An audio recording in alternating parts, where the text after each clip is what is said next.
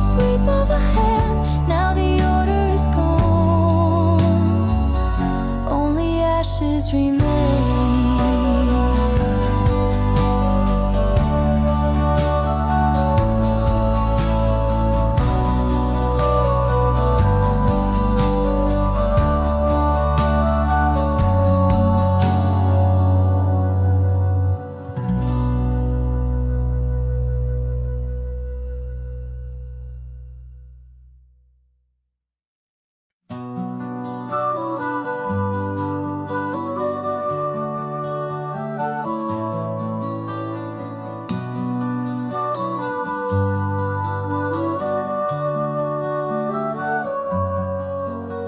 The stars were calm, the force was still.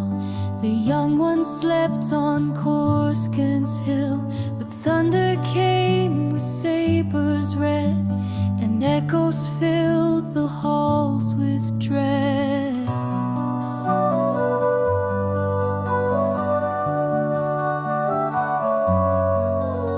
The troopers turned with empty eyes, no warning, only cold replies.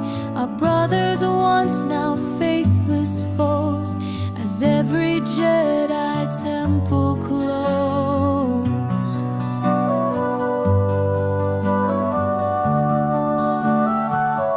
And we fell in the night under starlight, betrayed by the ones we had led, by the ones we had made. In the silence they came, left the future in flame. Now the order is gone, only ashes remain.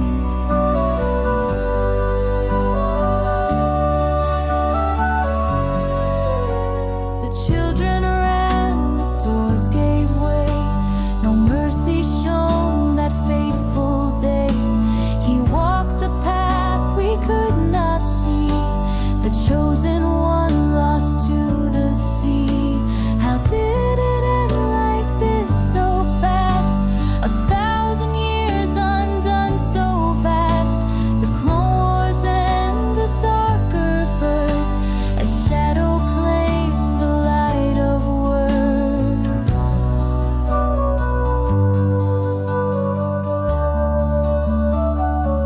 And we fell in the night under stars, betrayed by the blade of a friend. In the mess they obeyed, no goodbye, no last stand, just the sweep of a hand. Now the order is gone, only ashes remain.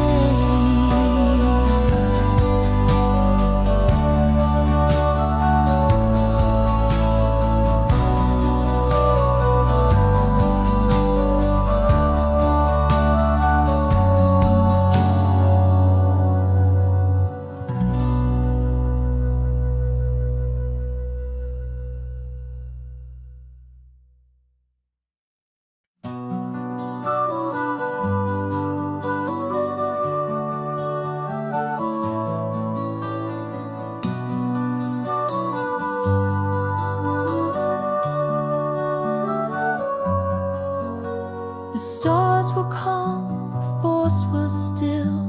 The young ones slept on Coruscant's hill.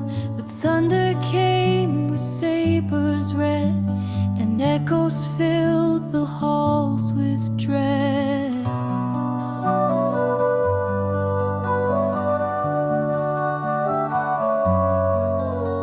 The troopers turned with empty eyes, no warning, only cold replies.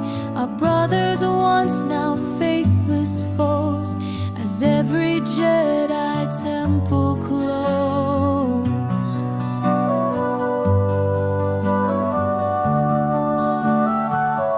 And we fell in the night under starlight, betrayed by the ones we had led, by the ones we had made. In the silence they came, left the future in flame. Now the order is gone, only ashes remain.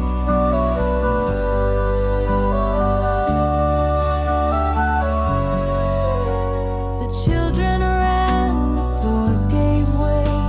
No mercy shown that fateful day. He walked the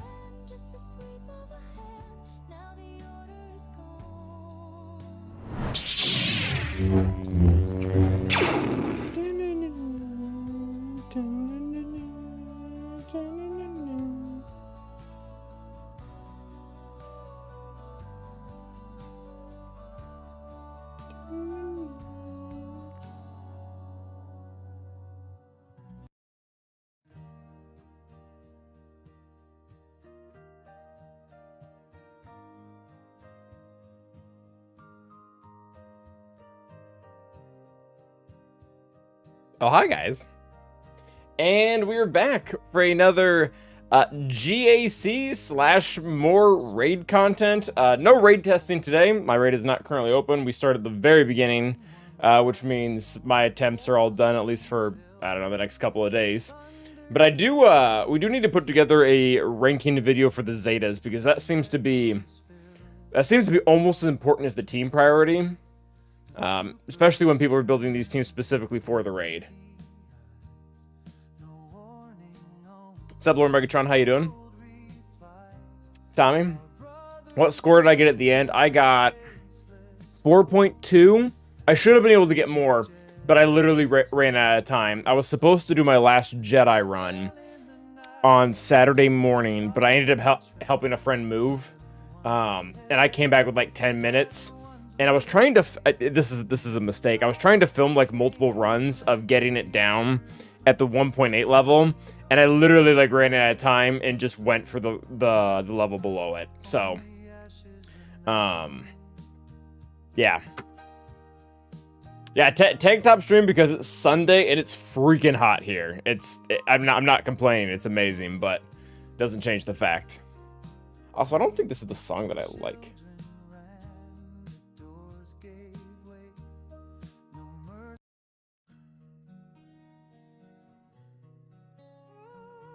Yeah, I think this is it. Anywho, Robert, Portuguese to you as well. Good to have you here. Ronnie, Dirk, how we doing?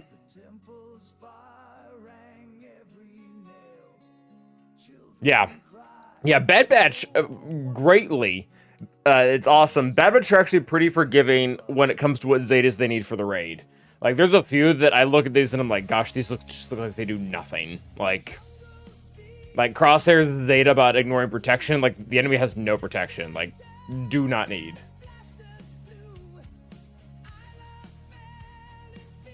Batchers is, depending on the tier that you're at, Batchers is very important. At the Relic 7 tier, Wrecker is captive almost immediately, so getting that offense and speed boost on Batcher is nice. At Relic 5, it's probably not that big of a deal because you're not guaranteed to get captive, but it varies. Sick goody, nice.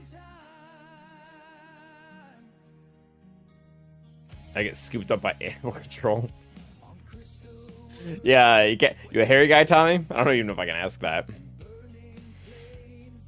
Spidey, what you doing? Yeah, we are early. I wanted to give some time to talk about Zetas. I also need a mod crap. Like I have been shifting I was shifting my mods around for the raid for like 3 days straight. I need to finally get them into place. I need to get Tarkin modded and Bad Batch modded. Babe takes pictures of me. That's great.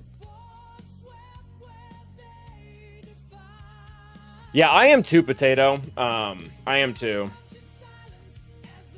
I really wish they just wouldn't fix it. I wish they would just leave it. Like, especially, and that's very selfish of me too. I took my Bad Batch to Relic 7 specifically for the raid, and I really don't want to take them any higher. Like, I think that, like, this to me seems like pretty good value, considering they can easily might not be the word. They can manage the max score.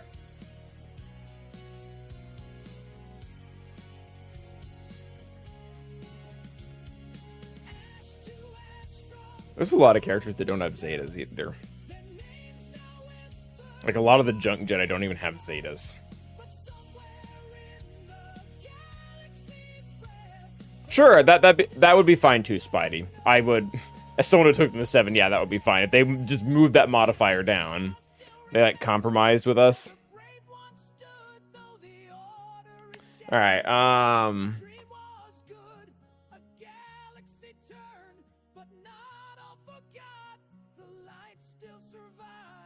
Might keep this one open for now.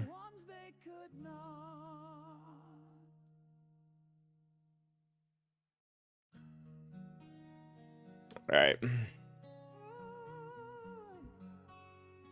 All right, so who's going to be in our S tier? Is Keller and Beck's leadership even a Zeta? I don't think it is. I think his Zetas are on his other abilities, right? Yeah, I'm pretty sure this isn't a Zeta. But Tarkin Zeta, that's a good question.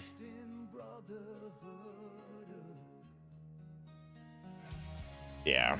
I honestly, I think I looked at Keller on Beck's Zetas a while ago. For the whole game, they just don't look very good. What's up, Hugsy? Yeah, his Zeta is on his one special and his unique.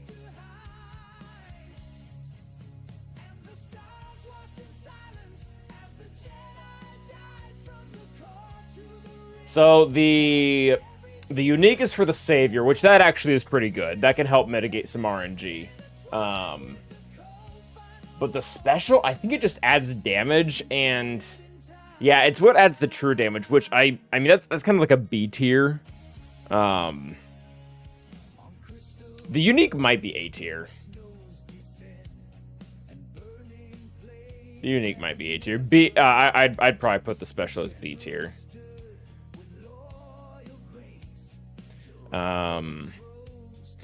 What are just the best Zetas?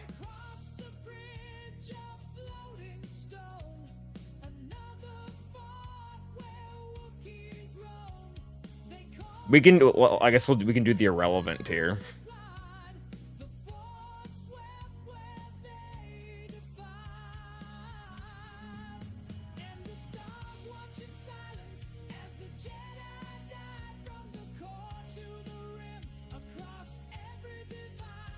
Crosshair Zeta is useless, yeah. I guess we can give him F tier. Oh, that's not Crosshair. It's not technically Crosshair. There you are. Honestly, Wreckers is pretty bad too. I actually don't think Nest Unique is important at all for the raid. Taunt Ignore, who cares? Because there's no taunts. You probably don't even need his lead to solo 2-man. Whose? Tarkin. Tarkin Unique is S.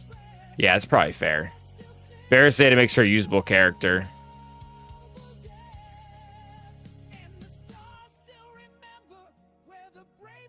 Honestly, Tarkin's Unique is probably useful for all the runs. That's probably not,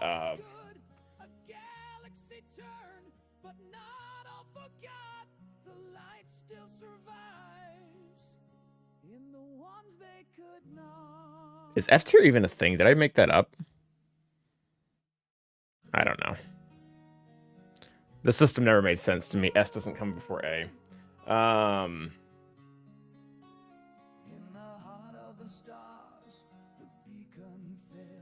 Oh, this is A tier.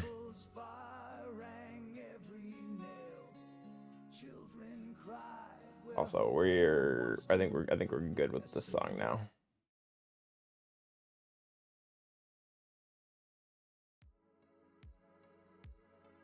What do you do again? Yeah, that's a lot. At the start of the battle, Grand Moff Tarkin needs 50% potency stacking for each other Empire ally, which Tarkin gains for each debuffed enemy at the start of the encounter. Tarkin gains protection out for 2 turns. Yeah, I feel like this is... I really don't know how much you're doing without this. I'd like to be able to test this. Hey, Shagrog. Is the raid open for you? Can you test your Tarkin without the Zeta? Because on paper, this looks busted. But I can't test without it because I have it.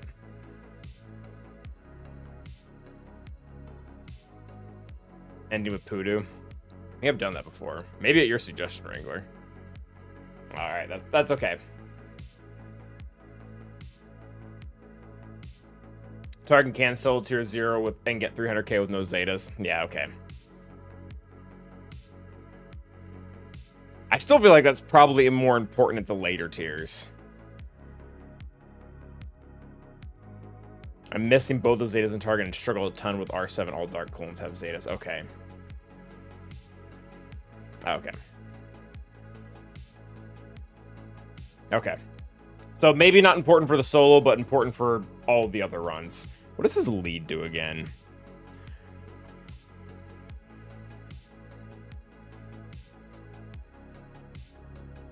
I mean, that looks good. That looks like probably like an A tier deal. Like the leadership.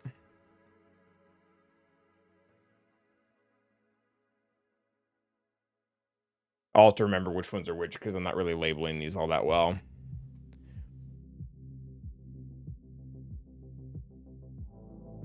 I'm gonna put Ness. I'm gonna put Ness in the D tier. I do not think that health steal is really doing almost anything at all. I think I'm putting Wrecker here too. Wrecker's involves like his AoE a lot, and his AoE doesn't do enough damage to take people out. So it's you're pretty much just risking a lot of retribution, and then on top of it, it only triggers when other allies inflicted with captive, which really should not happen. Like, Wrecker should be the only one getting captived. Captivated? I don't know.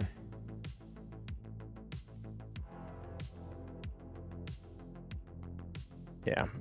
So not useless, but also just not pulling a lot of weight.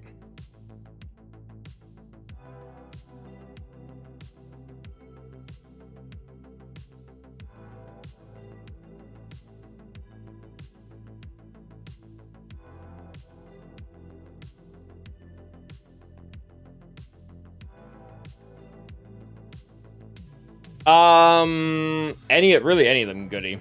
Someone already confirmed that it's not needed for the solo, so that's good. What are you doing, Hondo? Yeah, Ness just doesn't. So I do appreciate the confirmation, Wig, but the it just doesn't look like it's doing anything for the raid. There's no taunts, so who cares? And then Ness just shouldn't need health steal. You should be fine.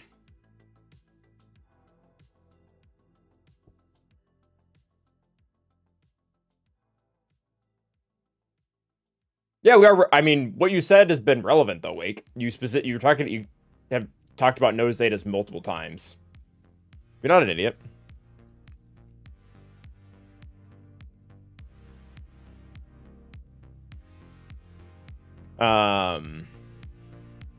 Okay.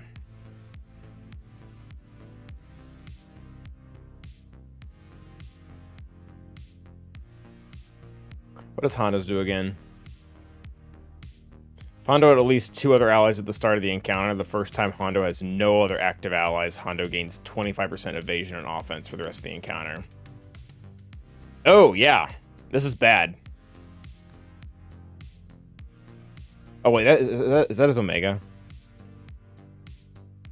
Or not his Omega, Omicron, my goodness, Calvin. Oh, he has 2 Zetas. All right, we're looking at this character.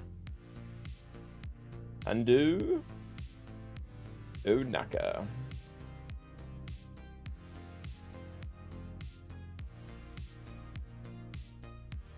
Bolnoichi Septic. Alright, Hondo's is on his captive, which... Oh. No, that's important. The special's very important. I tried actually doing the, I tried doing his solo, and I misclicked and didn't hit the captive first, and Fox just wrecked me.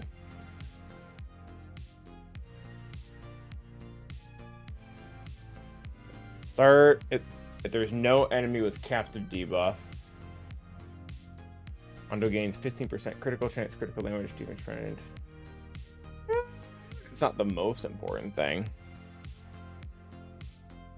All right, we're doing... Honestly, I think I'm going to put the captive one for Hondo at S tier. That seems like you lose if you don't have it, which is pretty much how this is going right now. I don't know if I want to put the Tarkin one there. I might. And then his other one, I mean, that looks good.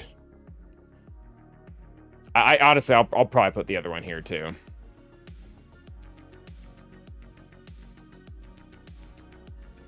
Those stats are probably nice.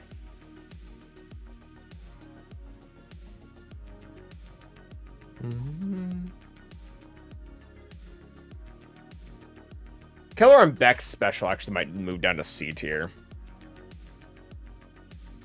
Yeah.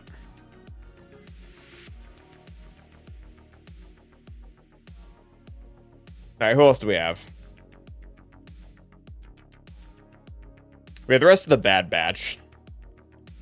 Hunters belongs in B tier. It's good, but you don't need it for most of the important part of the battle.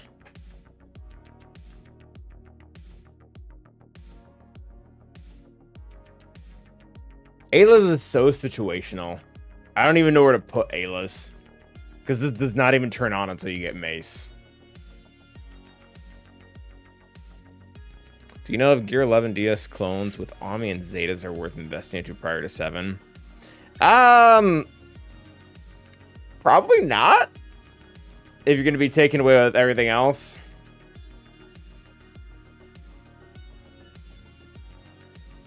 Maul and Tank? Oh, for Lord Vader. I don't know. They might do some surprising things. How do you use Datacrons often? Because that'll suck. Septic. Yeah, the Kelleran special does not look important. Is this really S tier? I probably. What's the Mace trio again that people are using? Is it Ayla?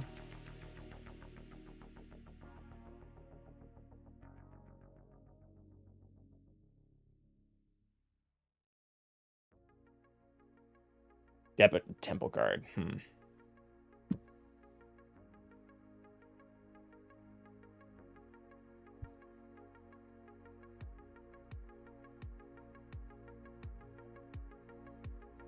Kelleran uses Ayla, but I'm pretty sure Kelleran just uses her to die.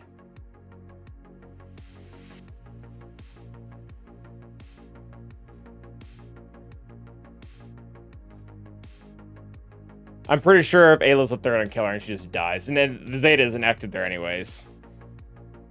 Yeah, it looks like the core of the Mace team is Mace, Depa, Temple Guard.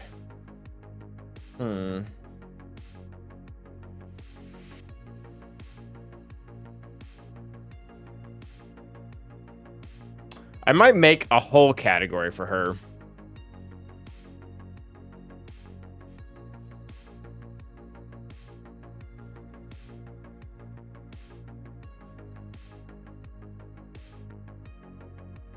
Yeah, because I'm pretty sure Ayla's position in the Kelleran team is fodder. Like, you need someone to eat the Order 66 that isn't Jocasta and Kelleran.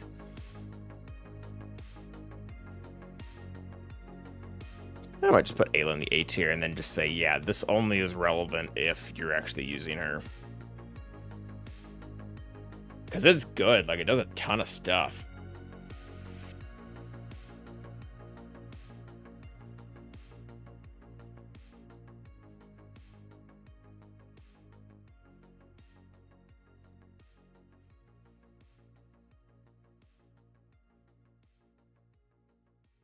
I wonder if that Galactic Legend...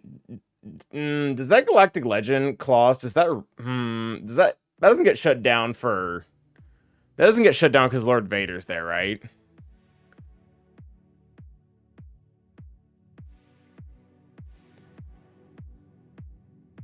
They honestly don't have that many attack out of turn hits either. I think I'm comparing the whole unique to the Zeta, and that's not accurate. They do have some out of attack of turns. I don't think it's a lot, though. Okay.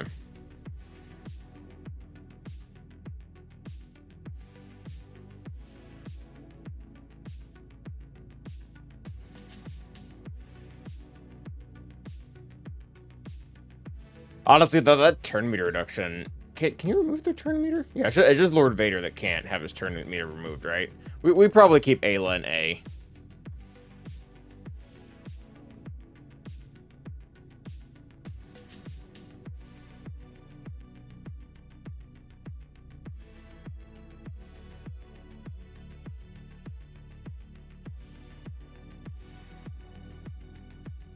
Oh. So, okay. So it's while they're below 35%. I mean, that's still pretty relevant. Lord Vader in the raid has GL tech. Oh, really quick. So is this Zeta just useless? Because that would be really important information to know. Because that, I mean, this Zeta moves to this Zeta moves to F tier. I mean, honestly, that should be tested. We could probably check that. Like, we could probably pull up someone's video. I might pull up Scribe's video of him at R9 and see what's happening. We should be able to verify that.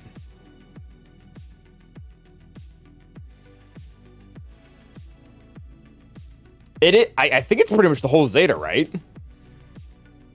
If all allies were Jedi Vanguard at the start of the encounter and there are no Galactic Legend enemies, I think it's the whole thing. Yeah, I'm going to pull up Scribe's video. No reason to guess when we have proof.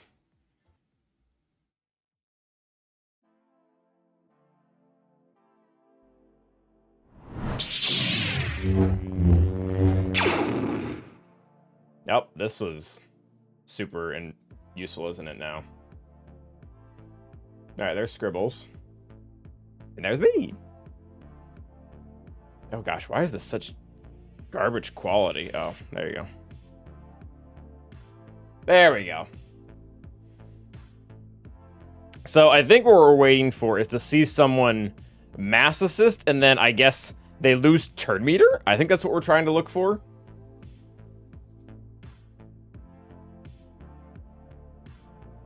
Scribe, how much did you yap here?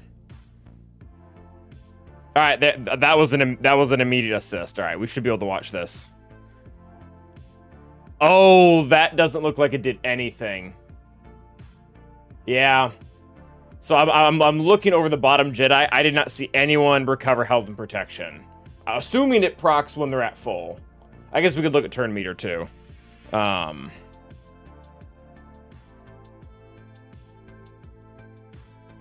Yeah, they did not lose any turn meter. Wow, that's interesting.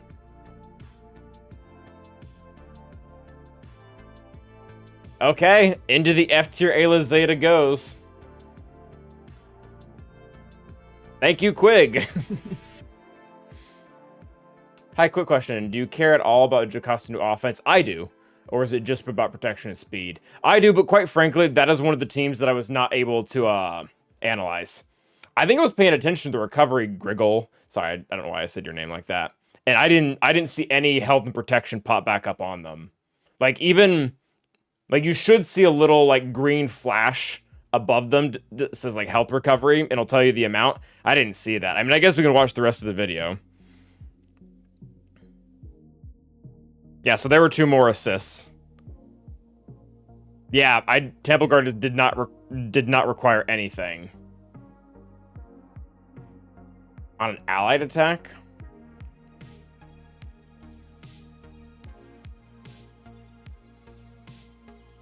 That'll be harder because they might have health steal too. Geoclaw's only the defense down she applied didn't last long either. Defense down?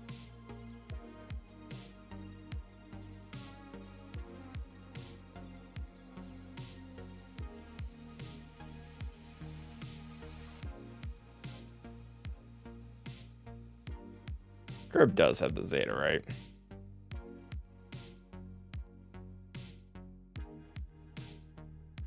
Yeah, I think I saw health recovery. I didn't see protection. If all allies, and there are no Galactic Legend enemies. Whenever an enemy attacks at a turn, all Jedi Vanguard... Yeah, no, it's an enemy attacking that turn. It's not allies. Whenever an enemy attacks at a turn, all Jedi Vanguard allies recover 15 health protection. And the ally that attacked... Oh, that's weird. This is written really weird. Whenever an enemy attacks out of turn, all Jedi Vanguard allies recover 15% health and protection. And the ally they attacked dispels all debuffs. Oh, yeah. Debuffs on themselves. If an enemy is called to assist, all other enemies lose 8% turn meter, which can't be resisted. So what is the third thing we should be confirming here? There's one other thing in here. The ally they attack dispels all debuffs. Okay, that's probably worth noting. Let's see if they attack someone who has a debuff on them. Yeah, Depa did not dispel. She did not dispel the debuffs. So I think this the Nightfall Trooper here is about to attack Depa when she has offense down, and it stays. Yep. Yeah, that Zeta's garbage. I mean, not awesome, but very interesting.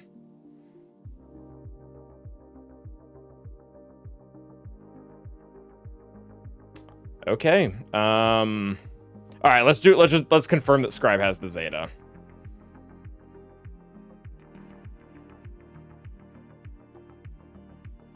I mean, Gurgle, it's literally the exact same thing with Crosshair. Like, it's astounding that they did it. Yeah, that's an R9 Ayla with Zeta. Not that the R9 mattered.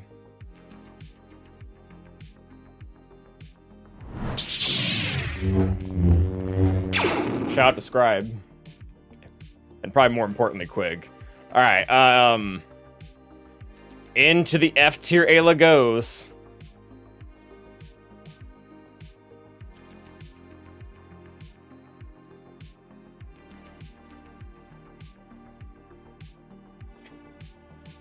Poor girl.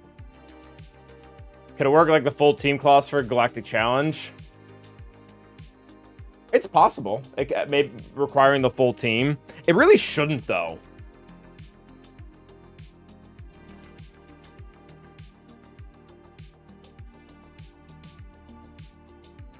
The entire unique if Mace window is in the lead. Yeah. I mean, Scribe's made like 16 videos in the last 4 days. Does he have one with Ayla under Mace for a 5-man team? He does not. Come on, Scribe, you're slacking.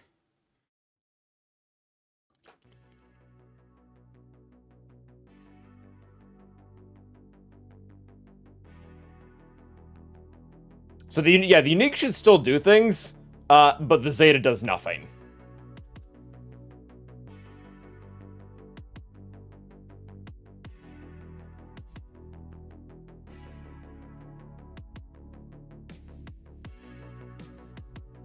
All right, who are we missing now? So we haven't talked about... Gosh, so Shakti's leadership is also going to go down here because you're never going to use Shakti as leader.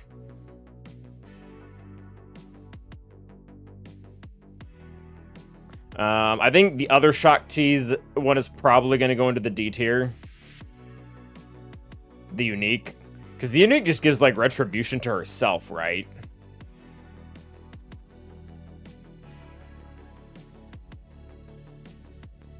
Yeah, I mean... Not useless, but also just not doing anything. I have looked at the... like, as for Zetas or as a whole? Hugsy, I asked genuinely, this is not like a judgmental thing. Why is that relevant?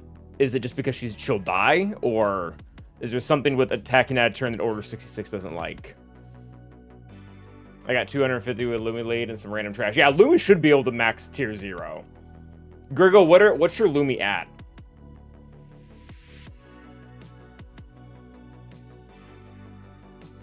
Oh, okay. No, that's good. That's exactly why I asked. I did not see the correlation there. Yeah, honestly, though, she gets Order 66, she's probably dying anyways. R5 from the newest. So was the whole team R5? Yeah, I don't know. Maybe Lumi's might actually end up like in like C tier or something.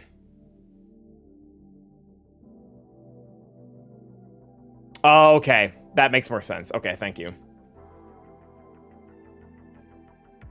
Yeah, it's fair.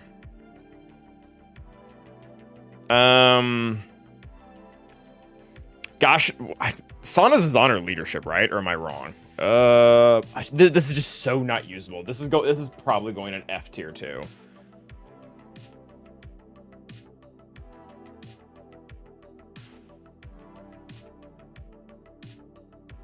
Yeah, her Zeta's on her leadership. I mean, you're never going to use this. I don't even think there's a single character in the raid that benefits from this, I guess, other than herself. Honestly, I think this is just straight up going in F tier too. These are not usable. Sana, where are you? There you are.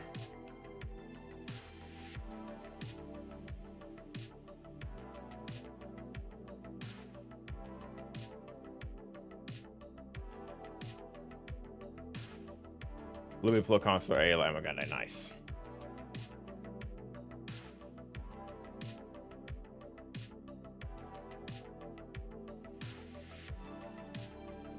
Another thing is that Sana currently, maybe in future 2, is not usable. Oh yeah, like she's probably not. And even if she is Aatrox, if she's gonna be in a team later on, she's gonna be under Pirates. She's not gonna be leading them. That was me aggressively agreeing with you. Have you done Oppos? I have done Oppos.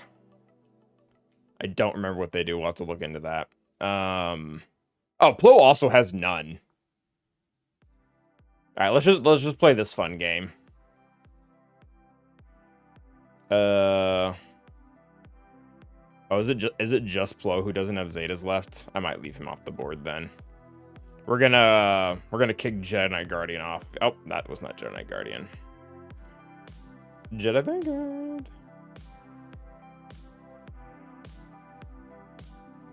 Plo has Zeta. He does not.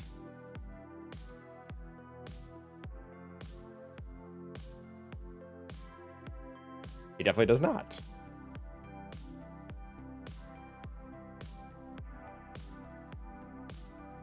All good, Gurgle. This is why we do these things in groups, so Calvin doesn't make a video by just himself and I confuse things.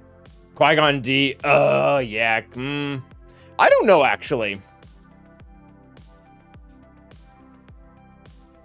Qui-Gon is on his leadership. His leadership is booty.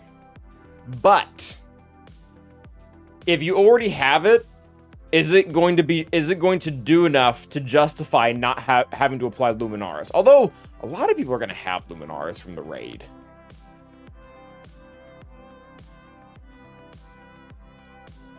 Jedi allies gain offense equal to 3 times their speed and gain foresight for 2 turns at the start of the encounter. Honestly, this is probably C tier.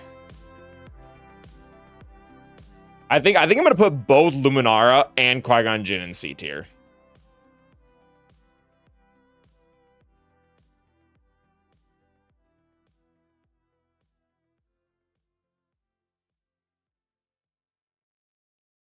I don't think they're necessary, but they're kind of relevant, at least right now, especially with the shortage of teams. Because Lumi's lead... This is actually a little bit important. Because the more buffs, if you end a turn with 3 buffs, then you get stacking offense for the rest of the battle. What's up, Master?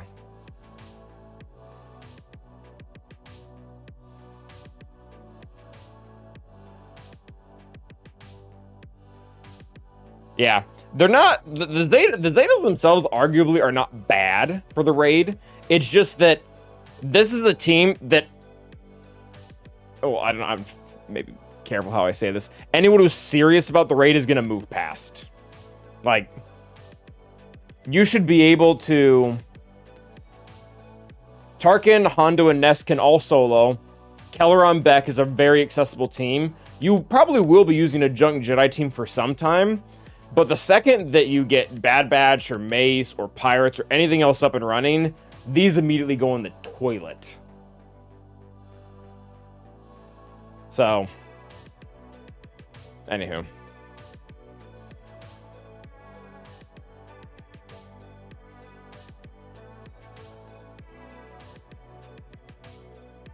Also, I don't even think they're necessary to max. Like, someone earlier was saying they were able to max Lumi without the Zeta.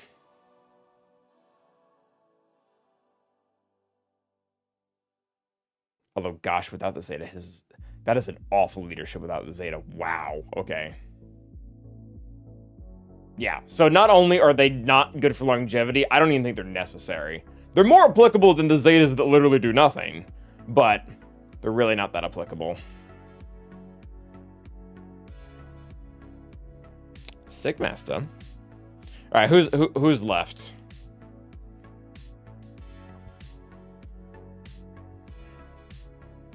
We're gonna have to read some kits. Was it hard, Hugsy? Barris is honestly probably pretty good. Whenever an ally is critically hit, that ally recovers 20%. Yeah, I mean, like, that seems good.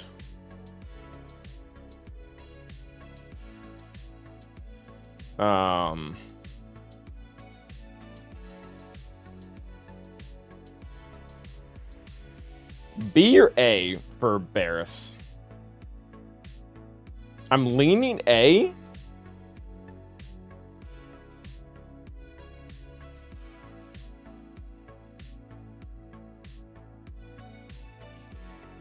I think we'll stick an A for now. Barris is pretty much doing nothing without the Zeta. I guess the one thing against her, she's not going to be on a very good team, you know? Her name starts with B. Yeah, that did not work out for Ayla. She got failed. The bald-headed boy. Is that how we're referring to Scribe now? I mean, like, Barris is doing nothing without the Zeta in the raid.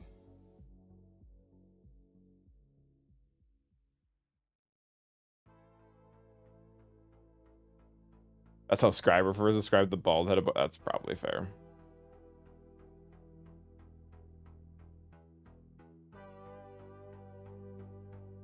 Ayla also sounds very close to the word for ugly in Portuguese, which is not fair to Ayla. She can say, well, a unit with locked TL block, but that's about it. Yeah, it's fair. And she's also a body to make sure they don't get 15 stacks to execute. Yeah. The thing is, though, again, this is not a rating for characters. This is a rating for Zetas. That's why Hondo is S tier.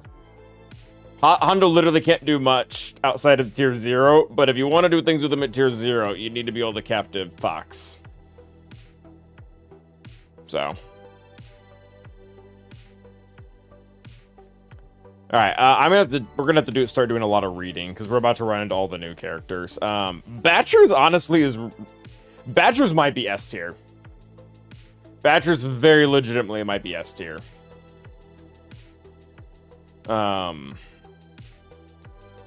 Damage can't be evaded. I mean, that's nice. So ignoring stealth for the stealth clones, freaking awesome. It's going to be even more important once, assuming CG does the fix, and you're going to be stealthing a lot of the clones. Like, that seems like a really big deal. And then once you get to the upper tiers, Wrecker's captive, like, immediately. So that offense and the speed boost, nice. You're going on S tier. Enjoy. Congrats, Batch, you've been promoted.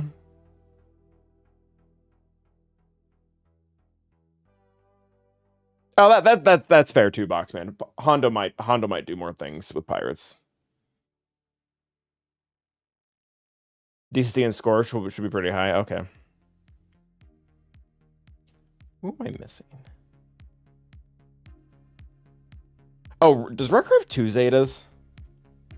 Oh, he does. What is his other one? Is the other one on the AoE? I'm pretty sure this is also the Zeta.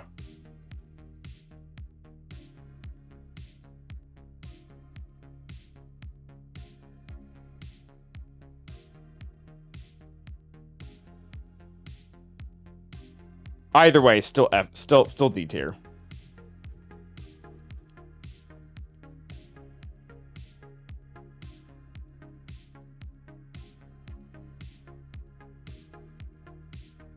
What does Shock's leadership do again? Yeah, okay.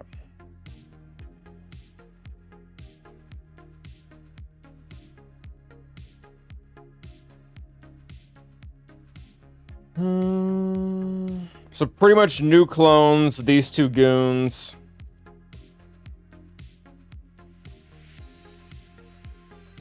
And then Omegas. Omega has 3. The leadership looks really good, actually. The leadership is probably A tier. Are the ones that are basic, right? Honestly, I low-key like this. Like, this actually looks pretty good. Critical avoidance on a team that desperately wants to crit. Yeah, it sounds good. The only issue is she doesn't end up using her basic a whole lot. She has 2 cooldown, or she has 2 specials, both of the cooldown of 3. That's probably B. I'm okay with putting the basic at B. Leadership's A. Basics a B. And then I think Big Sister's the other one.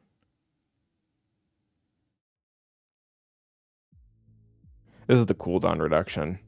Honestly, you end up using this for the... I mean, that's probably B tier as well.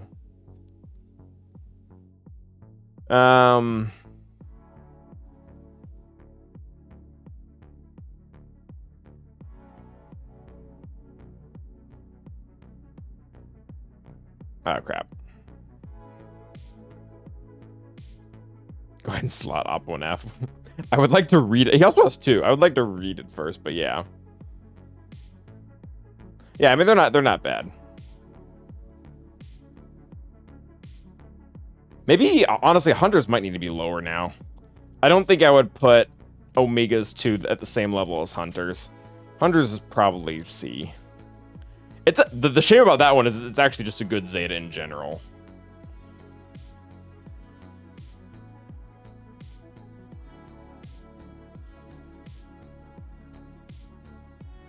Yeah, because for this you have to wait for the entire period for Hunter to go, for Wrecker to go into captive and come out, and by then, Fox needs to be dead, and Oppo is probably on the verge of dying too. So again, not bad. It's just a little bit more niche.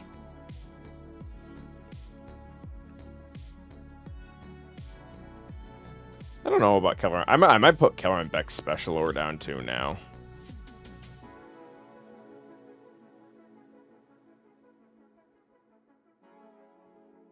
The unique still needs to be A tier though. Oh, do they? Oh, that would be F tier.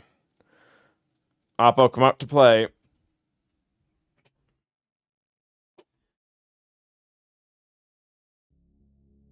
Oh, it's also 5 o'clock. Maybe we should do GAC. Oppo Zeta is on No Witnesses and Vader's Fist. So on Vader's Fist, it does... At the start of the encounter, at the ally on the leader side is Lord Vader, and all allies are Dark Side clones. There are no galactic gains Coruscant Commander. Yeah, so F. What about the special? Yep, those are both F tier.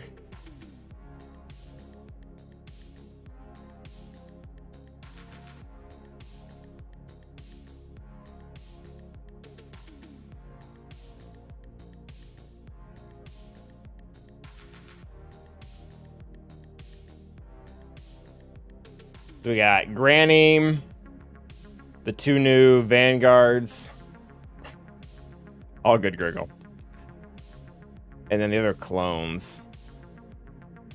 So Scorch and DST are probably both high. That's what we're thinking.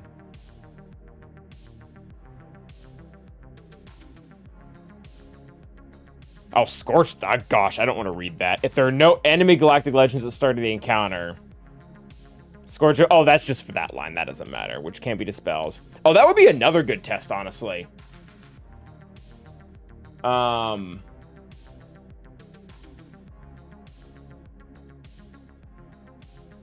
would be another good test. Does that dot come up for the galactic legend?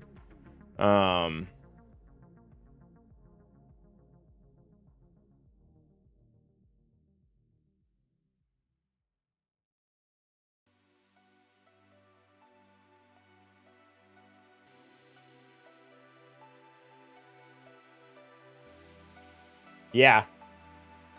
So I'm watching, you guys can't see right now, but I'm watching footage from someone. The enemy clones do not start with that dot, so Lord Vader's 100% coded as a GL. But to everyone's point, that only applies to that part, which really doesn't matter. Whenever an enemy dispels taunt from Scorch, which should happen, they do have dispels, they're inflicted with Order 66 for 2 turns, which can't be copied or resisted. If that enemy was a Jedi, which they're not, last word, Grandma Tarkin gains 200% potency. Scorch assists whenever Tarkin uses an ability. And the first time Tarkin will be defeated, he instead gains Deflective Ward. Wow, that's really good. That definitely seems like S tier.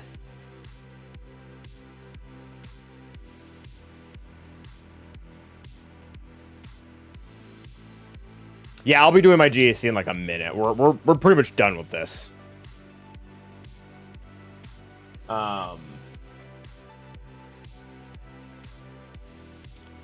So Disguised Clone Trooper as well had a pretty good review.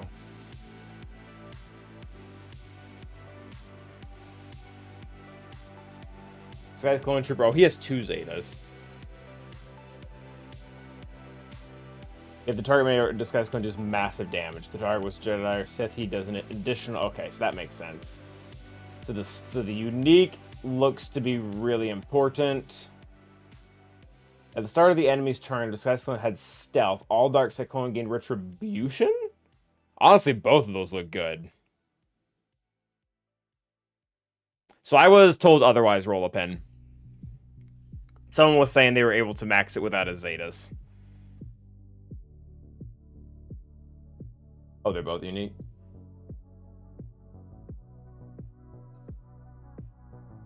Yeah, the massive damage seems important. How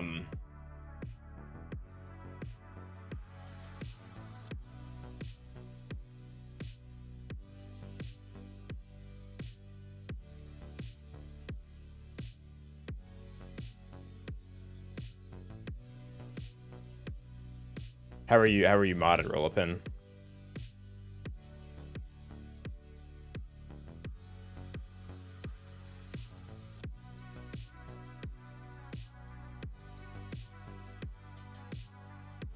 Yeah, honestly, Retribution seems pretty cracked, too.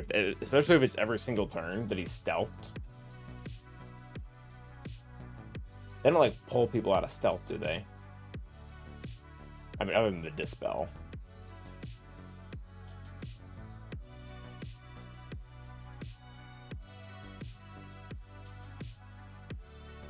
I think I might just throw his in S tier.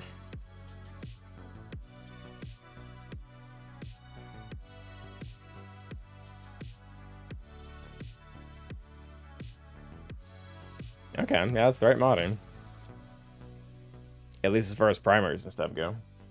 Either way, I mean, we're putting Tarkin as S tier, so I feel pretty good about that. Is detrimental, as in bad? And Ruse doesn't even really take part in the Zetas, right?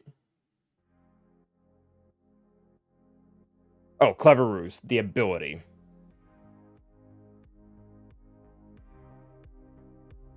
Why is it bad? Why don't you want Retribution?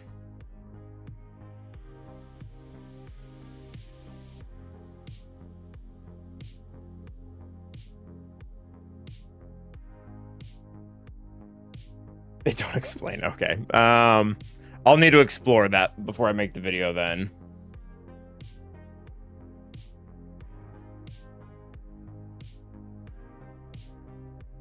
Why is that detrimental? Did the enemy clones, like, punish you for countering or something?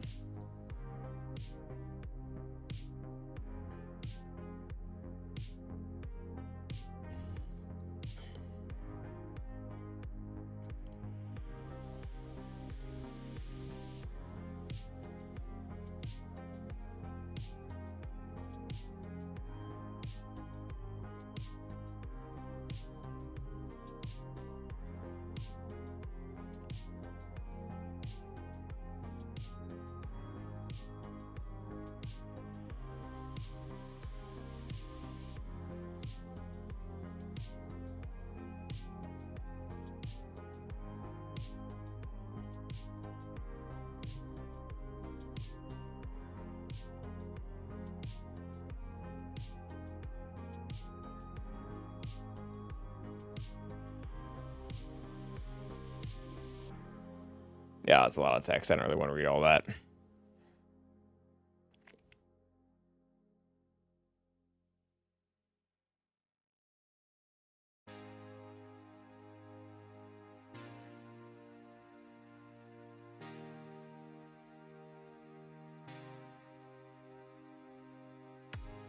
Enemy clones dispel the buff at the start of their turn. Like, just in general? So that wouldn't make it detrimental, it'd just make it useless, right?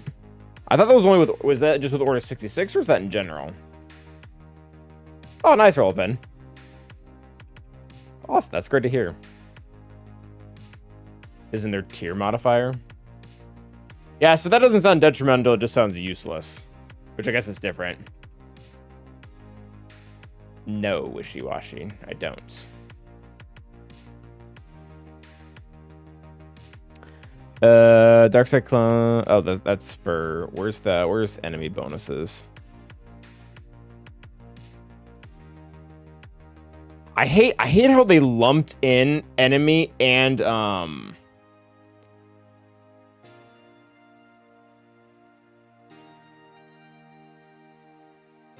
I hate how they lumped in both sides when the characters overlap. That's such a pain.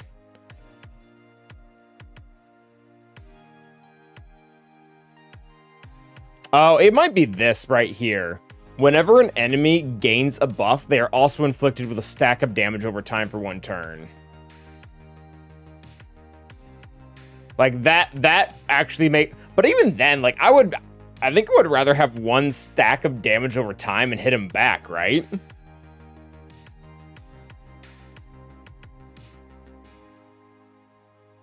Oh, it's not buffs. It's straight up retribution.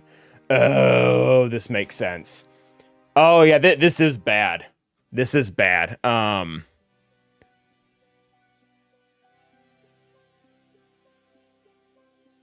Because here's what happens, guys. This makes more sense. You're going to gain retribution, and then you're going to... When you gain that buff, you're going to get a stack of damage over time. And then when they go, they're going to dispel it, and then you're stuck with the damage over time. So not only do you not get to use the retribution, but you're stuck with the debuff now. So it is actually having a negative effect. That's crazy. But I guess... Yeah, hug Zetas. I guess that only really becomes detrimental at what? Tier 3, I guess that's kind of low. That tier 1 shouldn't matter. Why?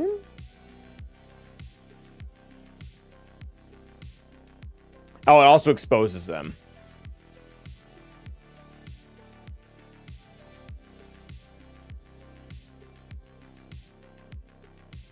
Well, I mean, you get it, and then they hit their turn and they dispel it. Yeah, so this is, yeah, detrimental is correct. Correct, so you never get to hit them back.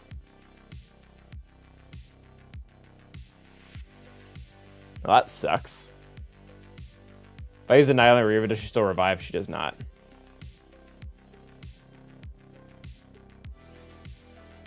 I mean, they gain it, it does nothing, and then they get exposed and dotted. That seems bad.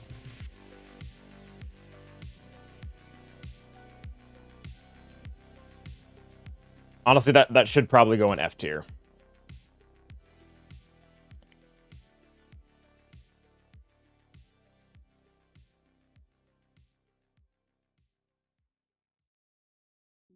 Because, like, they'll gain it, and then they'll lose it. I wonder, can I find footage of that? I want to make sure that interaction works how I think it works.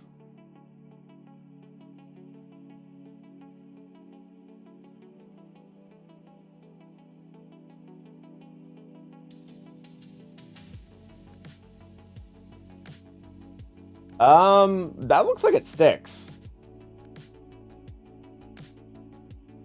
Oh, no. Okay, that was on Fox's turn.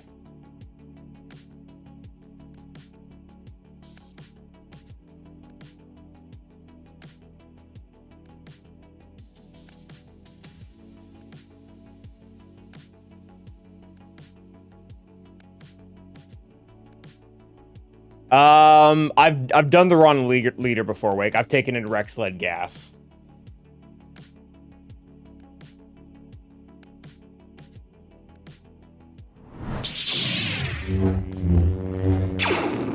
Alright, so this is clones and the raid. This is a high tier, so everything should be active. I mean, I guess we can just watch from the beginning.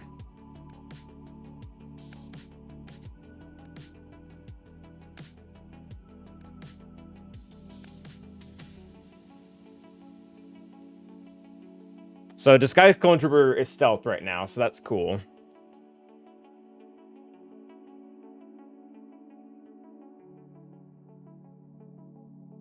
Oppo takes a turn, or Fox takes a turn, but that's not a part of his kit, so that won't matter. So Retribution should stay up. So everyone got Retribution. You can't really see it. I mean, you can see it there, but you can't really see it anywhere else. So now, who's next up? It's going to be Scorch. And then it'll be one of the enemy clone troopers. So we should just see the Retribution disappear. Yeah, so Retribution looks like it popped up, went away, and they all got exposed. Yeah. So it popped up, went away, they got exposed. Awesome.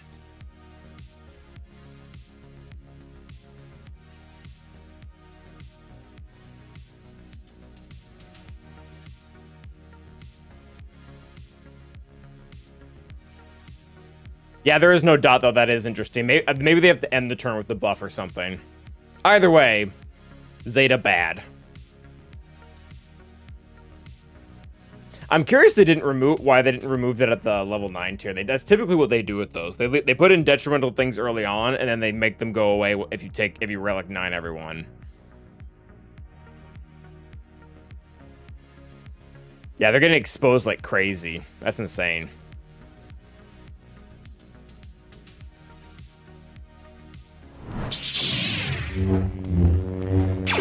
Now, is that... Yeah, it does. Oh, Shock was already in F tier. Oh, the other one. Yeah. I guess we can just leave the one Shock down there.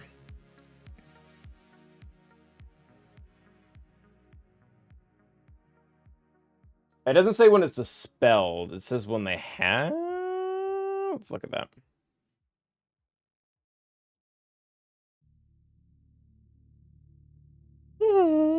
Lord Vader. Whenever Oppo... Oh, no, that's not that one.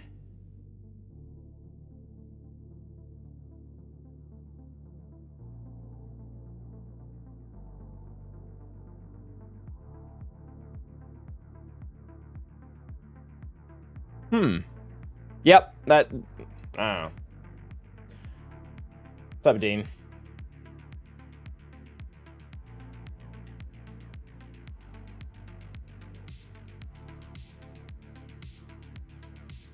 Oh, turn that off.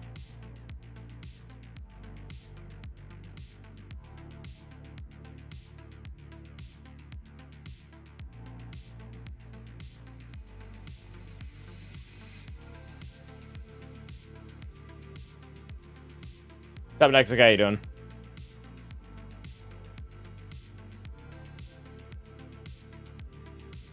I think we can probably delete this list now.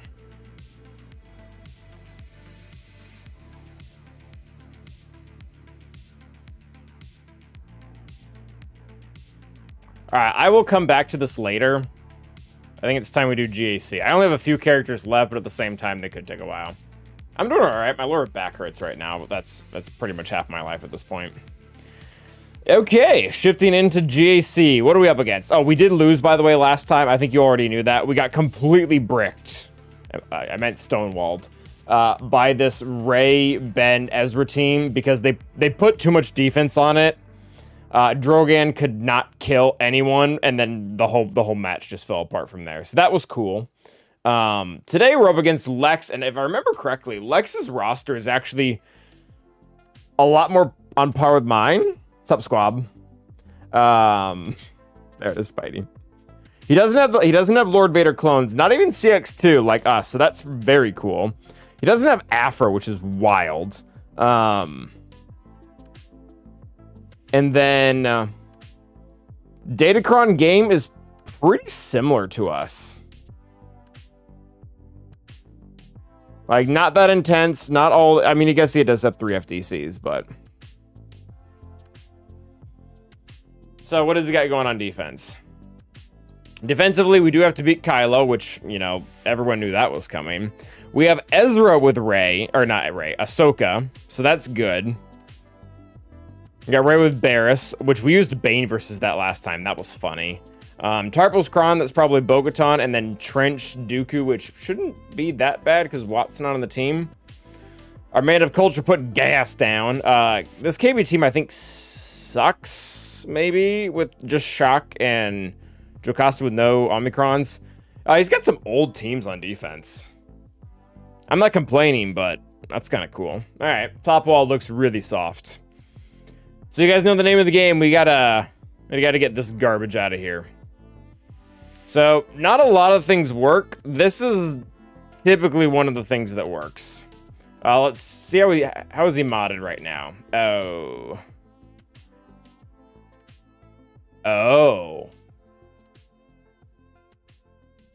that sucks.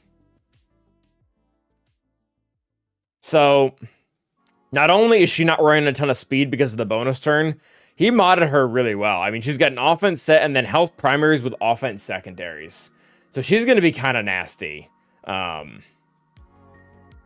Yeah, like... she's going to be pretty nasty. Yeah, the Sith Trooper does make it easier. Hodokron is the secret sauce here. If you do not use Hodokron, you will lose.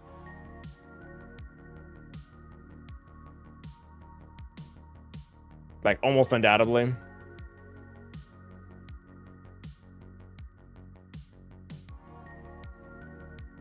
Oh, Meathead just shared a story. That's what my phone told me. Can't execute her after JMK early ult. We'll see how it plays out, maybe. That can be a dangerous game. You can kill her without it, but yeah, I guess health modding doesn't exactly suggest that now, does it?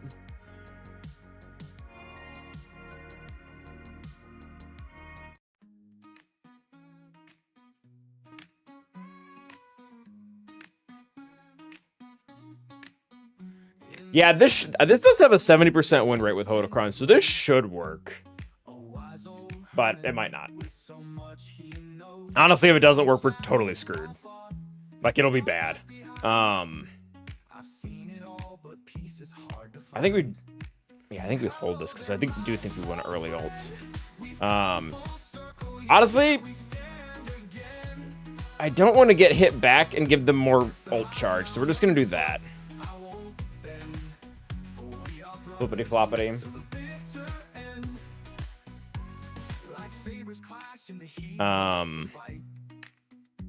Sure.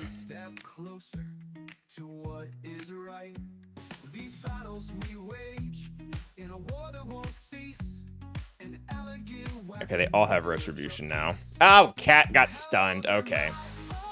All right, so that is the dispellable kind, though. So we are going to try to actively dispel her. We're not going to be able to dispel the fear. I'm going to hit the one of them that doesn't have retribution. Oh, awesome. She dodged it. Very cool.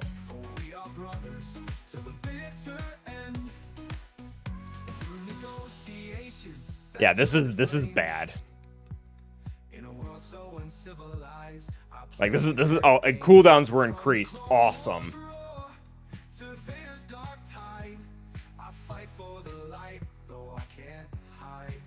And she's gonna get feared again. Gosh, this is bad. All right, I mean, I'll early ult now because we're not gonna last long enough to get to the next one, so, which is not great because they're not gonna heal then. Okay, thank goodness she hit JMK. That'll actually heal us a little bit too because of the amount of basics that we're using. All right, goodbye. Oh, that honestly, her not hitting Ahsoka probably won this whole match for us. That was crazy. Okay. All I am actually going to call her to assist just to get the heals. It's not much, but it's honest work. Alright, yeah, just kill crew. Yeah, I guess get the armor shred started, that's fine. Alright, nobody has any mastery, that's fun. I do not have Xian right now, so this will not armor shred again, so we'll just flippity flop back. I'm gonna call on myself because I'm gonna call on her. I don't think we're gonna get to the next ult. I think we'll have him dead before then. Hopefully. No ability block because JMK's basic sucks butt. Gosh, this is bad. Oh, Mace with the kill. Alright, that was close. That was awful. Yeah, the opener there, everything that could have gone wrong went wrong until, I guess they didn't stun Cat. That was nice. Although Mace might be a priority. Anyways, it's fine now. And we're gonna roll right into Leia.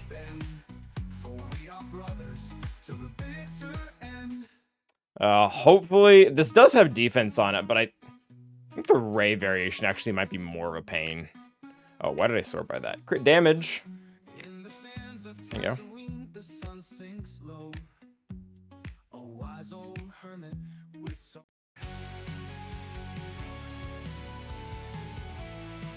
So we got 100% defense, 80% health. It's a lot. Oh, that's right. He does start with taunt. They don't start with advantage. They can't ignore it. Good point, T-Max.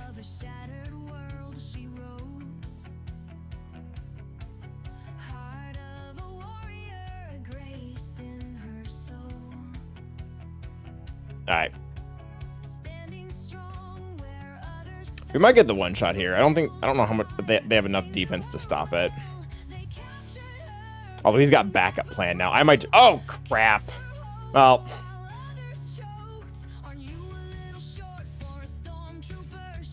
That sucks. Didn't know my Leia didn't have mods on. She's got backup plan too. You gotta be kidding me. So I can't kill any of them.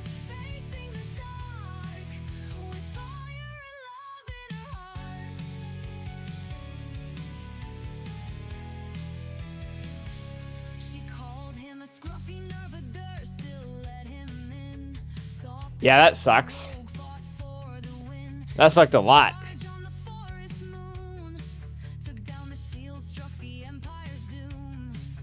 I hate when Leia gets hard targeted. She was the only option. Maybe that was the joke. Yeah, they just completely blew her apart. All right.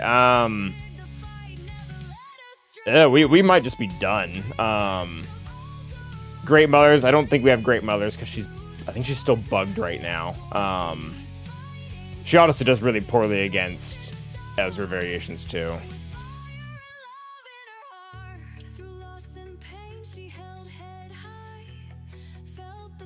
Oh, it's only Quadme? That sucks. The main counter. Alright,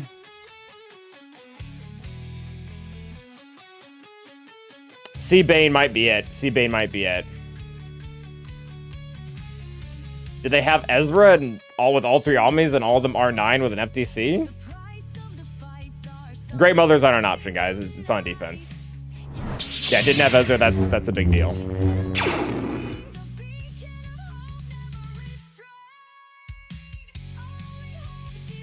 Also, what's up, X?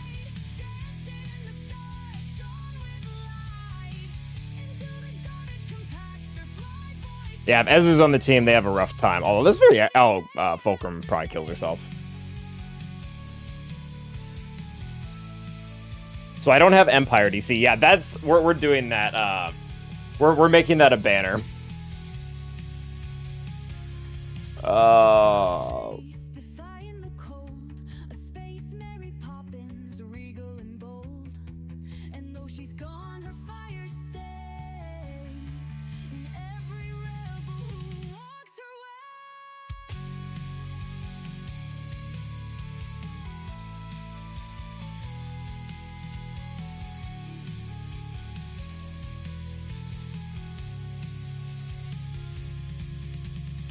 Thank you, July.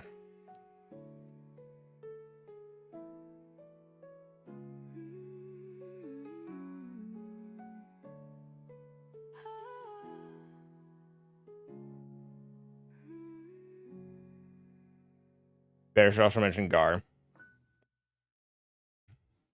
All right, maybe we can look into this later, but obviously can't do it right now. So get rid of that. Yeah, I guess C Bane is fine, because I'm guessing Bane does poorly on his own. Where are you, Bane?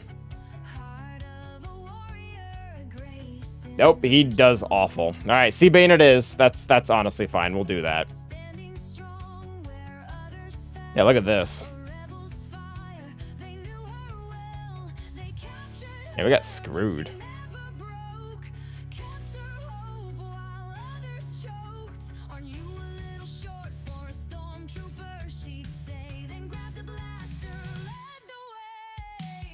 Let's do the C song. That's pretty cool, Jav. GM and Morgan both need to be faster than Ezra. I don't think I want to do that.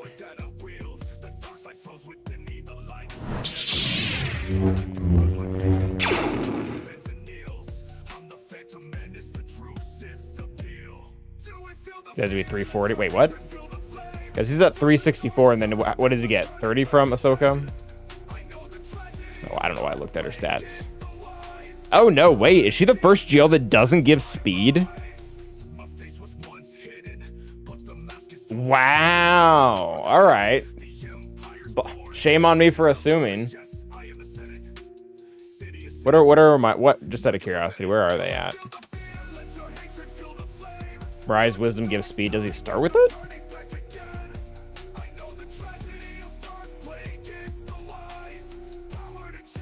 Okay, she has speed. Oh, she's close. She wouldn't have been enough, but she's close. 24, 26. Oh, but I already have plus 20s on her. Oh, that'll do it. So if I swap out the arrow, she could actually get there. Where's Morgan at? Yeah, that's probably the bigger problem. Either way, I don't have it right now, so.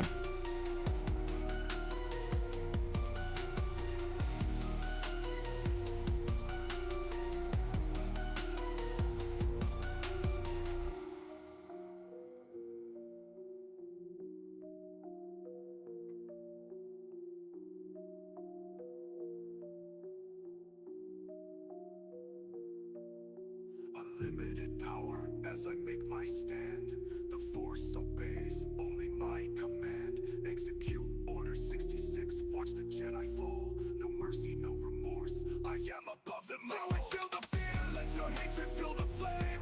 Join the dark side, there's no turning back again. I know the tragedy of Darth Plague is the lies. Power to cheat death, that's my rise.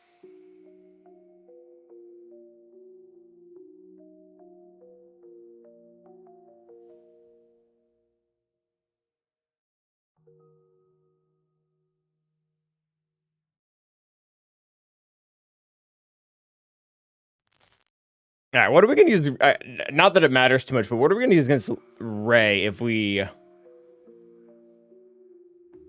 we could try Queen Amidala without support Kron. Oh, no, we can just use Ufus. He doesn't have Lord Vader.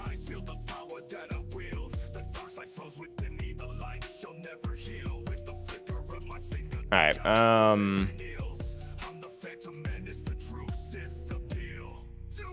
I don't know, defense. They probably don't need it. Sure, that seems fine.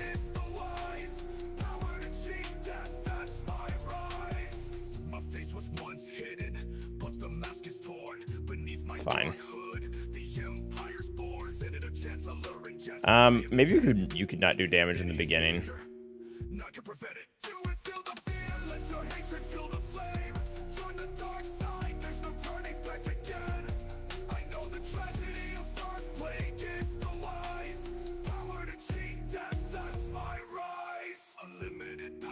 Probably should hit Sabine with that. Alright, I know Sabine is immune to instant defeats. I want the damage.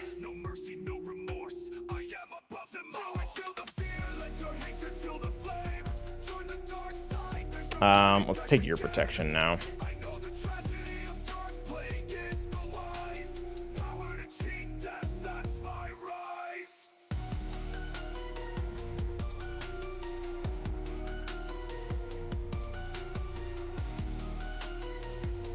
Take your health. And Ezra already lost all protection because he's a Jedi.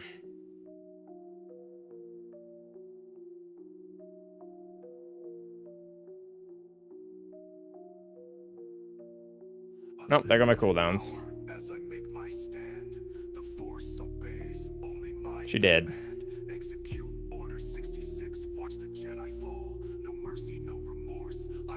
Zap. Oh, that's like no damage. Alright, this will take a second to reduce his health and stuff. We'll also get to reduce defense, but that's... yeah, it's actually really nice. Alright, full auto.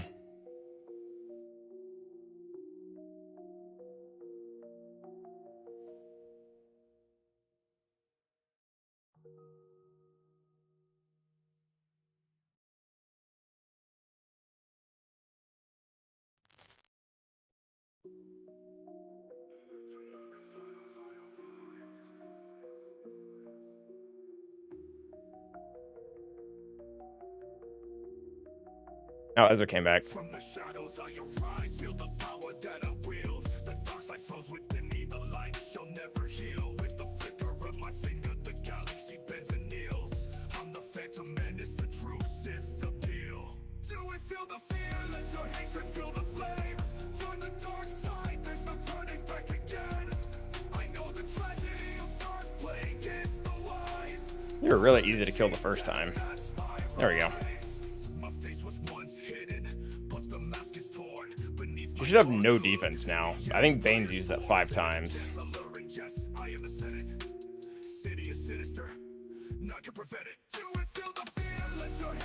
Well, C's doing more damage than he is.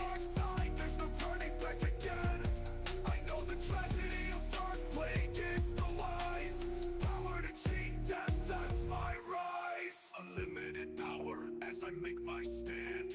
The force obeys, only my command. Execute order 66, watch the Jedi fall. No mercy, no remorse, I am above them all. Feel the fear, let your hatred feel the flame. Join the dark side, there's no turning back again. There we go. I know the tragedy of dark plague is the wise. Power to cheat death, that's my rise.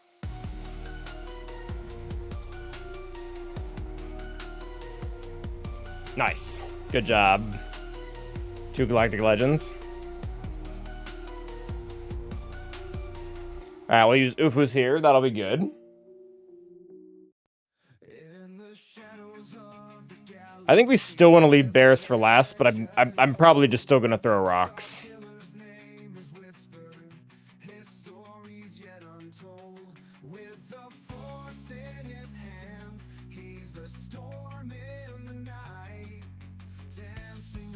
Yep, get rid of all that crap.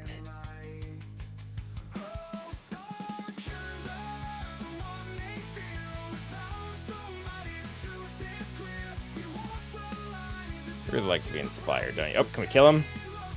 Can we kill him? Probably not. I was really hoping we'd be able to bypass it. I am gonna... I'm gonna hold it. It will increase my damage, but I mean, I was gonna be able to hit not gonna be able to hit the 2 characters that I actually wanted to hit.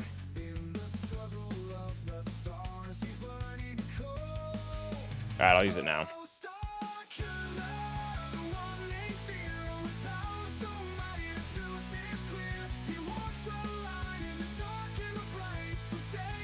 Sure.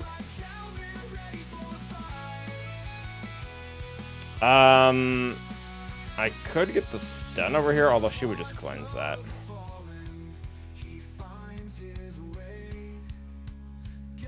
Yeah, I do want more of that. All right, that was mostly fine. I'm gonna pull that just to heal Seer.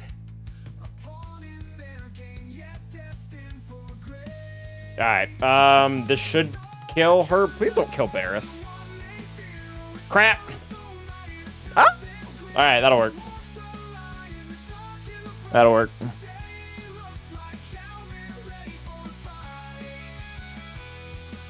For bag Jocasta on defense, should you aim to kill Jocasta first? Absolutely. Don't let Annie get the gun. All right, so Bogota, and I think this should be easy. They don't have Watt in here. That's when this gets really problematic. And can we use guard? Do they have the stun? Oh, they do have the stun. Oh, actually, this might suck for Bo too.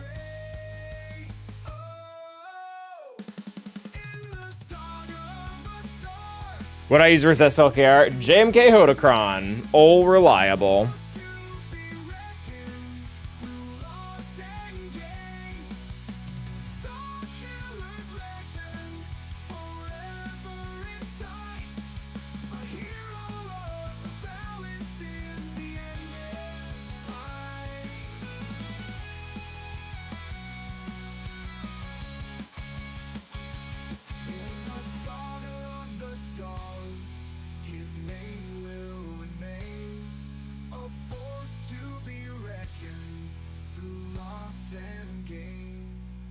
Yeah, stun honestly sounds like it'll suck.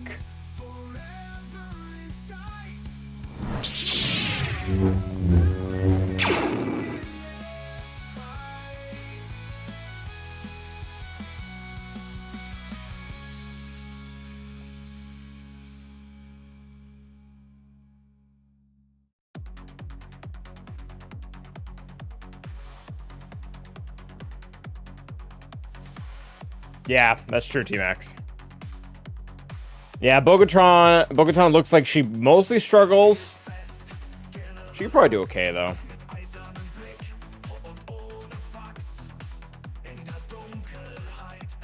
Yeah, they do fine. Yeah, Maul gets crapped on. I might still do Bogotan. Although, that might be a good solution for the other team.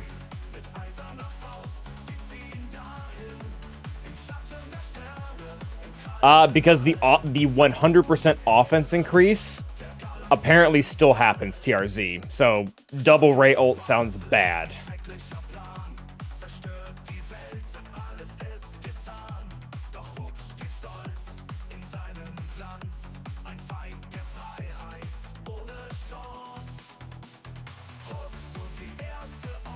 Oh. I mean, honestly, even DTMG would probably be fine. Although, is that even really the case? I mean, without Watt there, I think the team is just not good. Yeah, DTMG does fine.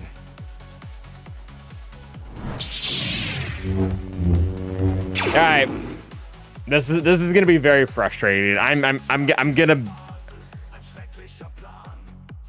gonna be a whiny pants or something the entire battle because my whole team is just gonna be stunned the entire time. It's gonna be super annoying.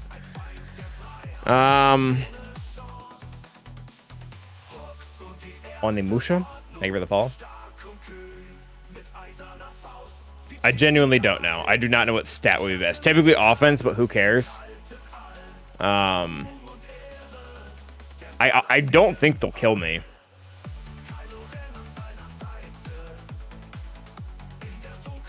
Sure. 2.5 offense. We loved it.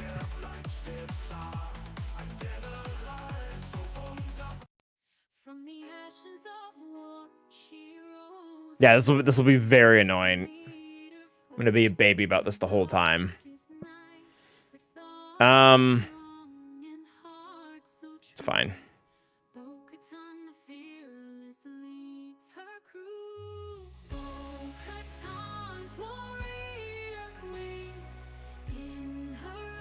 Serenity now. Honestly, sure, why not?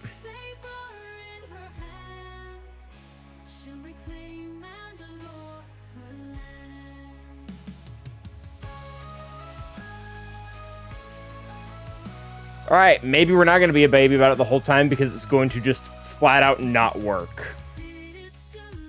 Yep. Just going to flat out not work. Oh, you know what? Nobody applies Omicrons to Gungans. And this guy has 2. Wow, that's bad.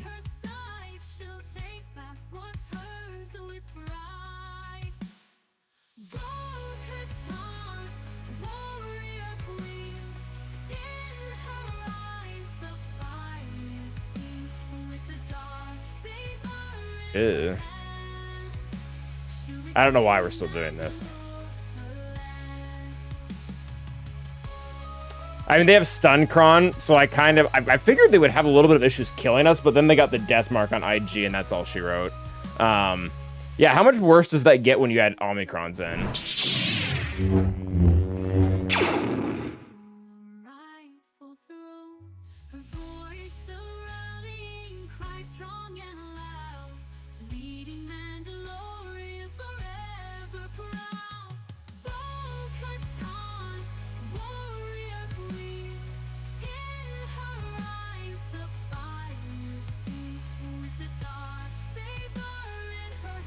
Yeah, I mean, so 70%, although it's only 30 battles. What Omicrons did you have, Jar Jar?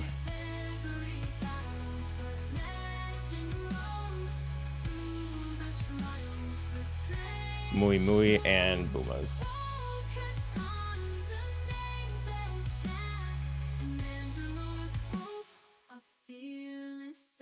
Yeah, I'm really curious how these guys even made it out.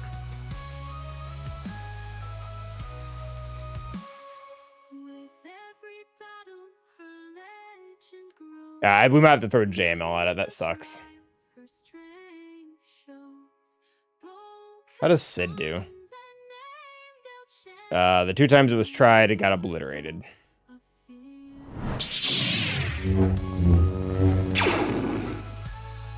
Yeah, I probably can see. Maybe we can get away with like a normal Jedi team that just can't be crit, like Jedi Knight Revan. That probably works. Oh no, it doesn't. Ooh. We'll use JML. That's fine. Not really, but whatever. DTMG? Maybe? Protection. With iron in his gaze, Moff Gideon stands, prepare to set the blaze. You have something I want. He commands. Yeah, just knock him out. Ambition, the galaxy in his hand. That was what I would stun. Drop the stagger. Yeah, that was inevitable. Alright, he's dead. I don't really want to get countered, so hit the damage moon character. We're stealthed. You're not. That was annoying.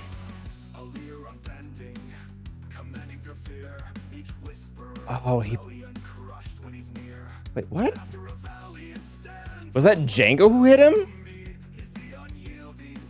Alright, awesome. Well, we're about to lose a 90% counter. That's super cool. Just got feraled out here pretty hardcore.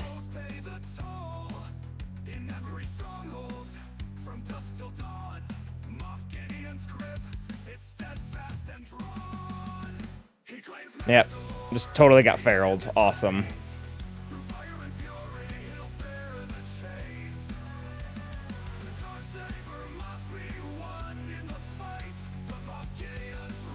Was that by Django? Oh, that was that Django's turn 2 for Gideon? I guess Duke was getting the kills, but it's on Gideon's turn, so it doesn't matter.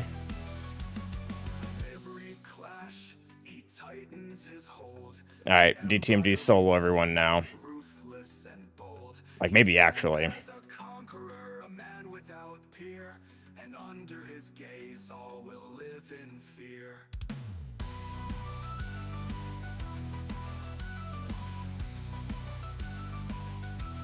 right, well, good job, DTMG. Way to be. Didn't get feraled. That works, Squappo. I just don't have it.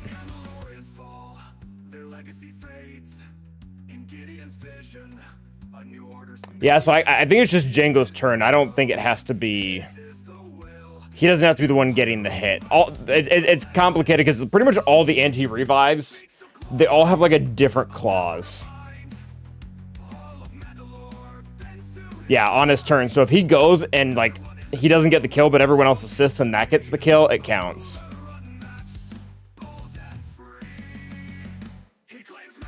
Alright, do we need to use like good Jedi here?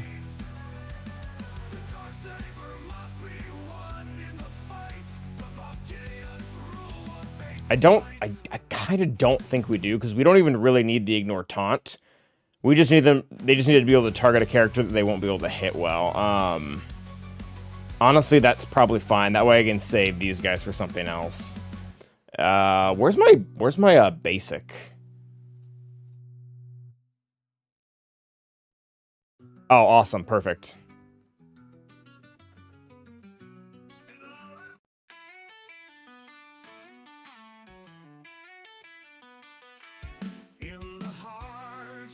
Oh, that works actually well. Stands a hero ready to fight. Luke Skywalker, the legend we know. With his friends he'll always show. With a saber green and a heart so true. In every battle he knows what to do. He shields his friends, protects the line. In the game of heroes, he shines.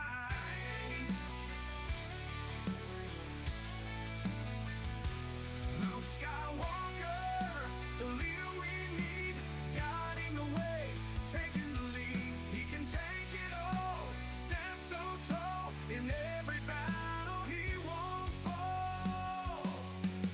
Enemies falter at his name. In the fight he plays the game. With every strike his courage grows. A force of nature everyone knows. From the shadows he steps forth strong. In the fight he plays the game. With every strike his courage grows. A force of nature everyone knows. From the shadows he steps forth strong. In the galaxy he belongs. With his wisdom and power combined, Luke Skywalker, one of a kind.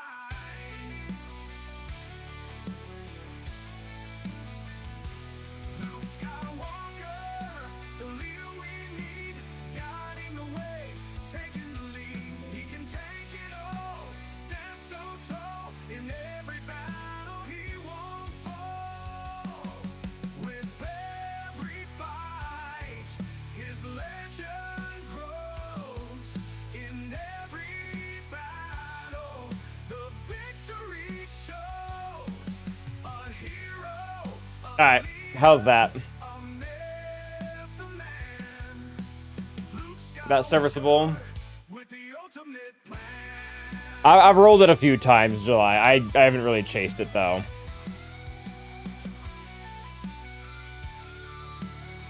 Excellent. Everybody loved that. I wonder, can I might be able to center this more. Guiding the way, taking the lead. He can take it all. Oh no, that's not what I want to do. So tall, in every battle he won't fall.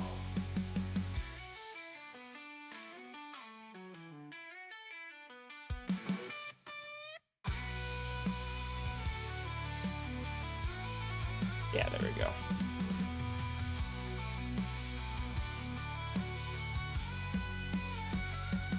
Luke Skywalker, the leader We'll save that for another one, Robert. guiding the way, taking the lead. He can take it all. Oh yeah, nice. Stand so tall, in every All right. battle he won't fall. All right. Let's go ahead and do this now. He won't fall.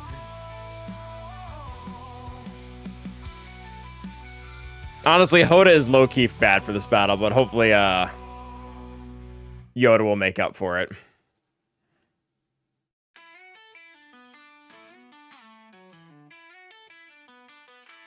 In the heart of the galaxy's light stands a hero ready to fight. Luke Skywalker, the legend we know. With his friends, he'll always show. All right, there goes the shield. Nope, there goes Hoda.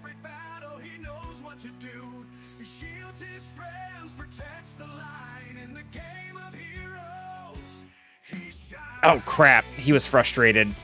Oh. Gungans?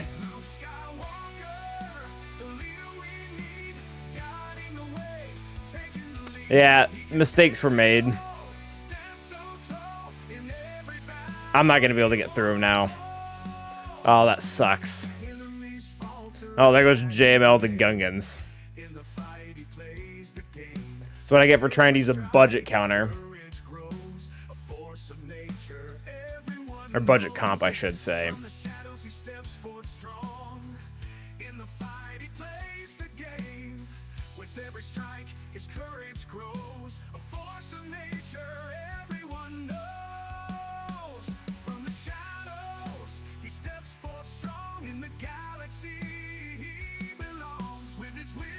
Well, Tarples is so close to dying, but he's not going to.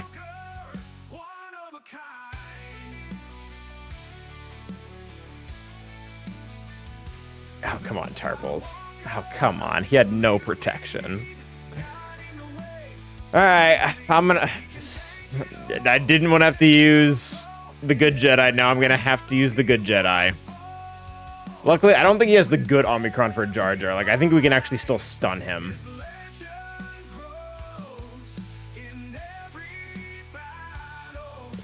I don't know. Sure.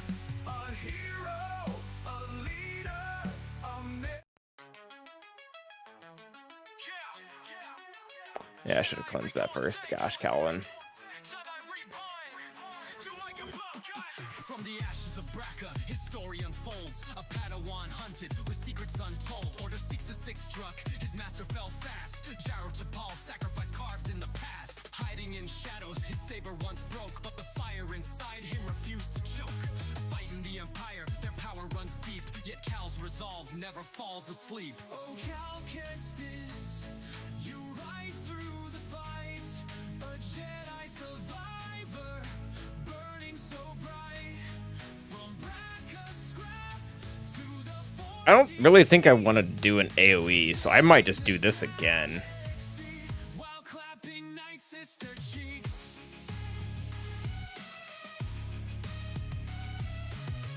Alright, we're not frustrated this time, so there goes that. Chorus and speps on Braca Spran Hapes. The Empire hunts, but he news in the lakes. A meta on Strand, you beat his get brain. Inflate as a crone kid, struggled in the fame. Shot and mourn, the Kobolds at sex. Each step forward, his coming to the legs. If he's in beat and shadow, just Please start to do something. I guess we could kill Jar Jar, that'd be nice. you rise through the fight. A Jedi survivor, burning so bright. From Braca scrap to the Force he sees. Really hope this stuns Tarples. If it doesn't, we probably lose. And it didn't. While clapping Night Sister Alright, get him.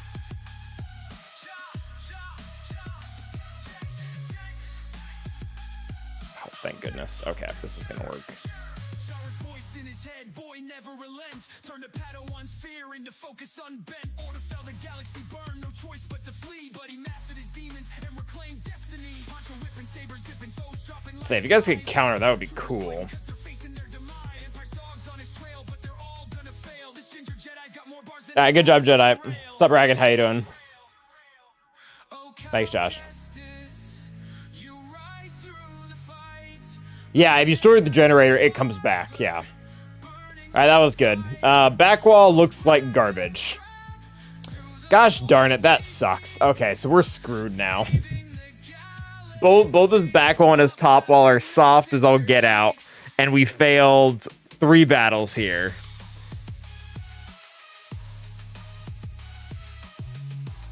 All right, let's get the obvious ones out of the way.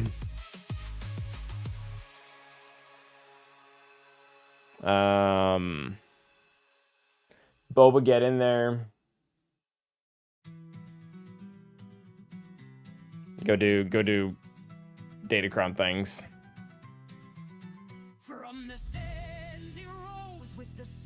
Oh, that's cool. They are pretty low relic level. Oh, I love that he double tapped on you. Thank you. Please double tap again on Boba. Nice! You'll love to see it. Nope, don't love that. Stop. There you go. Actually, the fear would have been better on Fennec.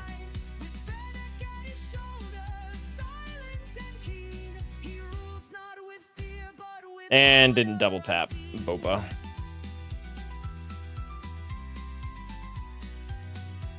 Oh, come on, dodge. Oh, we were probably blind, weren't we? Oh, it doesn't matter, though. All right, you can die. Goodbye. Thank you.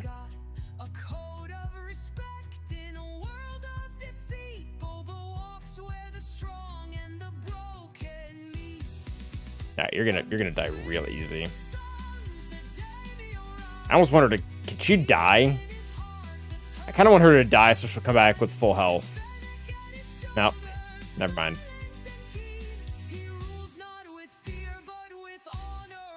All right, that was good.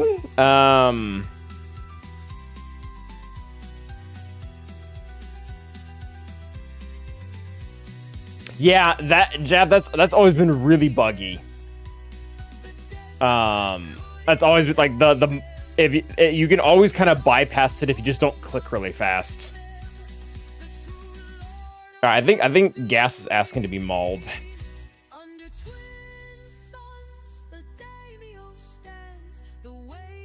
I don't know. Oh, it's actually kind of good. Do I not have like a... Do I have a Mandalorian crown? Oh. That seems fun.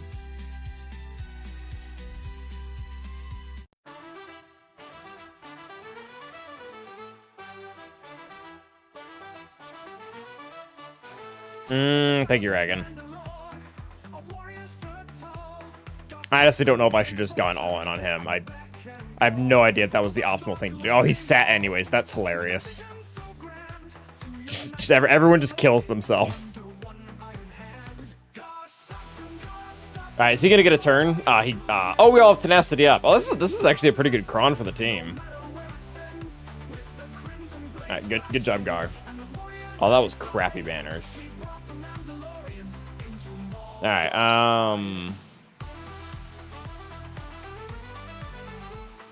didn't think I would be using this today.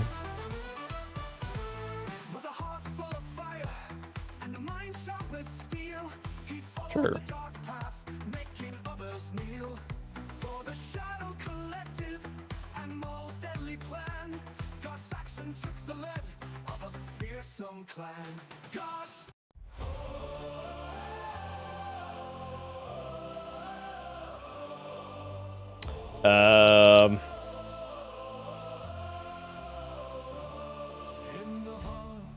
Oh, don't do that.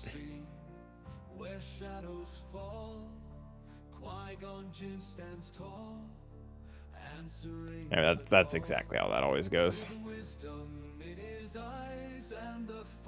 All right. Oh, D Team G would have been used here if he didn't already do things. Yeah, I do. It very consistently goes the same way too. Honestly, Jedi Revan would have been really nice here.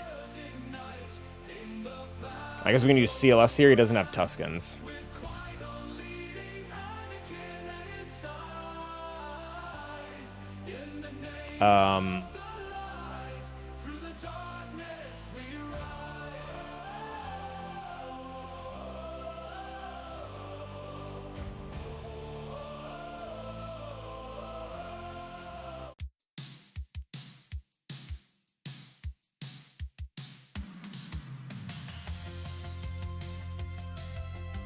Could have also used Padme if we wanted to, I guess.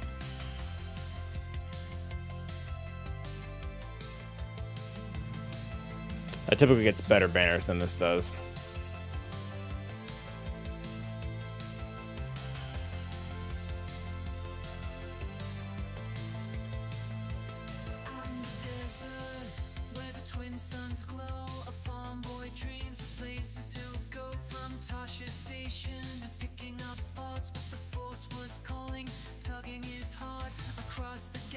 Ah, 56. That's still good.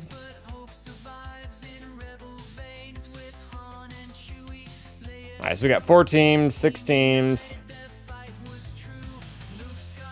Oh, that's cool, no ones. So I've got Queen Amidala. I've got Riva. But gosh, none of these teams look threatening. I think Wampa beats this.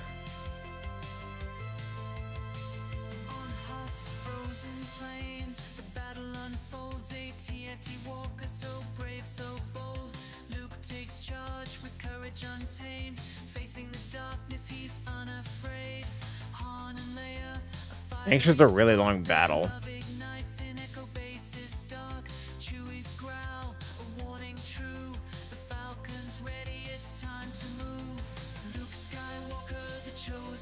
Maybe Dirk. Saw without Luthen typically wrecks Queen Amidala now. So it's just a really bad trade for what he does. I think this works. They don't have crazy relic levels. Hopefully we don't time out with Grievous. I wonder if that extra assist is gonna drag this out.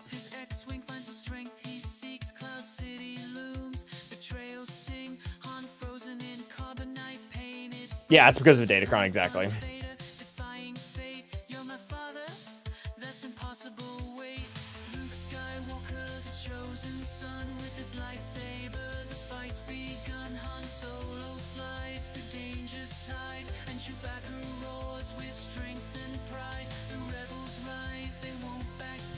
Droidic has 26 dots on him right now. And they're gone. Wampa, don't die. Alright, so there was Grievous's damage immunity.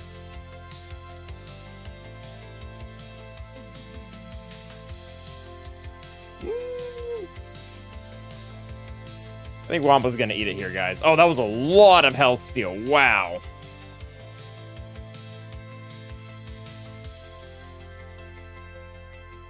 I guess I did have that on the Kron.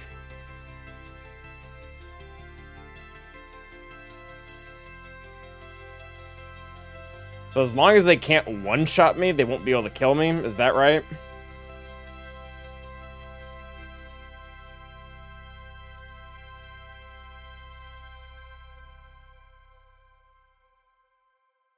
Gosh, this is sketchy.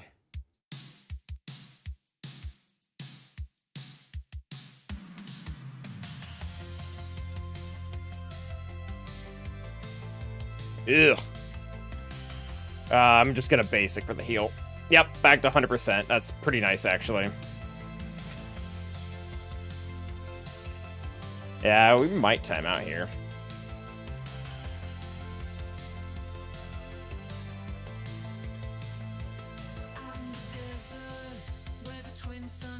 He has 38 dots on him. A little greedy there, don't you think, DDK? Oh, well, there goes one DDK.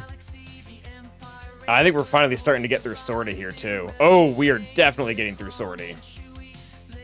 That's actually bad, though. I'm not going to be able to health steal against that.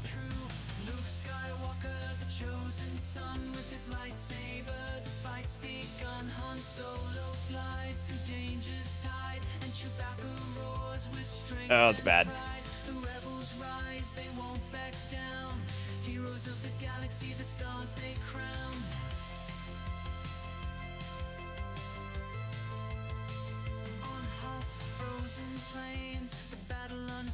I kind of need Sora to be alive. DDK needs to die, like, quickly. Alright, hopefully this will do it. Get him on the next AoE. Nice, okay, we're good. What a stressful battle.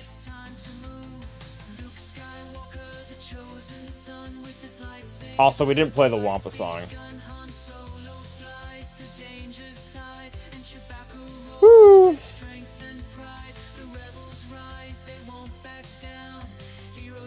Alright, we got Maul. Queen Womps.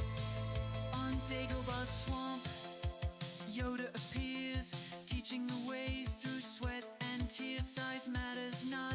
The master speaks. Luke lifts his X. What's up, wizard? How you doing? He seeks. Cloud City looms. Betrayal sting. Han frozen in carbonite painted. So we get. I feel like Maul's probably the strongest team. Oh yeah, Sidious on Maul. That's impossible. What's the? Does the Kron do anything fun? Skywalker, the chosen son with his lightsaber. The fights begin. Doesn't look like it. Solo flies the dangerous tide, and Chewbacca roars with strength and pride. The rebels rise, they That was a lot of CLS.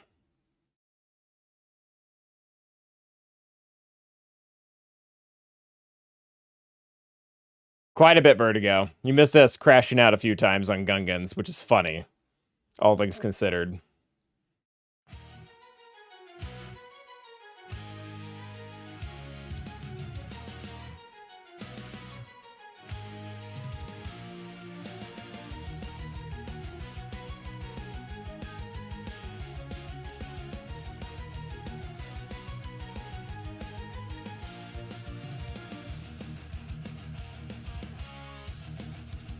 Alright, well, there goes Gar. Oh, he cleansed it. It's fine. Senator with gentle language, but fury in his eyes. He moved the Senate like a game, each motion laid with care. A Sith who wore the face of peace while leading to despair. He is the master of No Nest Solo. Nope. the hand behind the war. The clones were built, the Jedi food, no one knew what was in store. Republic running. Alright. We have 4 teams left. We've got Reva, we got Queen Amidala. So we have 2 just complete win buttons. Oh, we have Saw too. I bet Saw works versus this.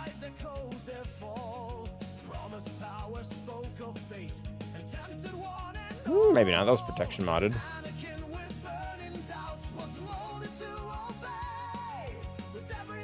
You probably use that's a protection modded team. I don't know if Saw actually does very well against any of this.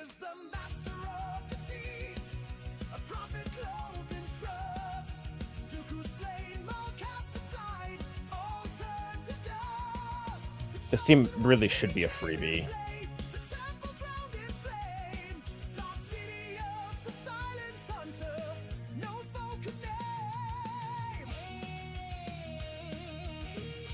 I don't have the full Enoch team.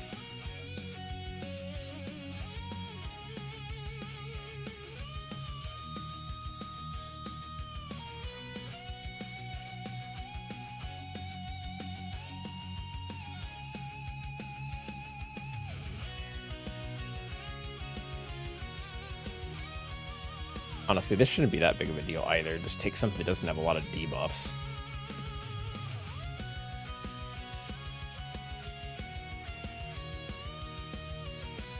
Huge.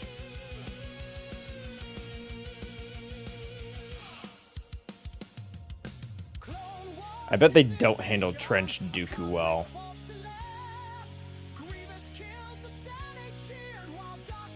Because we have Shock to stop the healing, right?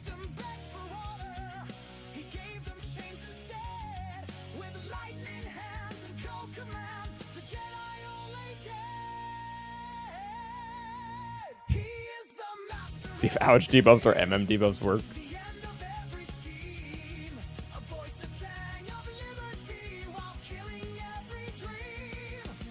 Oh, I actually have a trench crown. That's funny.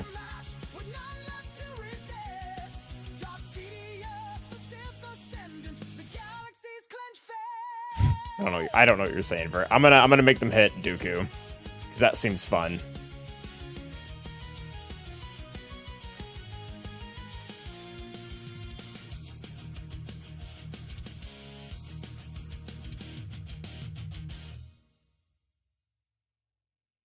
I am not sounding that out.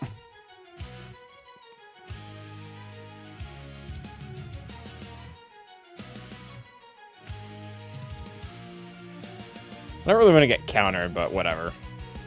He's got shock. It's the worst that can happen. Pop it and lock it. Nice.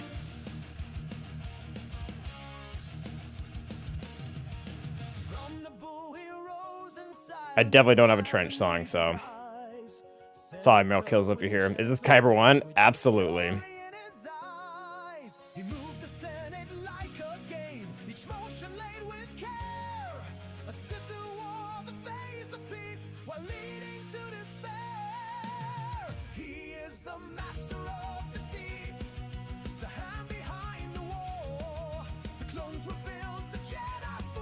Oh, he almost got some good damage on Dooku there. Healing over time. Pop it.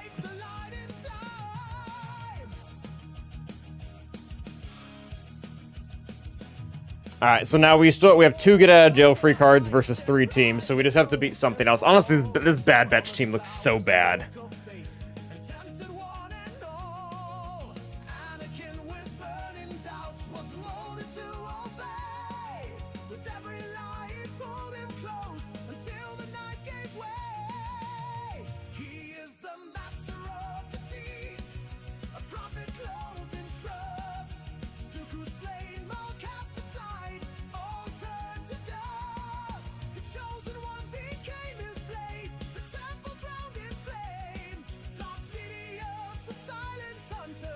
This sounds fun. That's all I got. Jocasta beat this. Get out, Vertigo. All right. I do not have. I will play Mon. Well, we're gonna disrespect Saw pretty heavily here. We're gonna play the Mon Mothma song for Saw. Oh, you gotta hate on.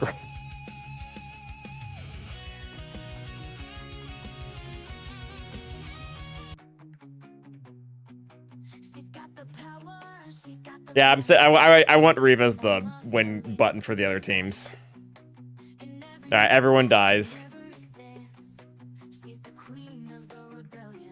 Hey, why didn't Wrecker and what's his face get captive?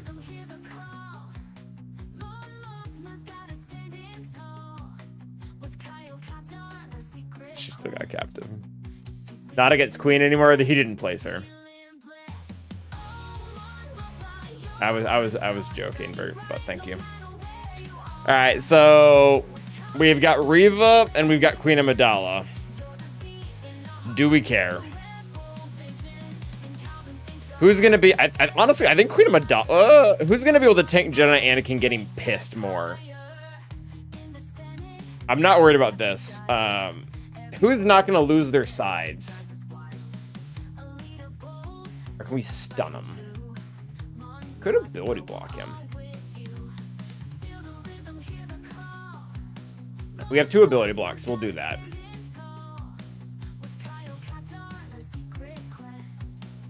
Leave Granny out of this.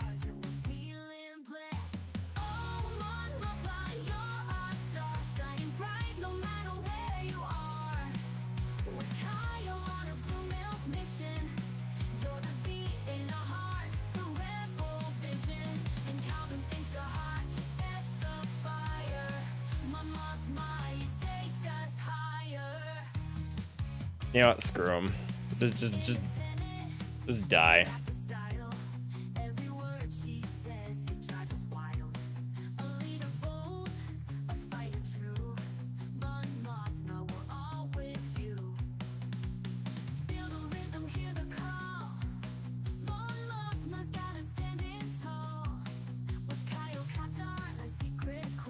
Oh, that's lore accurate. Shock had to die 2 different ways.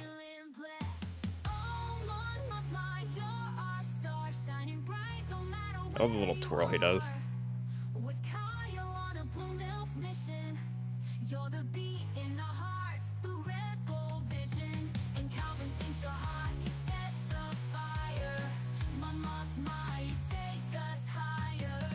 We're doing no damage because Pow keeps trying to hit under protection and he can't.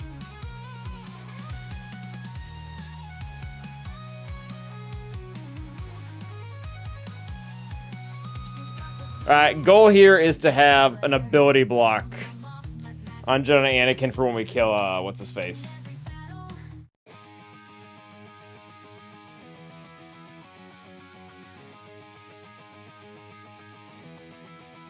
In the halls of power where whispers grow.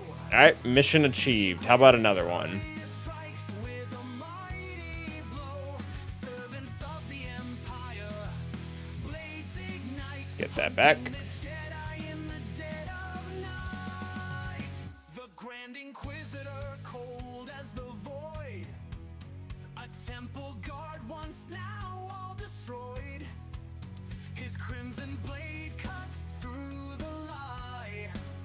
Beneath his glare, the weak will die. From ashes we rise, from fear we feed. Breaking the light with the Emperor's creed. Reva and the other.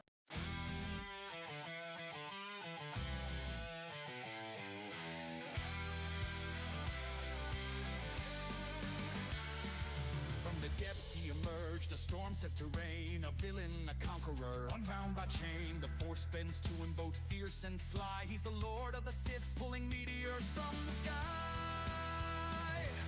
A mind unmatched, a blade that burns, a galaxy trembling as its order turns. Why is there boss music playing? With pride, the will of the Empire. Haven't you heard, Karen? I already lost my free-to-play card. All bow to the Dark Lord. I can, there's nothing holding me back now. I can whale on everything. Conqueror's wrath sweeping over the land. Stars quake with fury as his power takes flight. Under Darth Revan, the galaxy fights. His fleet strikes What did I buy? I bought the promo pack that was free. feared and red. Planets crumble. But that counted. Oh, that sucks. No light can sway Oh, that sucks a lot, actually. mind. Yeah, this one might just go in the crapper here. A lord of the Sith, both feared and revered through the chaos of war. His vision is clear. CG said it counted. You know what? I'm gonna delete you so I don't get death marked. A conqueror's wrath sweeping over the land. Stars quake with fury as his power takes I just die. Under Darth Revan, the galaxy fights. AoE that actually does no damage. Oh, it did enough damage. This is the first time it's ever done damage. He drags down the heavens while others just That doesn't count. a villain unmatched. His empire expands. The fate You need the heal.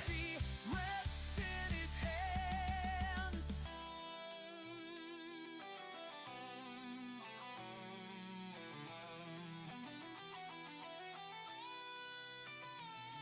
Not Jedi, not savior, a truth to defy. The Lord of the Sith, pulling meteors from the sky. Darth Revan, eternal, his reign won't relent. A legacy carved in the firmament. So if anyone was wondering what I meant about the free-to-play card, so I used to have an achievement in here that said make one like in-app purchase or whatever, and it wasn't completed because, you know, I've never made a purchase. And then CG went and did the 66 shards of... They offered the $10 Temple Guard pack for like 66 shards, but they gave everyone a promo card to get it for free. And when I put that in, it unlocked the achievement for me, so... Legacy carved in the firmament. I am now a whale.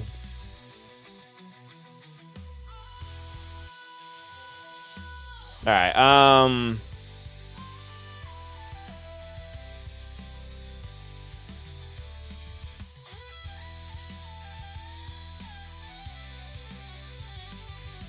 yes, Farrell, only a matter of time.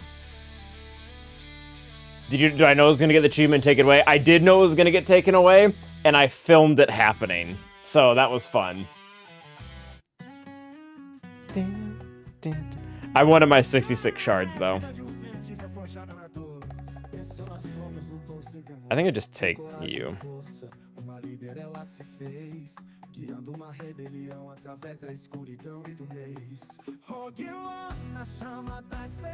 Alright, hopefully Scythe just dies. How about now? Yep, that'll do it. Alright, get the assist. No, alright. Crapper opening, but that's fine.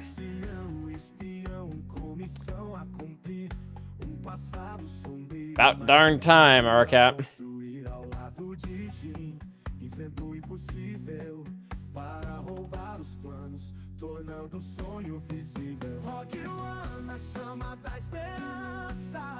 Oh, not my banners. That sucked. My banners.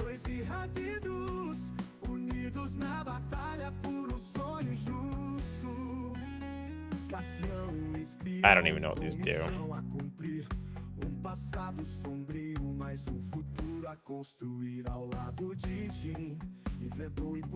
Nope, I got my banners back.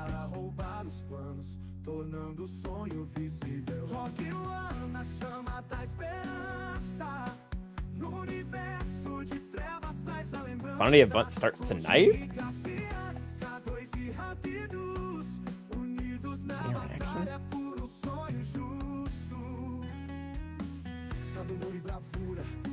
Do you mean it comes back tonight?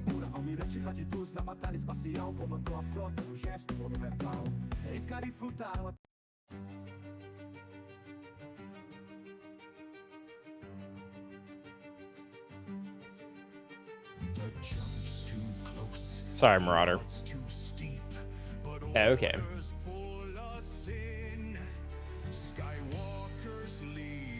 Alright, hit you, give you turn meter, you give everyone buzz droids. Yippee. Now my Jedi Anakin gets 16 turns. Oh, we didn't have defense down. That sucks. Honestly, just basic. That's fine.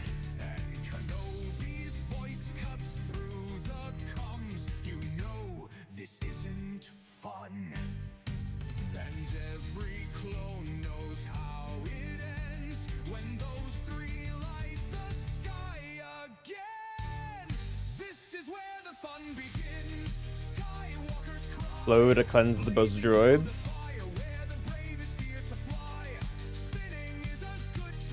There we go.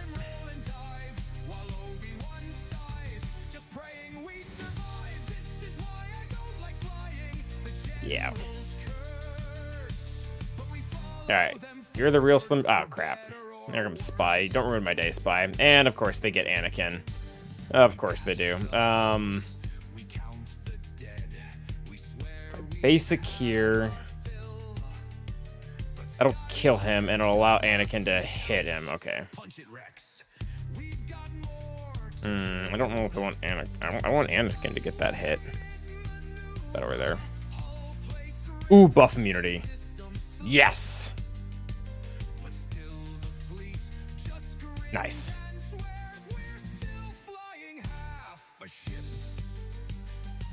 75. Thank you. Enough, Robert. What's the random Drogon marquee? What do you mean? Like, where did he come from?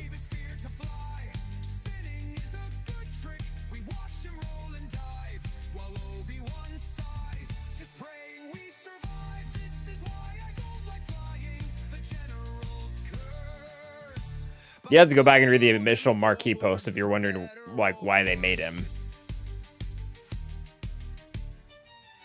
Yeah, they did when they released the marquee event. They did really try to. Oh, you mean in the game? Or is it? Oh, I have no idea. That's really random.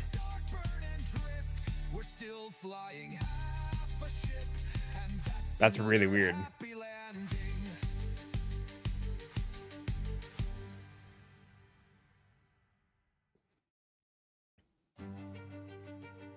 Have you noticed that we'll look at the G Super that Escar is both whole? Yes, I have. That's been a thing like since day one. It's always been weird too.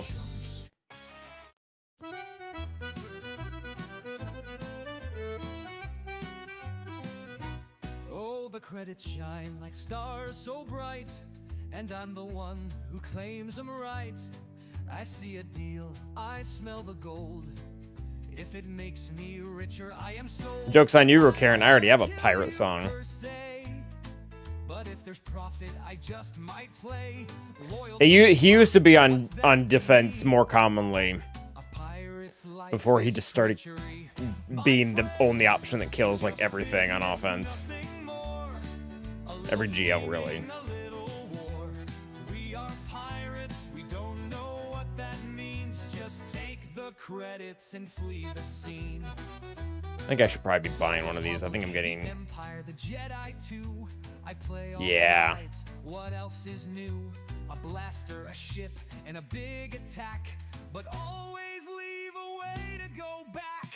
I don't want to kill you per se. But if you cross me, watch your way. Speak softly and bring a big tank. And never trust. All right, we need to finish our initial evaluation that we started with. It's just business, nothing more. A little scheming, a little war. All right, so for those of you who were not here at the beginning of the stream, we were trying to organize a tier list of Zetas for the raid. Felt like the Mace window felt like an afterthought. I have actually not seen it yet. So we've got characters that don't have one. They go down here. We have ones that are actually bad. This one gives retribution, which just turns into exposes, which is very interesting why that's actually bad for the raid. These have no effect. These have an effect, but it's very, very rarely going to be relevant. These ones, in very specific situations, might do something nice.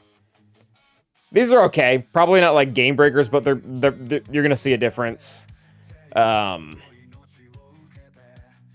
These are actually good. And then these actually like change legitimate outcomes. A lineage of Shatterpoint. Oh, that's kind of cool. All right, so who are we missing? Who have we not covered? So you don't count yet. I'm not including Smee. I'm not including Smee.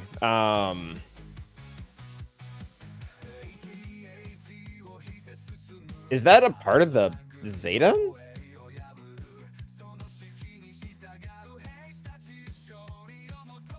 Oh, it is. Oh, it is. My goodness, you are right. Yes, Rurik, I am. Oh, how did I miss that?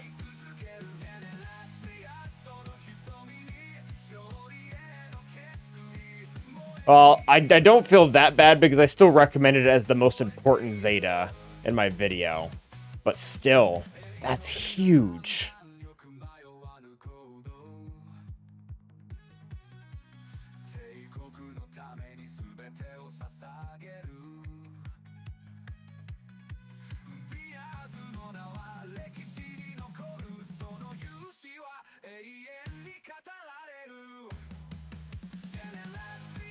Yeah, again, I don't feel that bad because I recommended it purely because of the recovery, but my goodness, that's... Talk about an oversight. Let's move Batcher into that tier.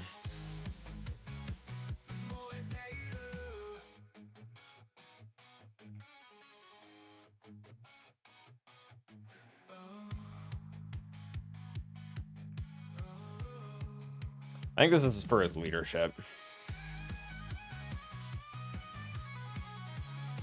Honestly, maybe this should be S tier too.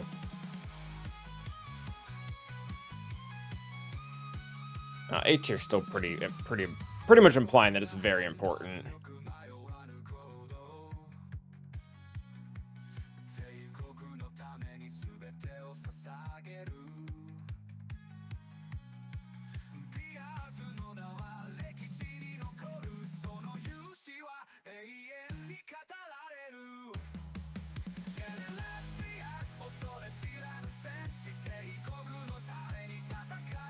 All things Jocasta S tier.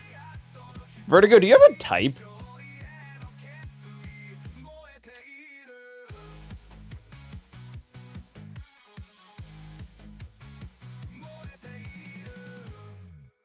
Does she have 3 Zetas? Is that right? Yeah.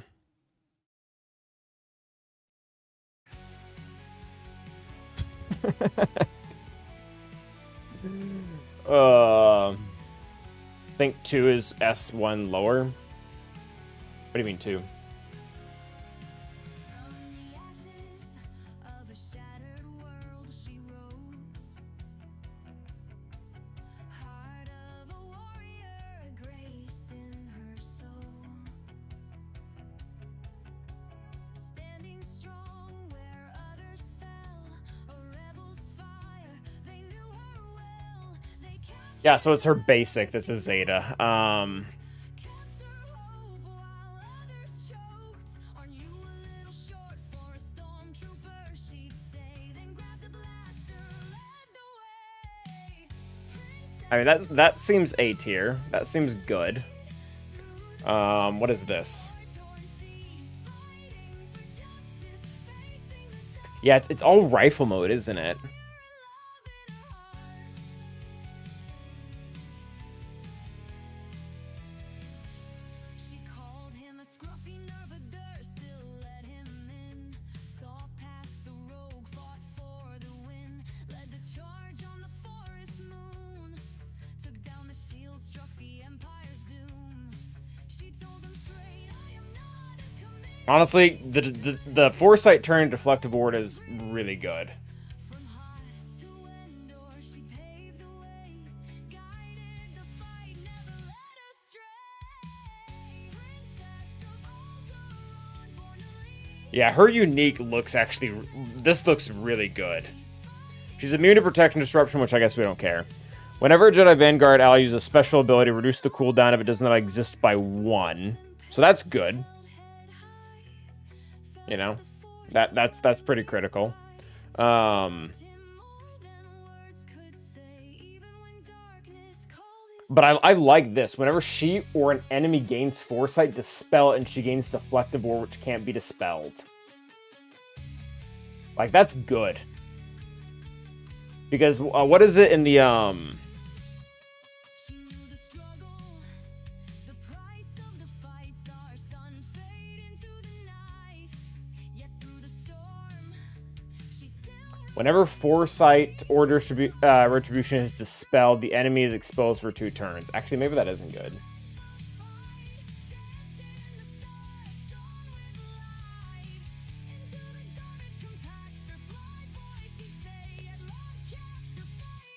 What's up, Ignite? How you doing?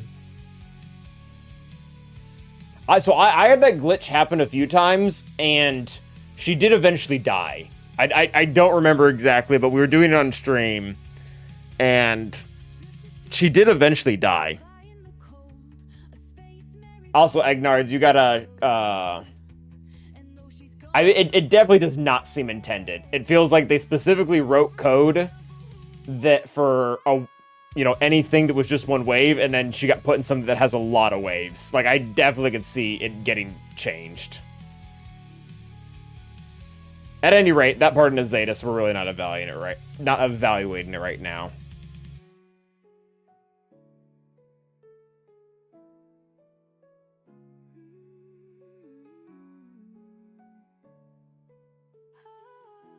Either way, I'm pretty comfortable giving her unique. Honestly, almost entirely because of the rifle cooldown. That's S tier. Like, that's high priority. I never even got farmed Hondo. You probably should. Stands a hero ready to fight. Luke Skywalker, the legend we know. With his friends, he'll always show. With a saber green and a heart so true. We have her basic is B, Knows what to do. and then Protects the line in the game of yeah, that's good too. he shines. Luke Skywalker, the leader we All right, so her unique is definitely S. I think the other 2 might be A.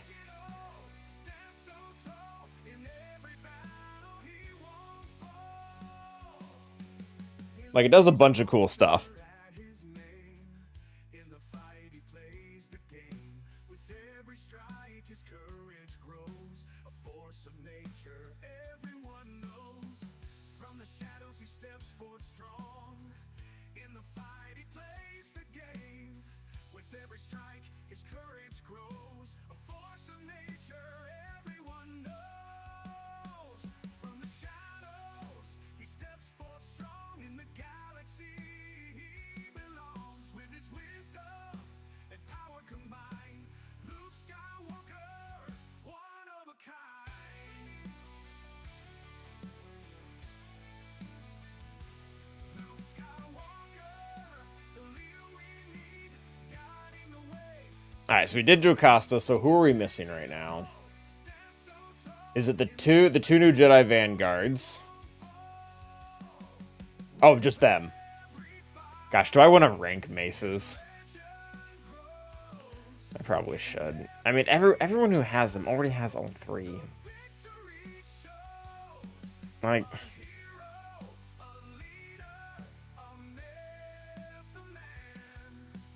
Luke Skywalker with the ultimate plan.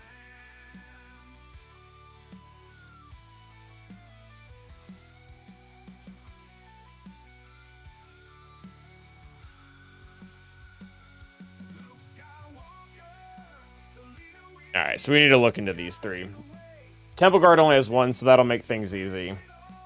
stand so tall. In every battle he won't fall. It is the unique, yeah.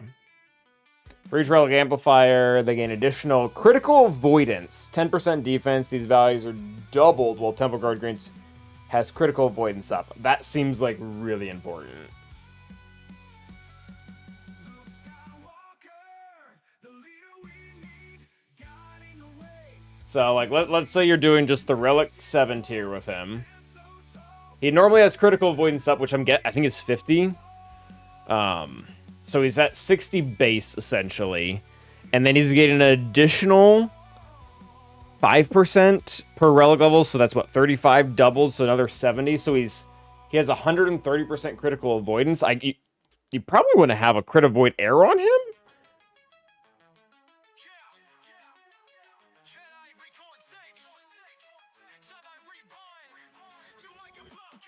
From the ashes of Braca, his story unfolds. A Padawan hunted with secrets untold. Order 66 Yeah, he has multiple different ways to get critical avoidance up. That's good. sacrifice carved in the past. Hiding in shadows, his saber once broke, but the fire inside him refused to So if you do an extra critical 35% on him, deep.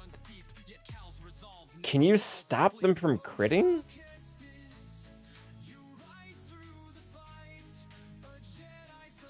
All right, let's just take Relic 7 tier. Let's just look at that.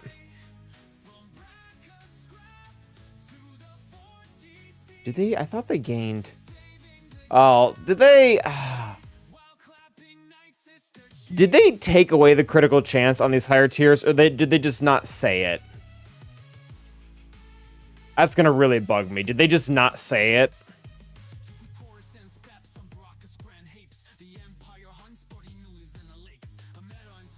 Like, are the higher critical chance and accuracy values just non-existent down here?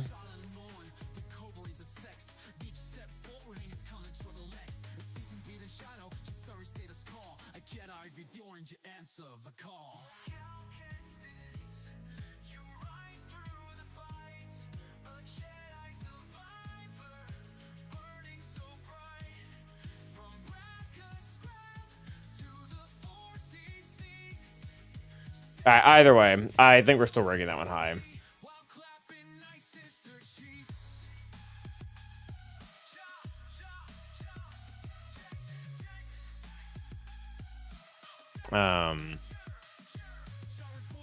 That seems very important.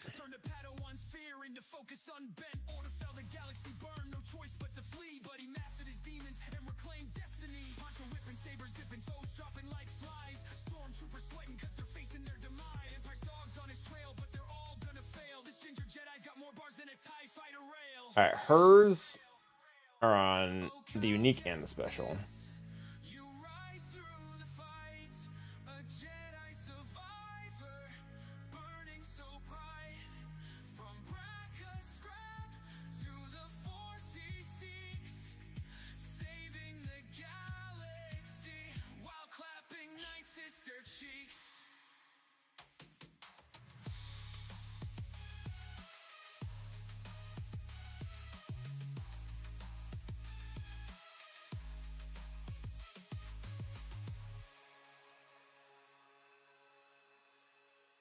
I honestly don't know the team well enough to know where they stand, but they both seem relevant.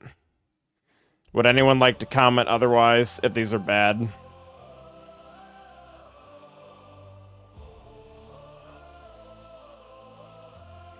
Jedi Master, so I mean, he's gonna be your allied leader. Just put all buffs on enemies. Seems important.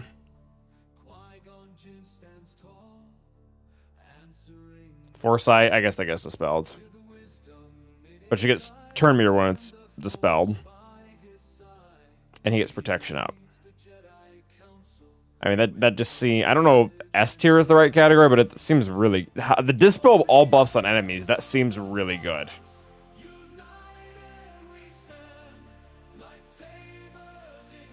Alright, what does her other one do?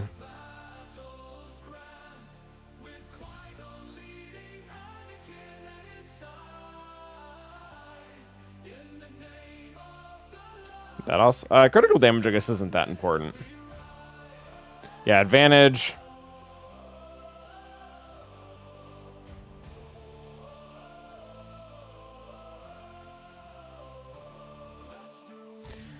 Yeah, I don't know, like... I might have to watch some videos. I don't really know how much the whole investigation thing plays into the raid.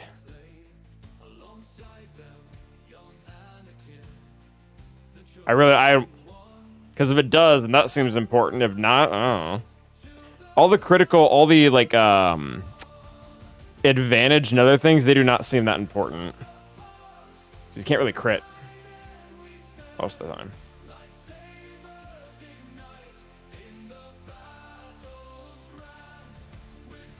Oh, I might have to go watch a scribe video. That's fine. Oh, we haven't looked at CX2 either. All right, she's an S tier at a minimum for the other one.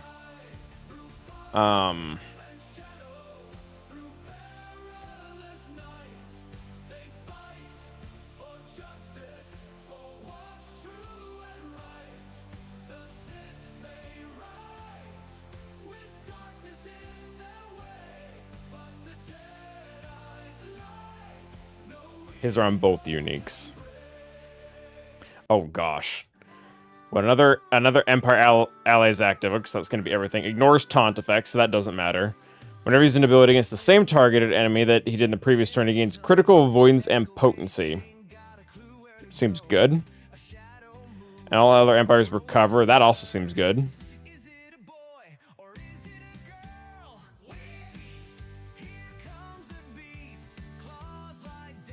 Order 66. I don't think he's going to be able to do that. I think they're going to be dead before then.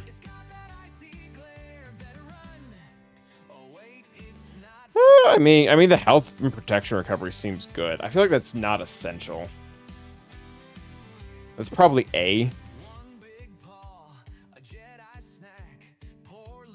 I don't know. It's 100% critical. Yeah, it's critical chance, not critical avoidance.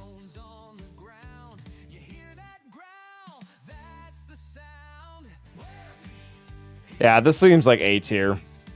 Ignore taunt, that doesn't mean anything. More critical chance, that almost means nothing. The recovery seems like the best part of this whole thing. And maybe I'm wrong. Maybe I need to watch videos too. But I feel like having to hit the same target 3 times, if you're having to do that, you might be in trouble. That's how a lot of the other runs, like you have to... Oppo or Fox or whoever, they have to be dead within 5 or 10 hits. They can't be alive for 15.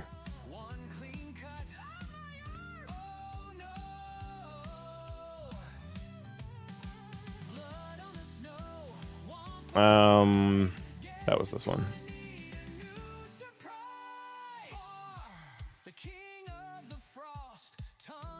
Yeah, this also does nothing. All allies gain dramatic entrance at the start of the encounter. All allies... Huh? If all allies gained dramatic entrance at the start of the encounter, all allies gain dramatic entrance for 2 turns whenever an enemy is defeated.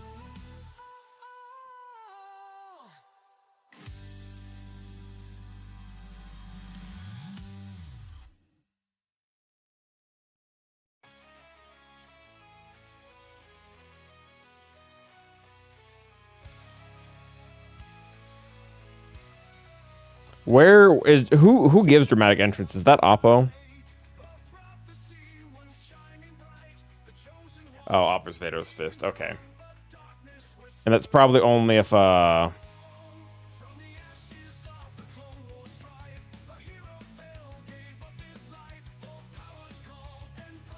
the start of the encounter, allied Lord Vader and Dark Cyclone Trooper. Yeah. So that also means nothing. Because Lord Vader will not be lead. So that's probably another F tier. I don't know what was the rest of the things that it did.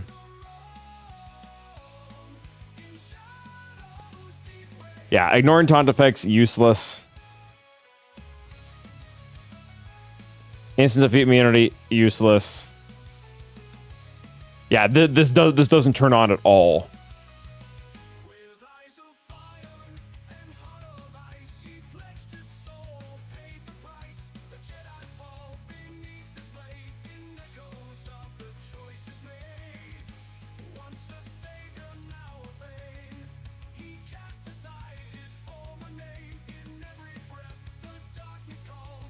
Yeah, this is useless.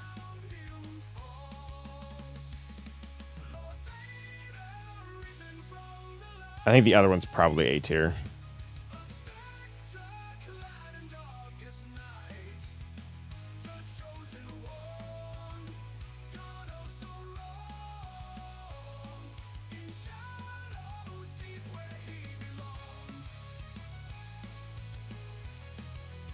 Yeah, I mean, it's pretty much just health and protection recovery. Which is good. I mean, we could probably lump it in with B.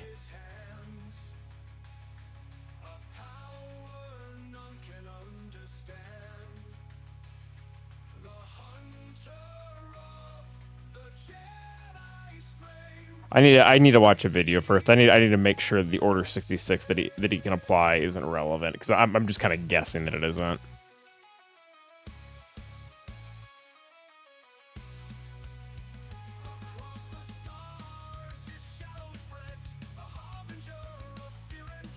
I think that just leaves Mace, right?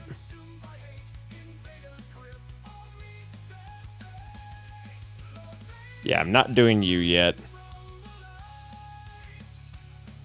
You don't have any. I'm not doing you yet either. Gosh, I hate doing maces. It's gonna be all about investigation too. I'm gonna hate this.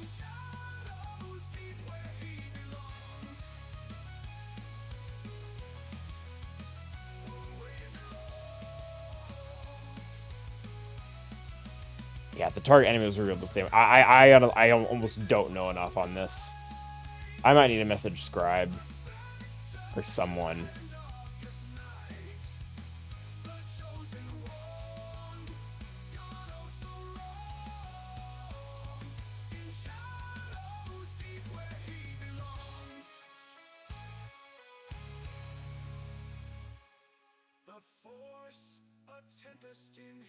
I mean, they actually look kind of good. Can I phone a friend? Is Scribe live right now? Yeah, I do, Rurik.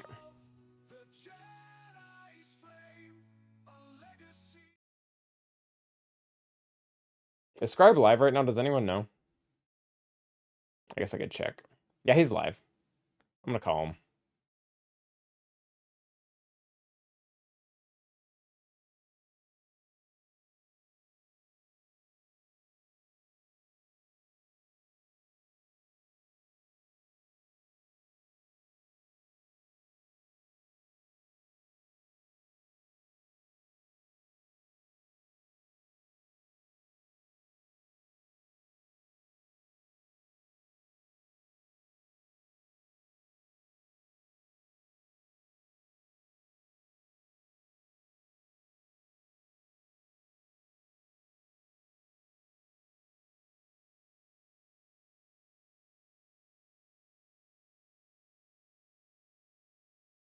He did not pick up. Let's go spam him in his chat.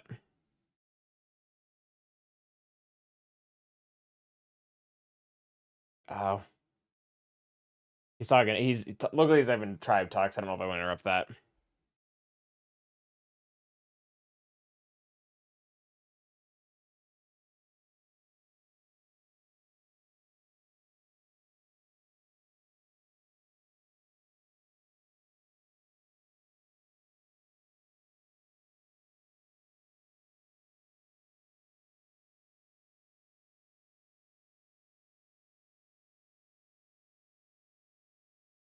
sun. It was something like that, wasn't it, Koth? Honestly, I wouldn't mind talking to Carthage about this either. Alright, let me check my Discord. Hey, Cal.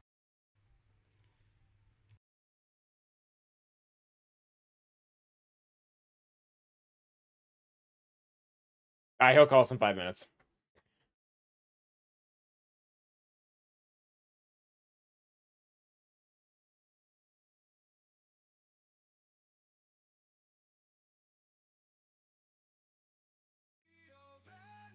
I guess we can start reading now. I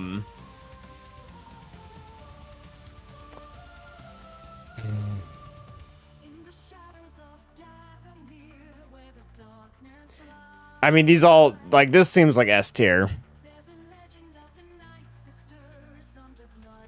Because you're going to get buffed spelled all the time, and then buff immunity on them to stop the stealth. That seems like it's probably important.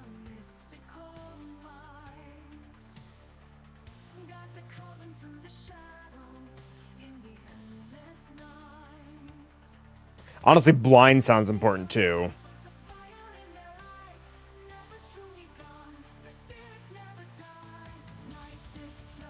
Yeah, they all kind of seem like S tier.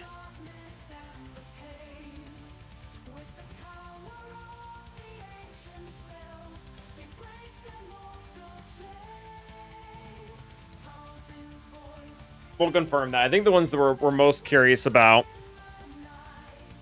Order 66, I can ask him about that. I'd like to know about maces as well.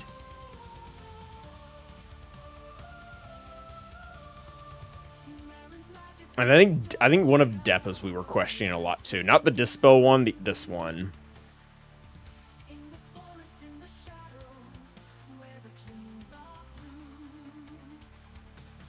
Yeah, like I genuinely don't know enough about this.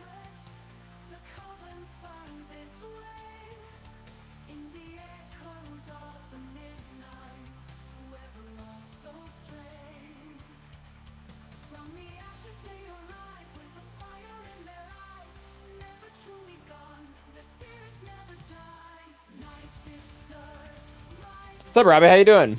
Yeah, he messaged me too. He was in the middle of something.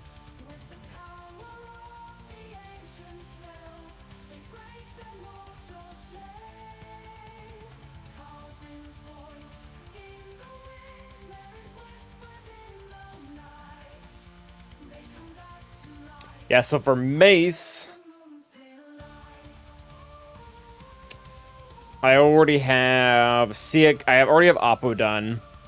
CX2 is being I'm probably just gonna double refresh all of them. I think who am I farthest away on? Is it Depa?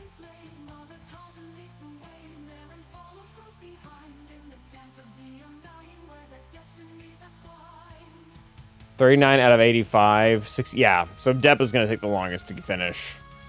Which also comes out last, so that doesn't help.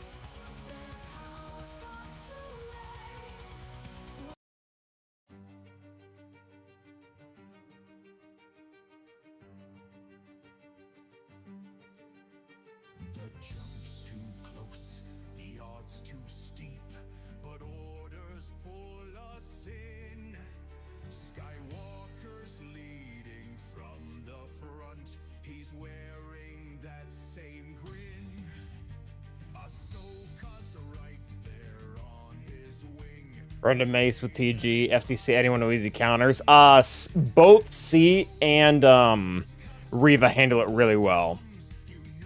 I've done C myself, and it's pretty decisive. Let's do that.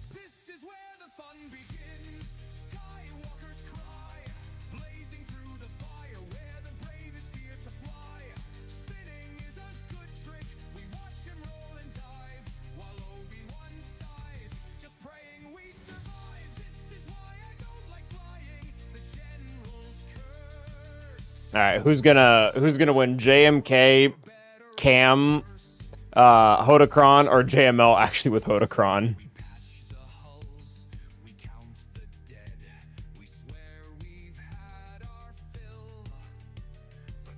Probably trying to kill Giant Luke, honestly. Although this did time well.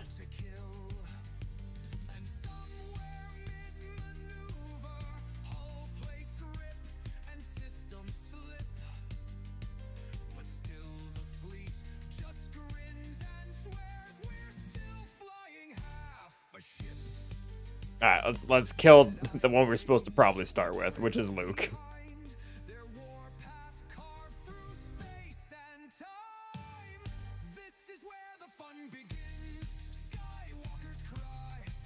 You know where they messed up? They really needed to give Hodocron protection and not health, because this is pretty good. And it probably shouldn't be.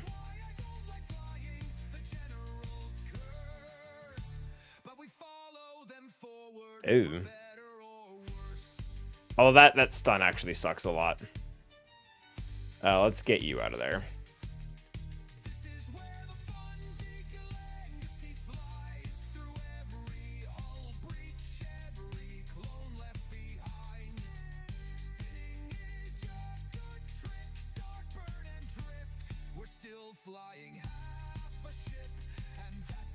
Is that the last? Oh, it was not the last out of the high ground.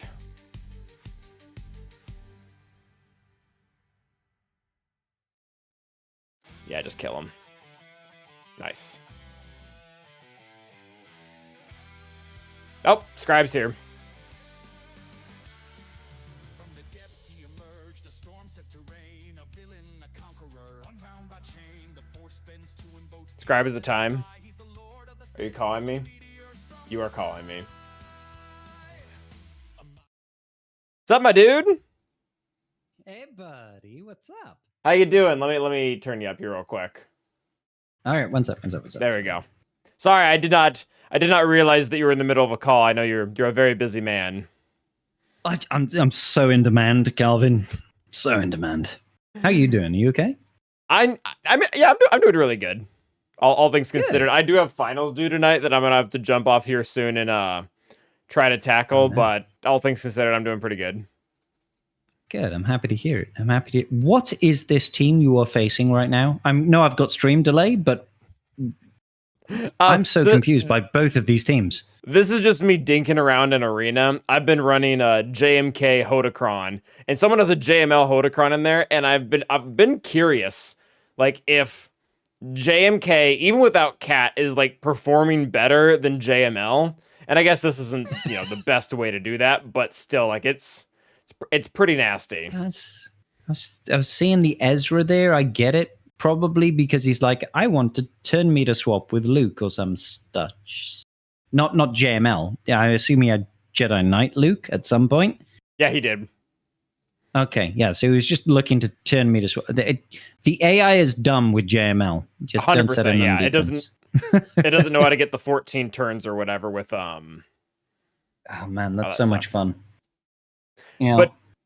But no, we're currently working on a Zeta priority video specifically aimed at the raid. So, taking all the raid characters and then not saying how good their Zetas are in general, but like specifically in the eyes of the raid, like how good and or bad are they? And there's a few characters that I just don't really have access to or use. So I was wanting to know if we could pick your brain about them. I mean, You can. The problem is, Cal, is honestly, dude, I'm at that point that I just throw every Zeta on every character. So I don't even look at, hey, is this Zeta useful? It's just a case of, I have 400 Zetas. Let's Therefore just say to gets the applied. character, right? Yeah, pretty much. So there is a few caveats I can say to it. For example, if you're looking at Grand Moff Tarkin and you're looking at early game, right? And you're looking at, say, Gear 12 Grand Moff Tarkin, then I can say, for example, you want both Zetas.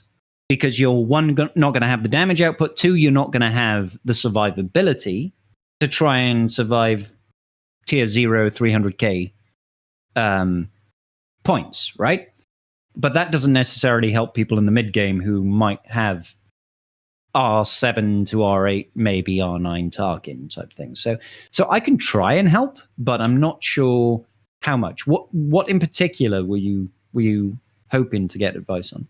So the first one, so thank you for your willingness, but I do kind of understand what you're saying, is CX2, because when I look at CX2's Zeta on Focused and Determined, there's a lot of stuff that I can immediately disqualify. Like I'll read you the first line. When another Empire ally is active, he ignores taunt effects, and whenever whenever he uses an ability against the same target enemy in the previous turn, he gains 50% critical chance and potency. Like, I can already, there's no taunts in the raid, so that's immediately useless. And then, in addition to that, 100% extra crit chance over time, also not really relevant when you can't crit them the vast majority of the time. It's pointless. There is one part 100%. Sorry, what were you saying? I was saying you're absolutely right, because you can crit in the raid, but because they have Lord Vader's leadership active, as soon as they drop below 80% max health, or 80% of their health, you can't crit them anymore anyway. So a lot of that immediately is just not valuable. You're also highly unlikely to hit the same person 3 times and trigger Order 66.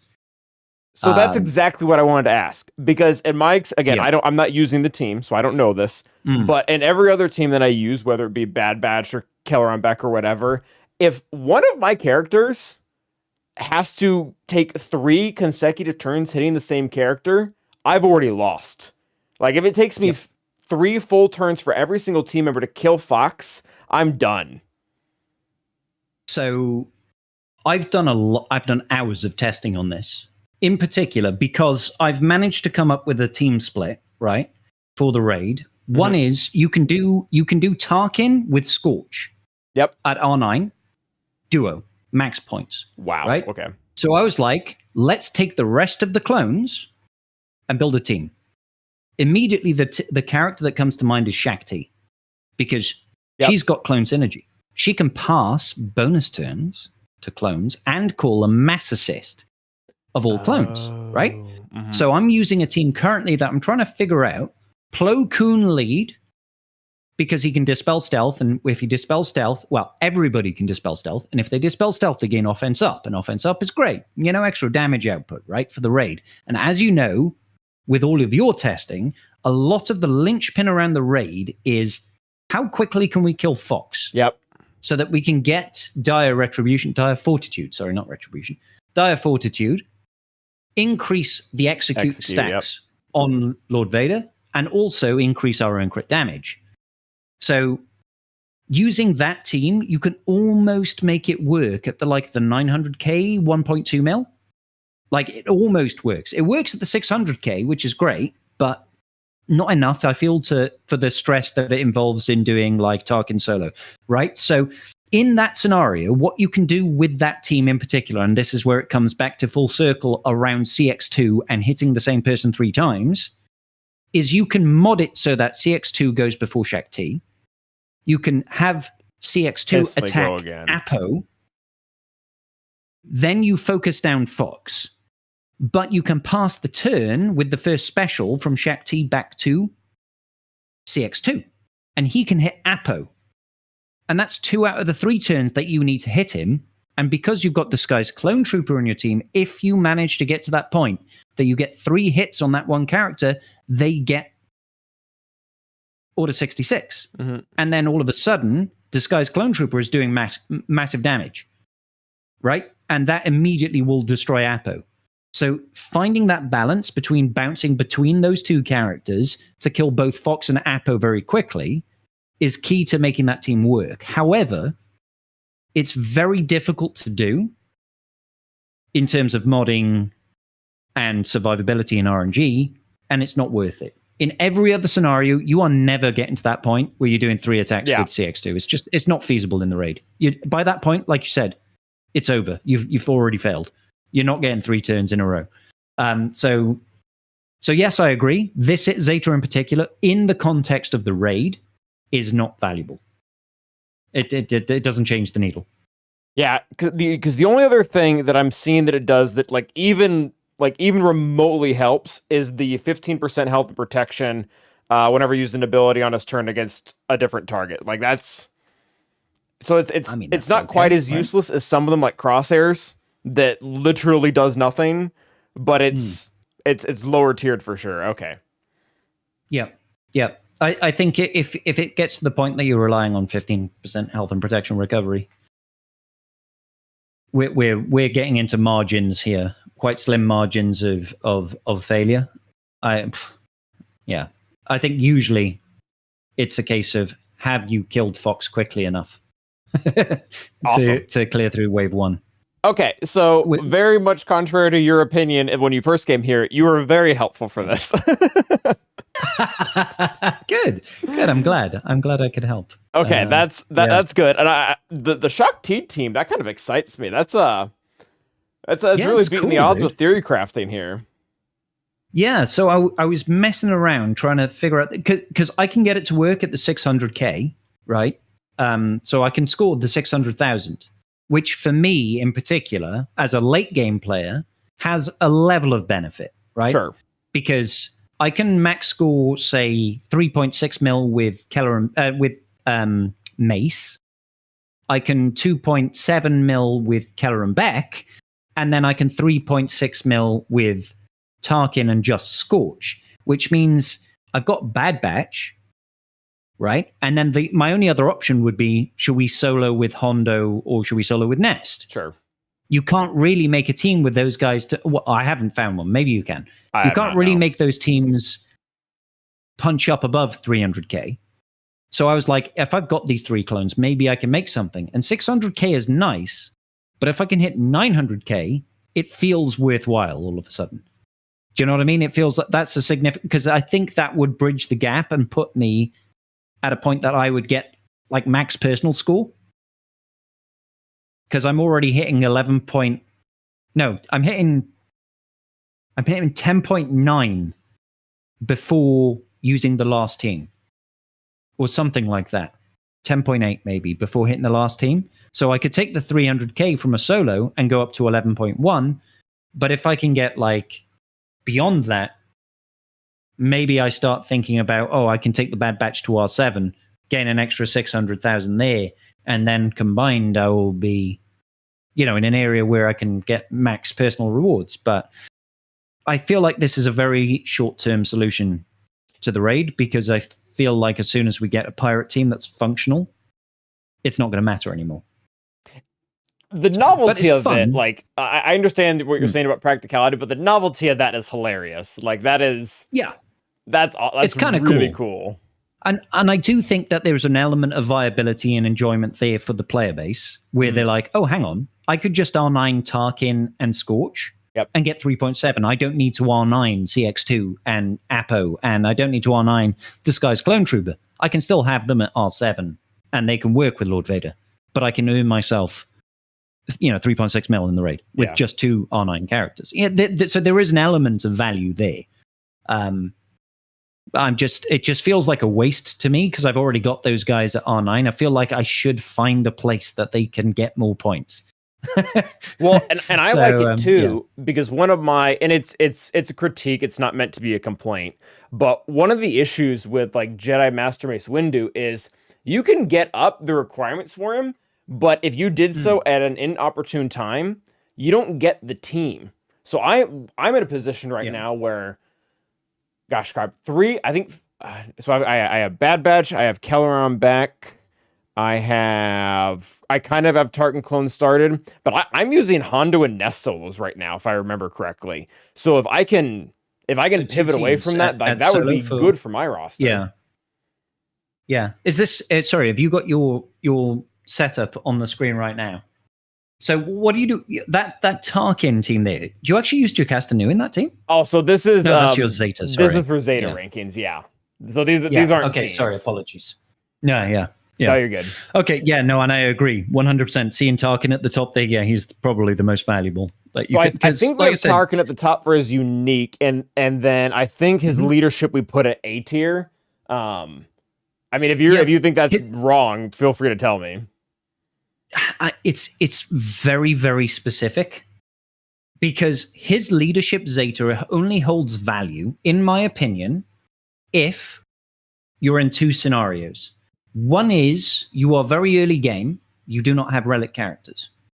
If you've got a Gear 12 Tarkin, it's much harder to do tier 0. It's much harder if you're just at Gear 12, right? At Gear 12, that Zeta gives you 30% additional max health and protection, and that's sometimes enough for you to survive the opening barrage so you can get round and delete the enemy team. In my experience, on my free-to-play account, it's only 6 months old, garbage mods. But I could get that done, right? The other side of it is at later stages where you are trying to duo. So the very opposite end, where you're trying to underman as much as possible, more bulk is good. Because if you can survive, sometimes all you need to do is survive one more turn, and it turns it from being a failure into a victory. So it's useful in very specific scenarios, not as a generalization. If you've already got a 5-star Apo, I don't think you need that leadership Zeta at all. Or if you've already got an R7 Tarkin, you don't need it at all. It doesn't have value in the raid. It's still got value in other areas. I mean, it still improves Executrix, right? I mean, that's got some tertiary value. Hondo... I can't remember if I don't even know what his Zeta does. I've done the solo. I can't remember it. the Hondo Zeta that is S tier is I don't want to kill you per se, which is actually what does the captive. And oh yeah, okay, fine, yeah. I tried. That's pretty important. I actually did this on accident, but when I was doing one of my Hondo runs, I started with the other special. Homie got crushed. Yeah. If you don't have the captive, I don't. So I guess for more explanation, the S tier is if you don't have the Zeta, it's not runnable. Okay, fair. Like fair. Omega for her leadership Zeta, if you can't stop crits when you're stealth, you basically can't run Bad Batch. Yeah, they're pretty much permanently stealthed the whole round, right? Yes. Except for the most healthier ally. Yeah. Which will always be Wrecker. Yeah, to be like caveat here, I've done hours upon hours of testing. I've done like 2 runs with Bad Batch. Really? Okay. I literally I went in and I was like, mine are R5, and I cleared the 1.2 mil. I was like, okay, cool, let's do that again. All right, cool. That seems fine. Like that was the extent, because I didn't see a niche there for. I don't think it can underman. It felt a little bit sketchy trying to get it to work in the first place. But again, I'm not familiar with the team. So that was kind of nice because that's actually the team. That's the team that I know the best. Oh, really? Okay, cool. So you can enlighten me then, because I was just like, I genuinely don't know anything about the new Bad Batch. I've not touched them. I didn't wail on these guys when they came out. I sort of slow farmed them, and when I slow farmed them, I was waiting on Crosshair. Yeah. And I'm not going to invest in a character I can't relic, because I mean, you know, if you can't relic a character, you can't put a Datacron on a character, you can't put a Datacron on a character. They're basically useless in TW and GAC. Where exactly am I going to use them? You can't use them in TB. It's like, I was just never used them. So now they're Relic 5, and I've got a couple of Zetas and stuff like that, but I haven't utilized them anywhere just yet. So what are they actually like in the raid? So they're good. You know, this is all caveated, and you know why. they're currently bugged to where the mark is becoming I've heard permanent this, when yeah. it shouldn't be. And what's even more, also for anyone who's wondering, the reason why we have not tried testing without it is because we really need the actual mechanics to be in place, because there were strategies that I wanted to try, like using Hunter's mass assist on another character, so that the character wouldn't be stealth. Like you don't want Fox stealth, but at the same time, you want the offense up that is going to come from that ability. But you can't even test that, because how it works right now is that you'll get stuck on a mark behind another character that would be stealthed. Anyways, all that to say, Bad Batch at R5, if you have them modded correctly, it's basically free. We ran...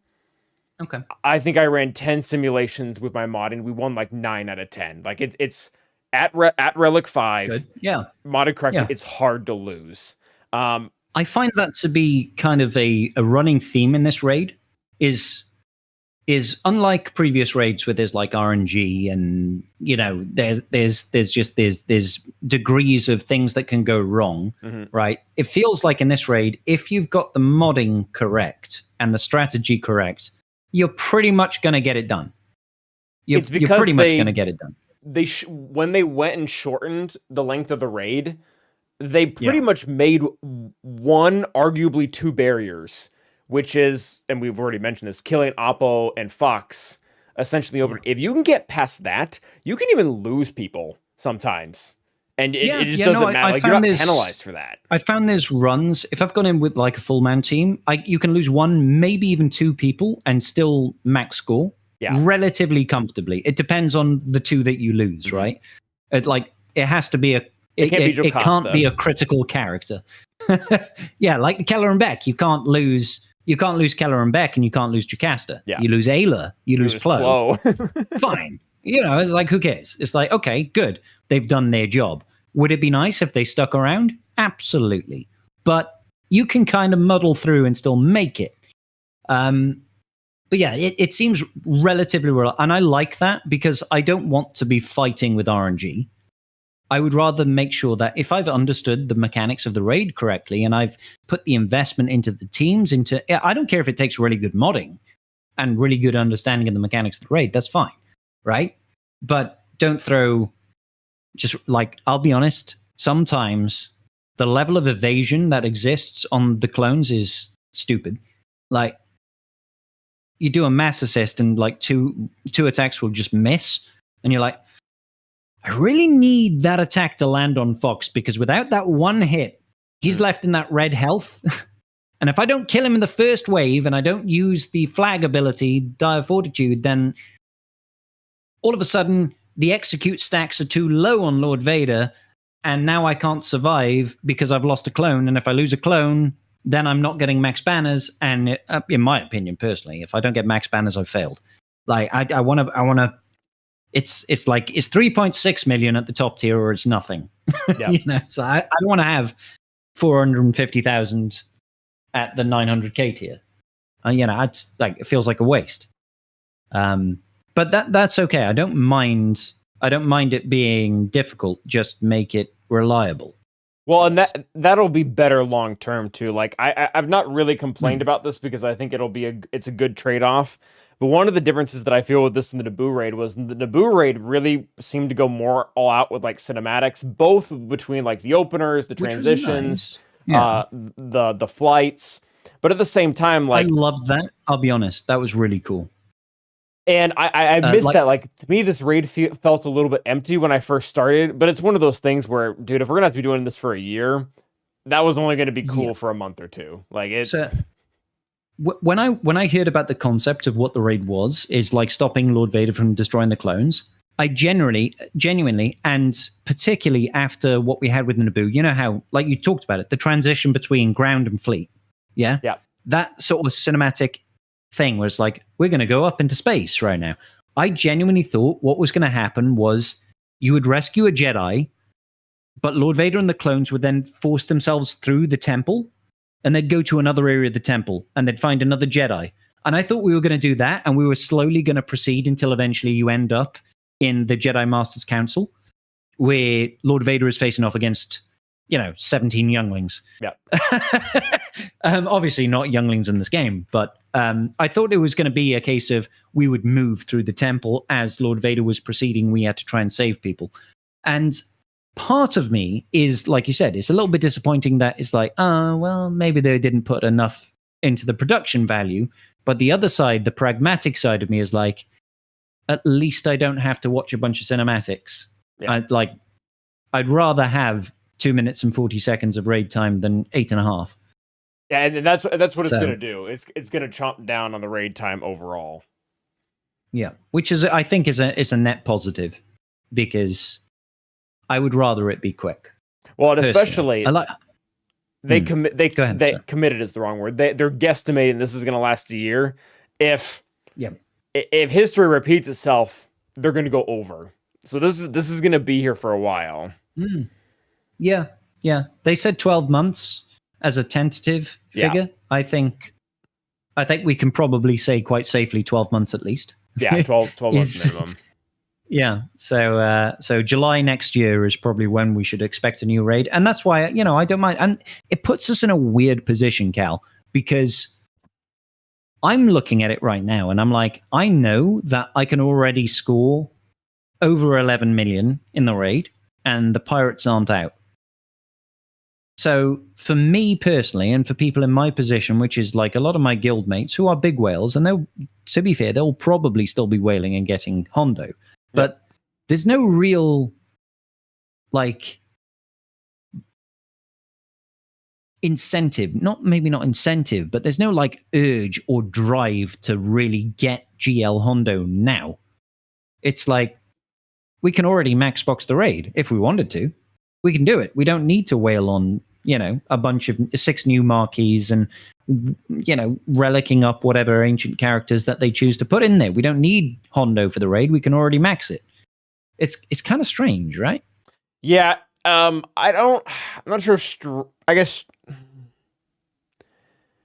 to me, it feels like they are having bandwidth issues.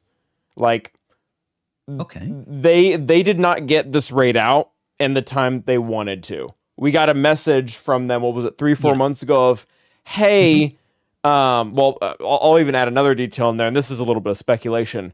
Meathead, in the events that scored, when he was asked directly, what is the new Bad Batch prepare? What are they for? What's their thing? Are they for a legendary? Are they for a raid? Are they for a TB planet? And his response was, we had an event planned for them, but due to bandwidth issues, we couldn't keep up. Couldn't finish it. Yeah. We don't know what that was, but from all the math that I had done in my videos, it probably should have been a raid. We should have gotten a raid, not when the Mace Windu era ended, but when that one did. It wouldn't be this raid. Correct. In my opinion, nobody. It would not be. Nobody is going to think Bad Batch season 3, Order 66. Nobody makes that connection. Nobody makes that jump. No, right? I mean, it you would have probably been know this. something else. Everyone probably already knows because they were tired of hearing me say it. But Xylo Beast, that one made the most sense because they could have pivoted into yeah, and that would have been kind of cool. They could have pivoted into instead of doing Jedi Master, Mace Windu, and Lord Vader clones. They could have pivoted right into Delta Squad. That could have been, and that could have been another team. Then we would have 2 brand new teams, right, for the raid, which makes sense. Anyways, all that to say, they had that happened. They had the message telling us, hey, this raid is going to go longer than we thought. That wasn't what they said, but they were like, we're going to make some adjustments because this raid our new raid still isn't ready. So it looks like with the current cadence that they have for characters, they don't have the bandwidth to literally every 3 months that they're on now. They don't have 3 months to make something big every single time. They can't make a raid every single time. They can't do a TB planet every single time, or at least they're not willing to commit to it. So it really, to me, seems like they were like, oh, we're not going to do something for pirates. We're just going to lump them in close enough. Yeah. I think there's an element of this is the first time that they've had to adjust to this work cadence. Yeah. So they haven't really had to do proper errors. I know we've often had a lot of marquees in a year, right? Yep. But It's been very close. I mean, this if is we the had first 19 time last that year, we're they've- going to have 23 this year. Exactly. This is the first time that they've sort of formalized this release schedule structure, or schedule, as you guys say in the States, structure of every 2 weeks there's a character, and over a 3-month period, it results in a legendary, or in this case, a galactic legend, however it's going to be, right? You know, so I feel like them trying to navigate the workload has probably ended up biting them in the bum this particular time. They're like, oh crap, we really wanted to do something with Bad Batch, but it sort of fell at this funky time between our last GL and our new release window. And we also have this deadline because it's the anniversary of Revenge of the Sith, and we need to do something big for Revenge of the Sith. So I feel like that's probably what worked here. I think in the future, it's going to work out. Maybe, potentially. Don't know. Like after GL Hondo comes out, we're going to get a brand new set of errors, right? And I think what we can probably expect is we'll get an error. At the end of the error, we might get a legendary, or we'll get an assault battle. We'll still have error battles. We probably won't get an assault battle. If we do, it'll replace something old, right? The second set of that error would probably result in a legendary. The third set of that error will result in a galactic legend and a raid. Like, I think that's how it's going to go. It's like every 3 errors will be GL raid. Or maybe they'll stagger it over a year. So, you know, over the year, we've got 4 quarters. One will be blank because of December. One will be legendary. One will be galactic legend. One will be raid. And that's how, like, the cadence of a yearly release will go. And I think they're just finding their feet and trying to get into step. Yeah. I think it's a challenging schedule to try and meet. I think it's a lot to try and expect of the devs to push out this many characters and this many events and release quality. I think it's a hard thing to do. Like, that's a lot, dude. Yeah. From the but what do I know? conversations that I gathered when I was talking with ABC and Meathead on that one stream, it kind of seemed like not from like a game mode perspective, but from like a character and an event perspective, it seemed like there were 2 guys. Like every single time, two people making kits. Every single time Just that 2. I asked him about a kit, I was like, "Oh, did you make this one?" He's like, "Oh no, that was the other guy." So I don't know if the other guy is actually 4 other people, but Oh right, okay, yeah. Wow, that's a lot.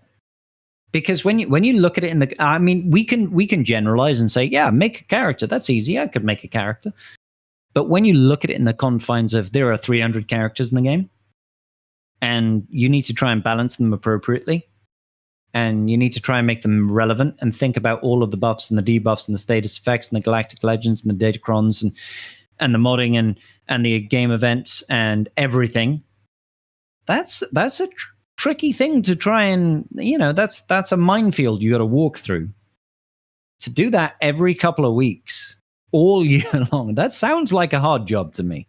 Maybe, I don't know. Maybe I'm too simple-minded. Especially from a game balance perspective, like this is gonna come off CG show, but like I don't know how they don't get more wrong. Like, like yeah. I was doing a tier really list easy, of teams recently, and I was a little bit surprised at like how many of the newer ones are like good, but still 1 tier below Galactic Legend, but they're all like somehow right there. Yeah. Like they've balanced between good but not teams, cracked. Not good enough to be just dog walking Galactic Legends. Yeah. So. Oh, yeah, Sector 7 in the comment section is pointing out his ABC did mention that he hated JMK because trying to design like any end-game kit that he's just not going to walk over is hard. Is that why every single new release has basically got some form of anti-instant kill? And anti-instant kill right? and anti-protection up. Like the amount of anti-protection up clauses out there, not even including Luminara, is crazy. Well, listen, Cal, Lumizomi. All right, we've been through this, Scribe. We've had videos. We have documentation. Apparently, we have lore now. I love it. We're making our own. We're making our own hero villain arc here with Lumizomi. I'm here for it. No, it's just it's funny. It's funny because a lot of people look at it as a case of this team's going to walk all over JMK. But I think the real concern is probably just a case of if you don't have these clauses, you're just going to get completely destroyed by JMK. Yep. And that's also an issue, right? I mean, there's a part of me that likes to feel that Galactic Legends should rightfully have their place as a tier above all other units and have some value to rosters based on just how much investment you need to unlock them. It's like, it feels like they should hold value. If you're not taking a Galactic Legend against a Galactic Legend, you should be struggling. At a very high level. At a very high level, I feel like that should be the case. But at the same time, I don't want people to just be fully stonewalled. And how do you create a team that's too hard to one-shot, but is easy enough to multi-shot? That's very difficult, right? Like from a balance perspective. Darth Revan Mission Zalbar. But yeah, you know what I mean? Like, I know what you mean. You can't can't repeat that 9 times over. Yeah, the more kits we release, the more teams that come out. But like the Great Mothers and their Datacron was a good example of that. That was a team that was a case of you either one-shot it or you lose, and you don't clear the team. Well, that's I don't want that. We're not quite there with Kylo, but it's close. It is very close. I got stonewalled last round of GAC against Slacker, but it was a full R9 god modded, Slacker Ray crew. I couldn't scratch it, sort of thing, and I threw everything kitchen sink, couldn't clear it at all. But that's the only time I failed against it. Is that? Did you have it last round? Full R9. I mean, I know you're a better GAC player than me by leaps and bounds, Calvin. I won't even pretend that. But I struggled, but for the first time, and I know what you mean. It's like there are a handful of counters that can beat that, and there are some that is a case of like JMK Cat, for example. There's like 3, and they're all super niche. Like none of them are straightforward. They all require a specific datacron. Yeah, and oftentimes you might be able to take out Ray, and if you can take out Ray, you can clear up the rest, right? But Great Mothers wasn't like that. Yeah, Great Mothers was a case of if you can't take out the Great Mothers, you're not killing a single unit because they've got too much recovery and they deal too much damage. And as soon as that counter fails, you're done. It's game over. I don't want that to return. No, I definitely understand that sentiment. Yeah, the SOK, like you said, it's slightly better because what you do end up with is if you can't even kill Ray, but I had multiple times, not this week but last week before I had the Hodocron, where if you could kill the third, Hux or crew, Hux or crew or whoever, and you had the cooldowns right, it became quite a bit easier to clean up. You didn't have to worry about it nearly as much. Mm-hmm. Well, Bane is a much easier cleanup if you've gotten rid of the third, even if it's not Ray, because all of a sudden his AoE is doing much more damage because it's not split between 3 characters, it's between 2, right?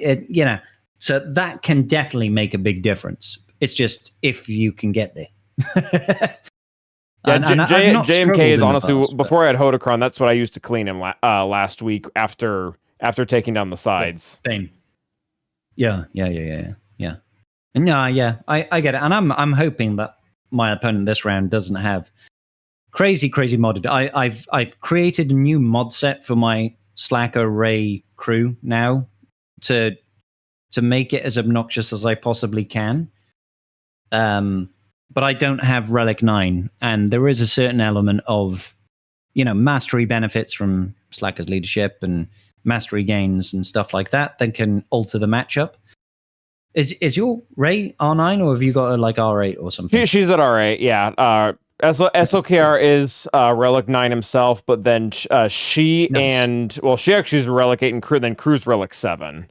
I think that's the same as mine. So what did you go for max offense on her? or did you throw crit damage on the triangle? Or So I've always run like a really strong health build on her, and what I did for I did actually remod her for the Kron. I pretty much went around and went and looked for all of her like same mod sets on characters that had worse speed but better offense, and then I just clicked on all of those. Okay, fair. Yeah. So she doesn't need speed at all in this current data. correct. So yeah, so that's pretty much all I did, and I mean I think it's done well. I don't think anybody's. I mean it's not holding, but nobody's getting away with like a cheap counter. They're all having to use JMK Hodocron or like C Bane with Zalbarkron or what's the third one? That was one of the first that I used was Zalbarkron because it had that 100% defense, 80% max health. You know, that's a real big benefit. I survived by like the skin of my teeth. Bane in like red health, and he tanked like 3 hits from Kylo. I was really confused. Like it was just Slacker, like poking and swiping Bane, and I was like, he's got no health. How is Bane still alive? And somehow, well, you're more worried about even being able to hit after that. You're like, where's my accuracy? Yep. I missed like 3 attacks after that. I was like, oh, I'm so screwed, guys. We're not going to land a hit now. He's siphoned all of my accuracy, and then I like basicked him for 300k. I was like, oh, we win. We did it.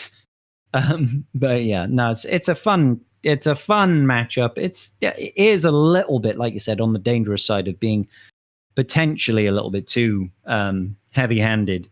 I would rather see that kind of Datacron on a like a non-GL team.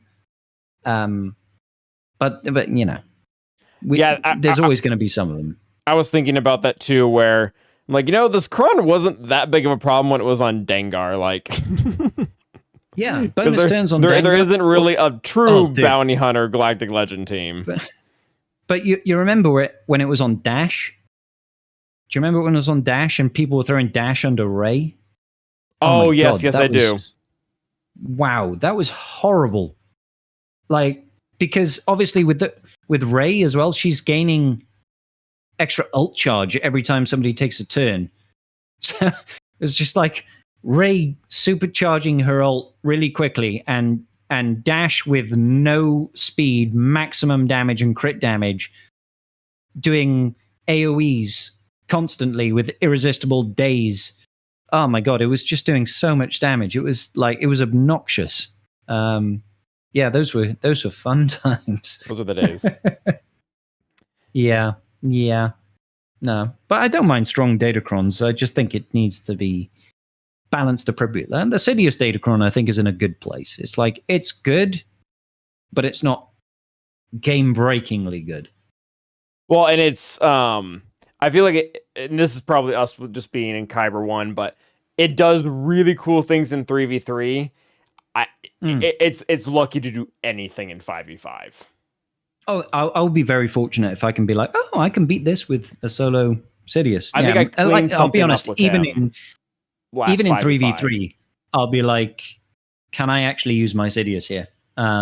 So, for example, I would normally take Sidious against, like Balin, for example. Yep. And I'd be like, yeah, Sidious will beat this.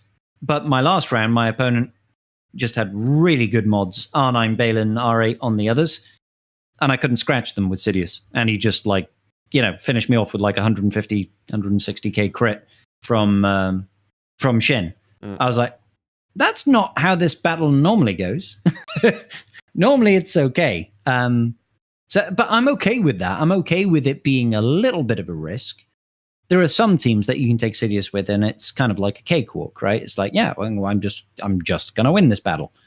Your team doesn't have a cleanse. Goodbye. Enjoy the dogs. Exactly. Yeah, you got no instant kill immunity, that sort of thing, and because usually you think like over time Sidious is still gonna ramp his offense, or it's his offense he ramps whenever he crits, right? Might be crit damage, but either way. Might be crit damage. Okay. Same concept. I know it's every time he crits. I just don't know if it's crit damage or offense that he increases. I want to say it's 2% crit damage, but we're not really playing whose kid is it anyway right now. Now are we? Not right now. Not right now, Calvin. No, it's not a Friday night. It's not like 3 a.m. and I'm calling you really, really drunk. This is just me at 1 a.m. calling you slightly drunk. Oh no, you're right. It is 2% offense. They start with 30% critical damage. Okay, cool. Right, with that, Calvin, I'm going to leave because it's not going to get better than that for me. I got something right. Something right. Can I ask you like 1 or 2 more follow-up raid questions? Yeah. Let's go. I'm only being facetious anyway. So, ask me any question. This is just me making sure. Can you see my screen right now? Yes. Yeah. What are we looking at? Difficulty tiers? Yep. Yeah. So you have difficulty tier 3. It has like all these bonuses, and you would think that in the next tier, everything would just continue over and then add stuff. There's a lot of stuff missing. Do you know if this is embedded in this too, or if it just straight up gone? Like, do they lose 140% critical chance when you go into this tier? Yeah. So the first line, the additional effects, my understanding is that so for example, that tier 3, it says 140% accuracy, tier 4 says 170% defense. Why does it change the fucking thing? All right, so can we compare tier 2 to tier 3 to make it easier for my brain? So tier 2 says 120% accuracy. Yeah, so this makes sense. If you jump up a little bit.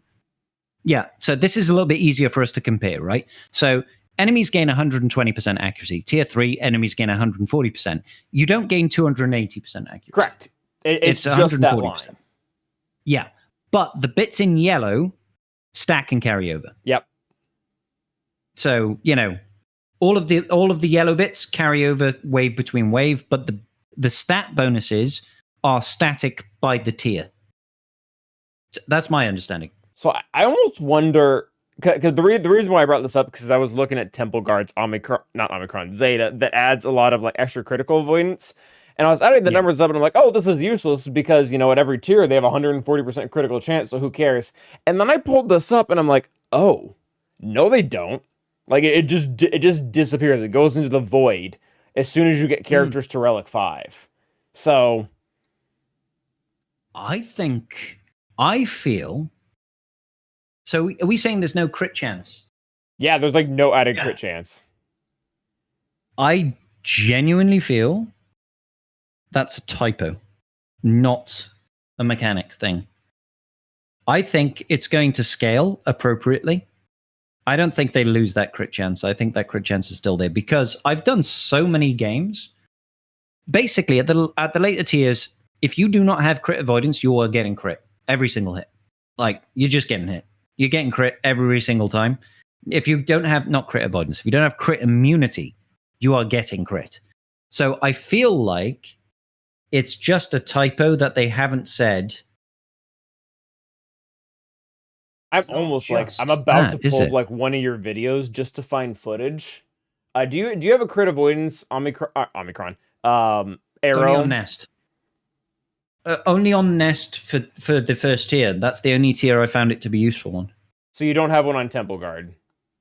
No, literally, I modded my Temple Guard for speed, like just to get that first special up, force the crit avoidance up, and gain the buffs from that, and all that sort of nonsense.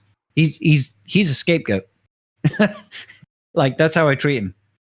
Oh, this is my video. Oh, look. It is your video. So I'm almost wondering if we can see him be crit here, because if he's being crit here, or I should say the opposite, if he's not being crit here, then it should still apply, because this is the R9 tier where it wouldn't be present. Oh, they're totally critting him. They just crit him 3 times. Well, exactly. It's like every hit they'll crit him.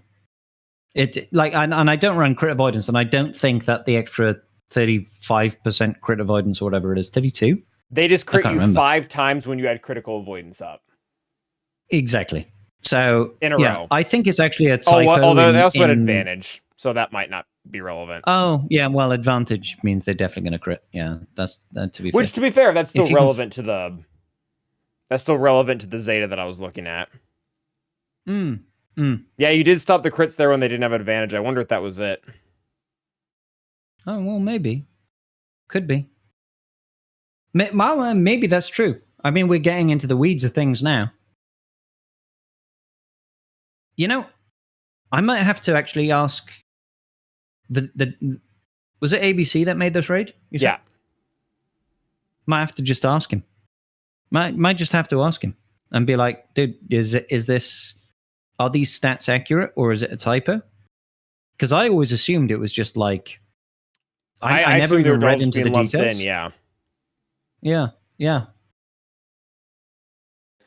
Because I did the math, and at least I think at R, I'd have to redo it for R9. He did just crit him though. Even Like with, you he should did. have without modding like 150% critical avoidance here. He just crit you without anything here. So I mean, I guess his critical chance could be just really high, but because if you go back, he crit before that as well when I still had the crit avoidance up because I've got a little bit of a delay, but he crit on the basic before that as well. So he crit back to back. Duramon also pointed out there's no speed in the R9 tier. I feel like that can't be accurate. Like, everyone gets super slow in the R9 tier. I don't know. Because it's a big feels decrease. to me that if you're around 300 speed, maybe a little bit higher, you tend to go before the enemy. Now, there are, like, you have to be aware of the fact that Fox gains 100% speed if he's got a debuff. And that messes with things. Because you know what really annoys me is that Tarkin is supposed to gain, 15% turn meter for every debuff he applies with intimidation tactics? Yep. Right? Mm-hmm.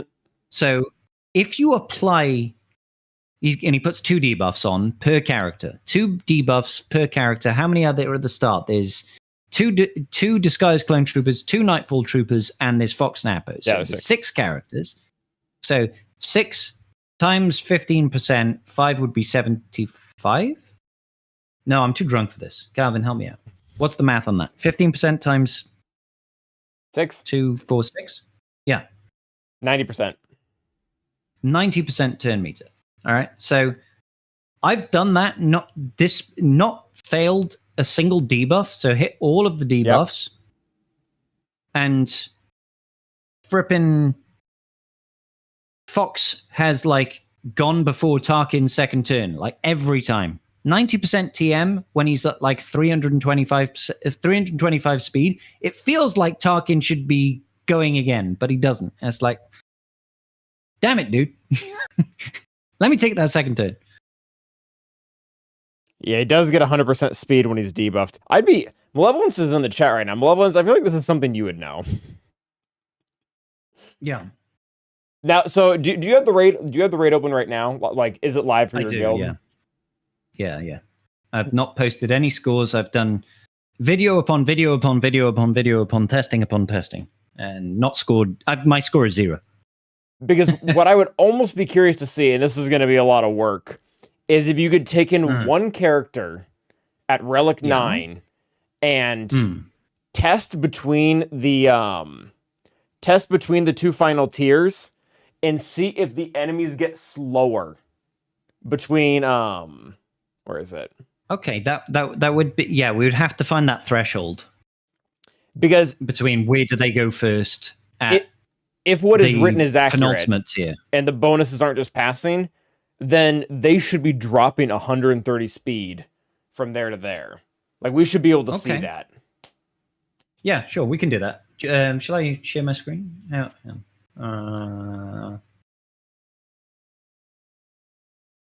Oh, sick. Okay. My screen should be up. Yeah, I'll make you bigger. I wish you could. Okay, so top tier, and it doesn't necessarily matter which character it is. Actually, we should probably go in with the tier below. Yep. We should probably go at tier 9 first, right? So supposedly at this tier down here, they're fastest. They gain 135 speed, which they don't gain here. So currently, let's just use Grand Moff Tarkin as our litmus test. He's 306 speed. He gains, 30 speed here? So he's 336 currently. And if I just go Tarkin solo, right? And he's going to go first, I'm pretty sure. Yeah, he goes first. And we've nearly got probably Fox going Like next. 90 Yeah, Fox he's at going like next. 99% turn meter Fox, right? Yeah, he's basically going to take a turn. He's basically going to take a turn. So if I do the same thing and I just go into the next tier up, Yep. right? And we won't use this. We won't. We can eyeball the TM. Yep. But if But they I'm move not gonna first, take then that it's just as red. wrong. Yeah, if they move first, then obviously it's wrong, right? It looks about the same to me. It looks identical. That It looks looks straight up about the same, identical. right? You know? Okay, so We could test with a slightly slower character. no. Well, I can just take some mods off Tarkin. Right? Oh, okay, that works too. I can remod my Tarkin. He's 306 speed now. What do you think? Like 295 or I can lower his speed. What have we got? We've got a 25 honestly, speed I mod think, here. Yeah, somewhere in the 290 range would probably knock him down to Fox is moving first no matter what. Okay, so I put a 19 speed mod on him. He's now 300 speed. That's a nice round number. Or do you want to go lower? No, I think that's fine. Okay. We'll go 300 speed. That's a really nice sort of bar to set it at. All right. So here we go. 3.6. This is the max tier. They still don't interrupt.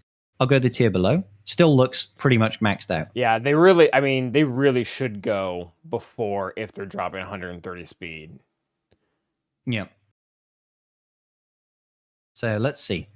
Does he interrupt? No. No. Still doesn't interrupt.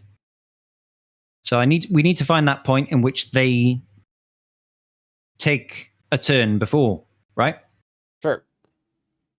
Okay. So let's just drop Tarkin. I'll drop him 10 speed. I think I'll bring him down to 290, right? So when I was running, I found out that Oppo's speed was 305, although Oppo goes next, so that's irrelevant. I need a 16 speed. Just need a 16. There we go. Got a 16 speed here. So I'm at 290. Dropped it down 10 speed. Sorry. All right, we're at the Relic 9 tier.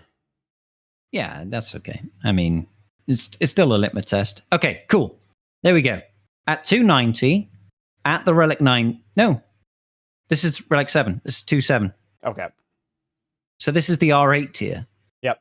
And Fox went first when I'm at 290. So if I go in now at the top tier and he doesn't go first, that should be the ultimate test, right? Because if he doesn't go first, that means he's not gaining the 135. I don't think that's going to be the case. I think he still goes. Yeah, he still goes. Yeah, so I mean, ideally, and I'm not saying we do this because it would take a lot of figuring out. We would test this on all the stats, but that really, to me, seems like things are just getting folded in and moved on. Like, I bet that every tier after, what was it, every tier after tier 3 is still has 140% accuracy and critical chance. Like, I don't... At a minimum. I think it sets I don't like think a those baseline. stats are going away. Yeah, I think it's a baseline, and then if it says something higher, it increases. So, like, 70 goes to 120, goes to 140. But when it says 105 speed, and 120 speed and 135 speed, it doesn't necessarily mean they don't get 135. I think it just means they don't get any more. I feel. So I think that even though it doesn't say, they're still gaining 230% defense. They're still gaining 230% defense penetration and max health. They're still gaining 210% potency, but they're gaining 10% offense. 10k offense and 135 speed and whatever else they got up here for crit chance and all that nonsense. Yeah, it's not written in a particularly clear way. I just found an even more confusing one all the way up at tier 1. There's this line at the very end that says this bonus offense stacks with all subsequent tiers. Oh, I didn't even see that. Bonus offense. So what they're what they're implying here is the offense goes away in the next ones, but it's meant to be included. So are we saying that they gain 70% offense here, and then 70% offense here and 5k. What? So I think it's 30, right? Oh no. You're right. Yeah. So it's 70 and the 5k added on top. Correct. And then I think that's what they and the literally do with 6K, all these. They 70 just for whatever reason stopped mentioning that, you know, this bonus accuracy or this bonus crit chance or this bonus whatever. You know what would be useful is if they had like a little button here on each tier and you could see the stats. Like if you could just click it and you could be like, oh, here's Fox, here's Nightfall Trooper, here's Apo, here's Disguised Clone Trooper. These are their stat spreads at this tier. And there's the stat spread. That would be nice.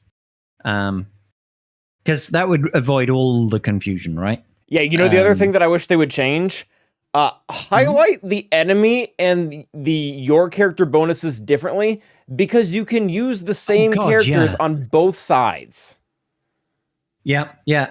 In this particular raid, you can. Like, that is like wildly Apo's confusing. gaining bonuses. You're like, no, wait a minute, which Apo?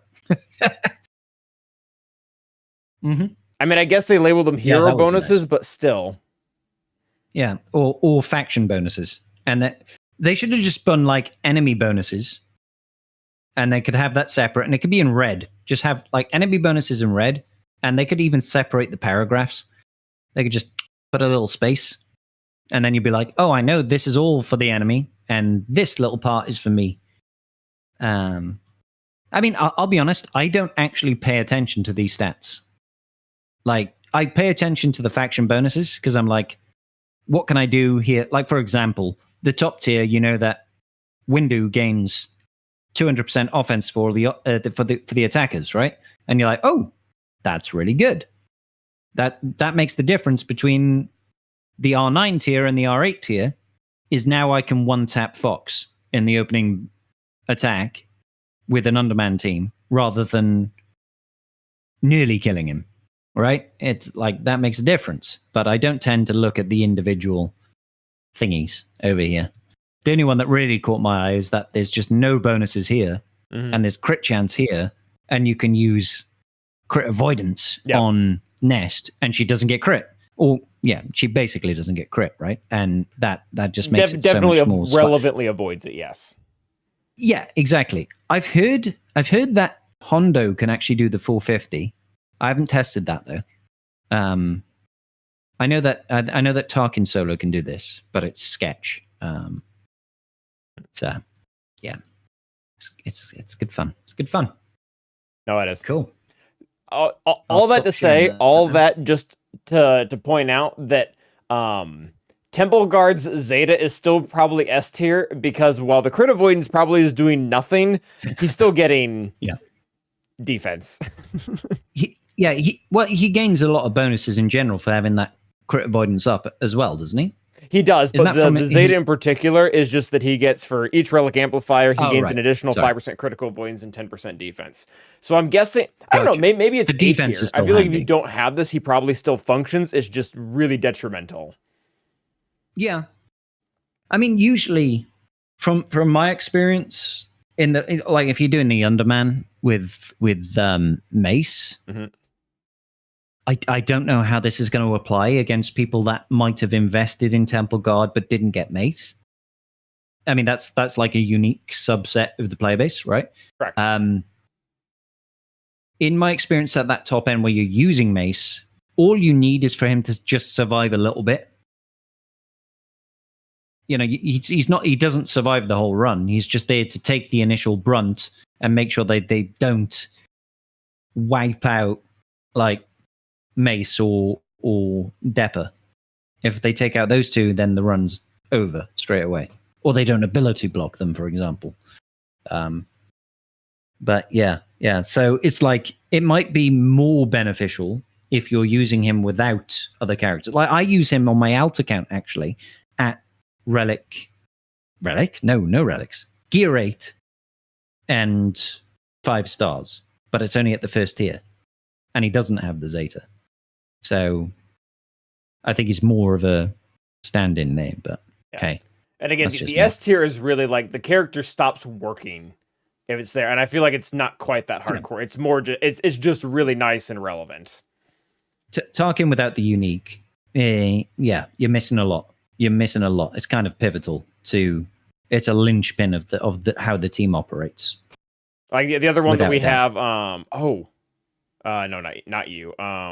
Which one of these is your other Zeta Scorch? Oh, is that the only one? Oh, no, it was that one. I wish there was something in game that signifies, because you can go into like Swigger.gg and you can immediately see, this ability has a Zeta. Yeah, the Scorch's Zeta does a ton of stuff. And then Disguise Clone has the massive damage that he gets for the Order. Like those are pivotal things that if you don't have those, you're in trouble. I mean, the massive damage is in this raid, I feel, quite situational. Yeah. It's very important if you're doing what I'm trying to do and split most of the clones away from Tarkin, because without it, you've got no real means of getting rid of Apo really quickly. Because I can get rid of Apo in like turn 3 or something if I want to. In the like the Plo Koon setup there, but that's because it's dependent on Scorch getting dispelled by Apo, and that puts order 66, and then you can immediately start doing massive damage to Apo, right? It's a weird setup. But in the other tiers, you really, really are dependent on the massive damage. You're more just like bulldozing. It's funny because the more you have invested, the less you have to rely on strategy, and you can just brute force. Okay. So, yeah. All right, At least that's my I got experience. one final thing for you, Scribe. Yep. Jedi Master Mace Windu. How important is the investigation mechanics to him working, or is he just a brute force? In the raid? Yeah, in the raid. Useless. It's you're never going to get people revealed in the raid. I mean, you might, but it's not that's not like a determining factor on if you full clear. Is the buff immunity or the blind that he applies, do those come in handy at all? Oh, that's a good question. Buff immunity, I would like to say no. Like them blind, not stealthing potentially. that's not all that important. Not really, because unless you stealth both of them and keep them out of stealth, because you'll need to dispel them as well. That's the only benefit of stopping them from stealthing is that you'll stop the other guys from getting retribution and advantage. In particular, that matters when you're attacking Fox, because when he hits you with his basic, he's going to reduce the stacks of execute.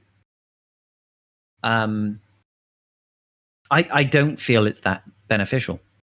I don't, like, genuinely, it's usually a case of do they kill Temple Guard rather than Mace or Depper before you can get the ball rolling? And the ball rolling is usually a case of have you killed Fox and have you killed Apo and used Dire Fortitude.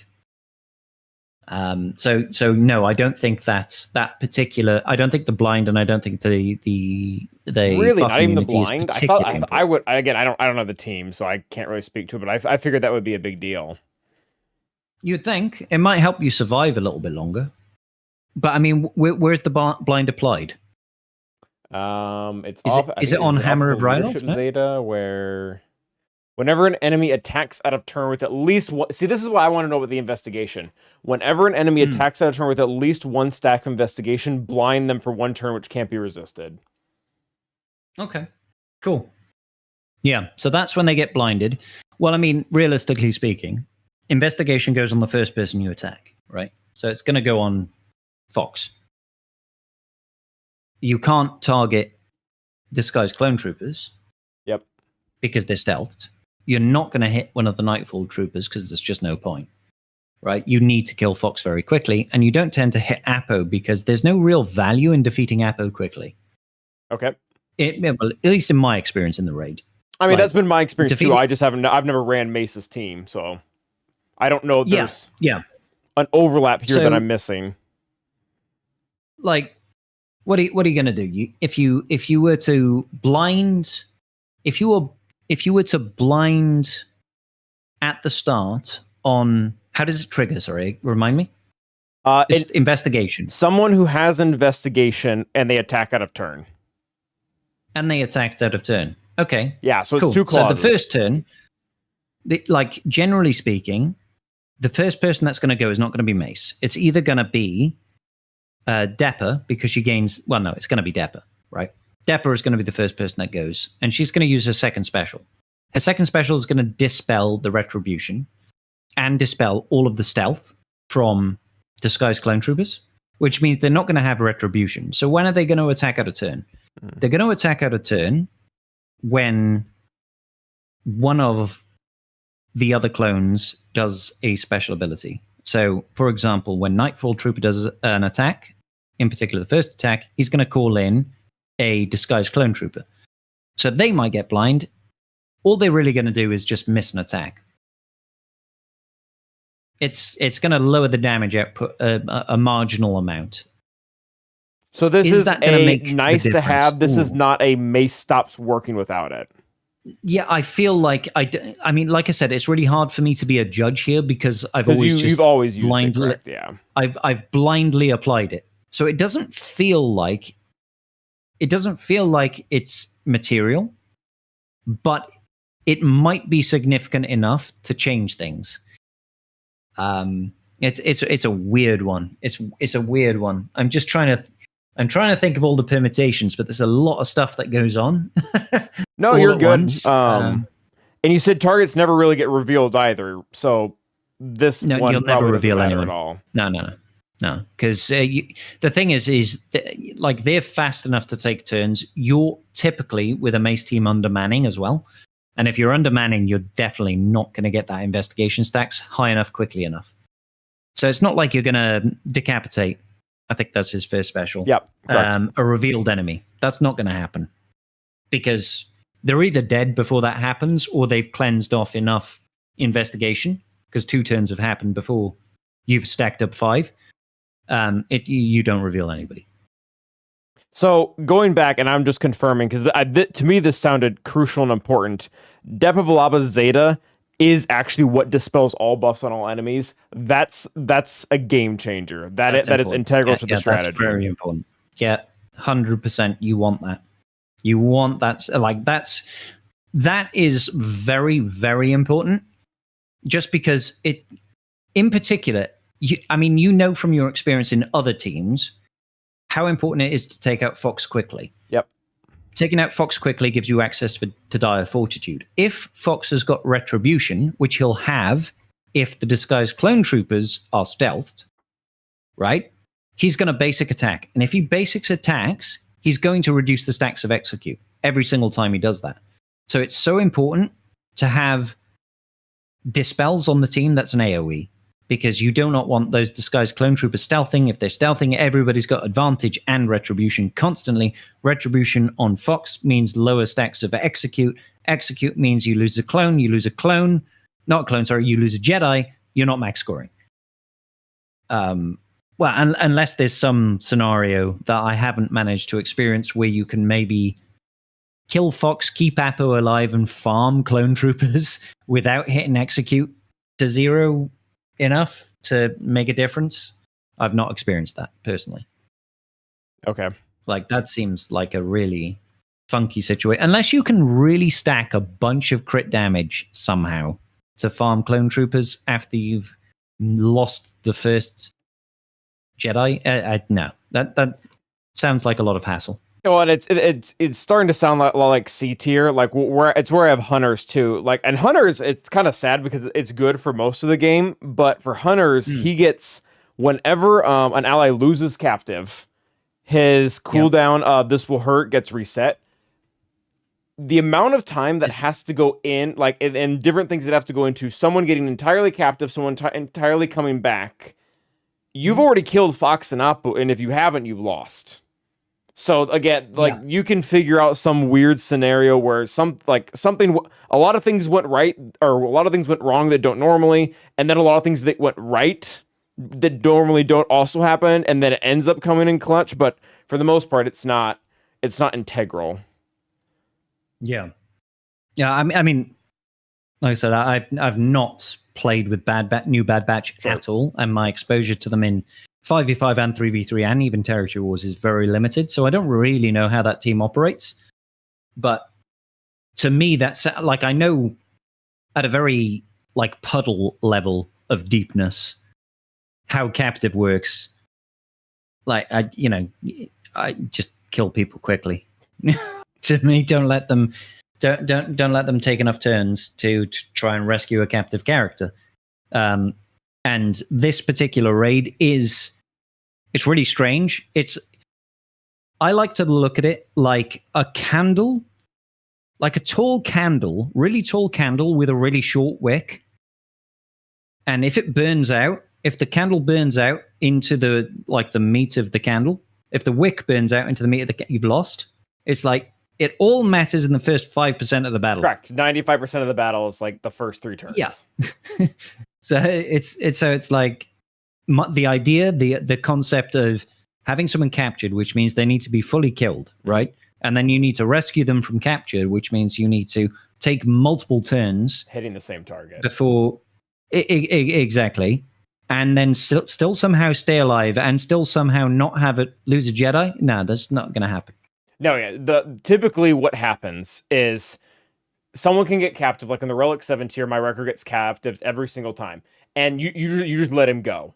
Like you can win by getting him back, but it just doesn't matter, because if you ignore it and just focus, Fox is already dead by now. You just go and kill Oppo, and then record dies, and then you're like, okay, guess I'll win. Like that's all she wrote. Yeah.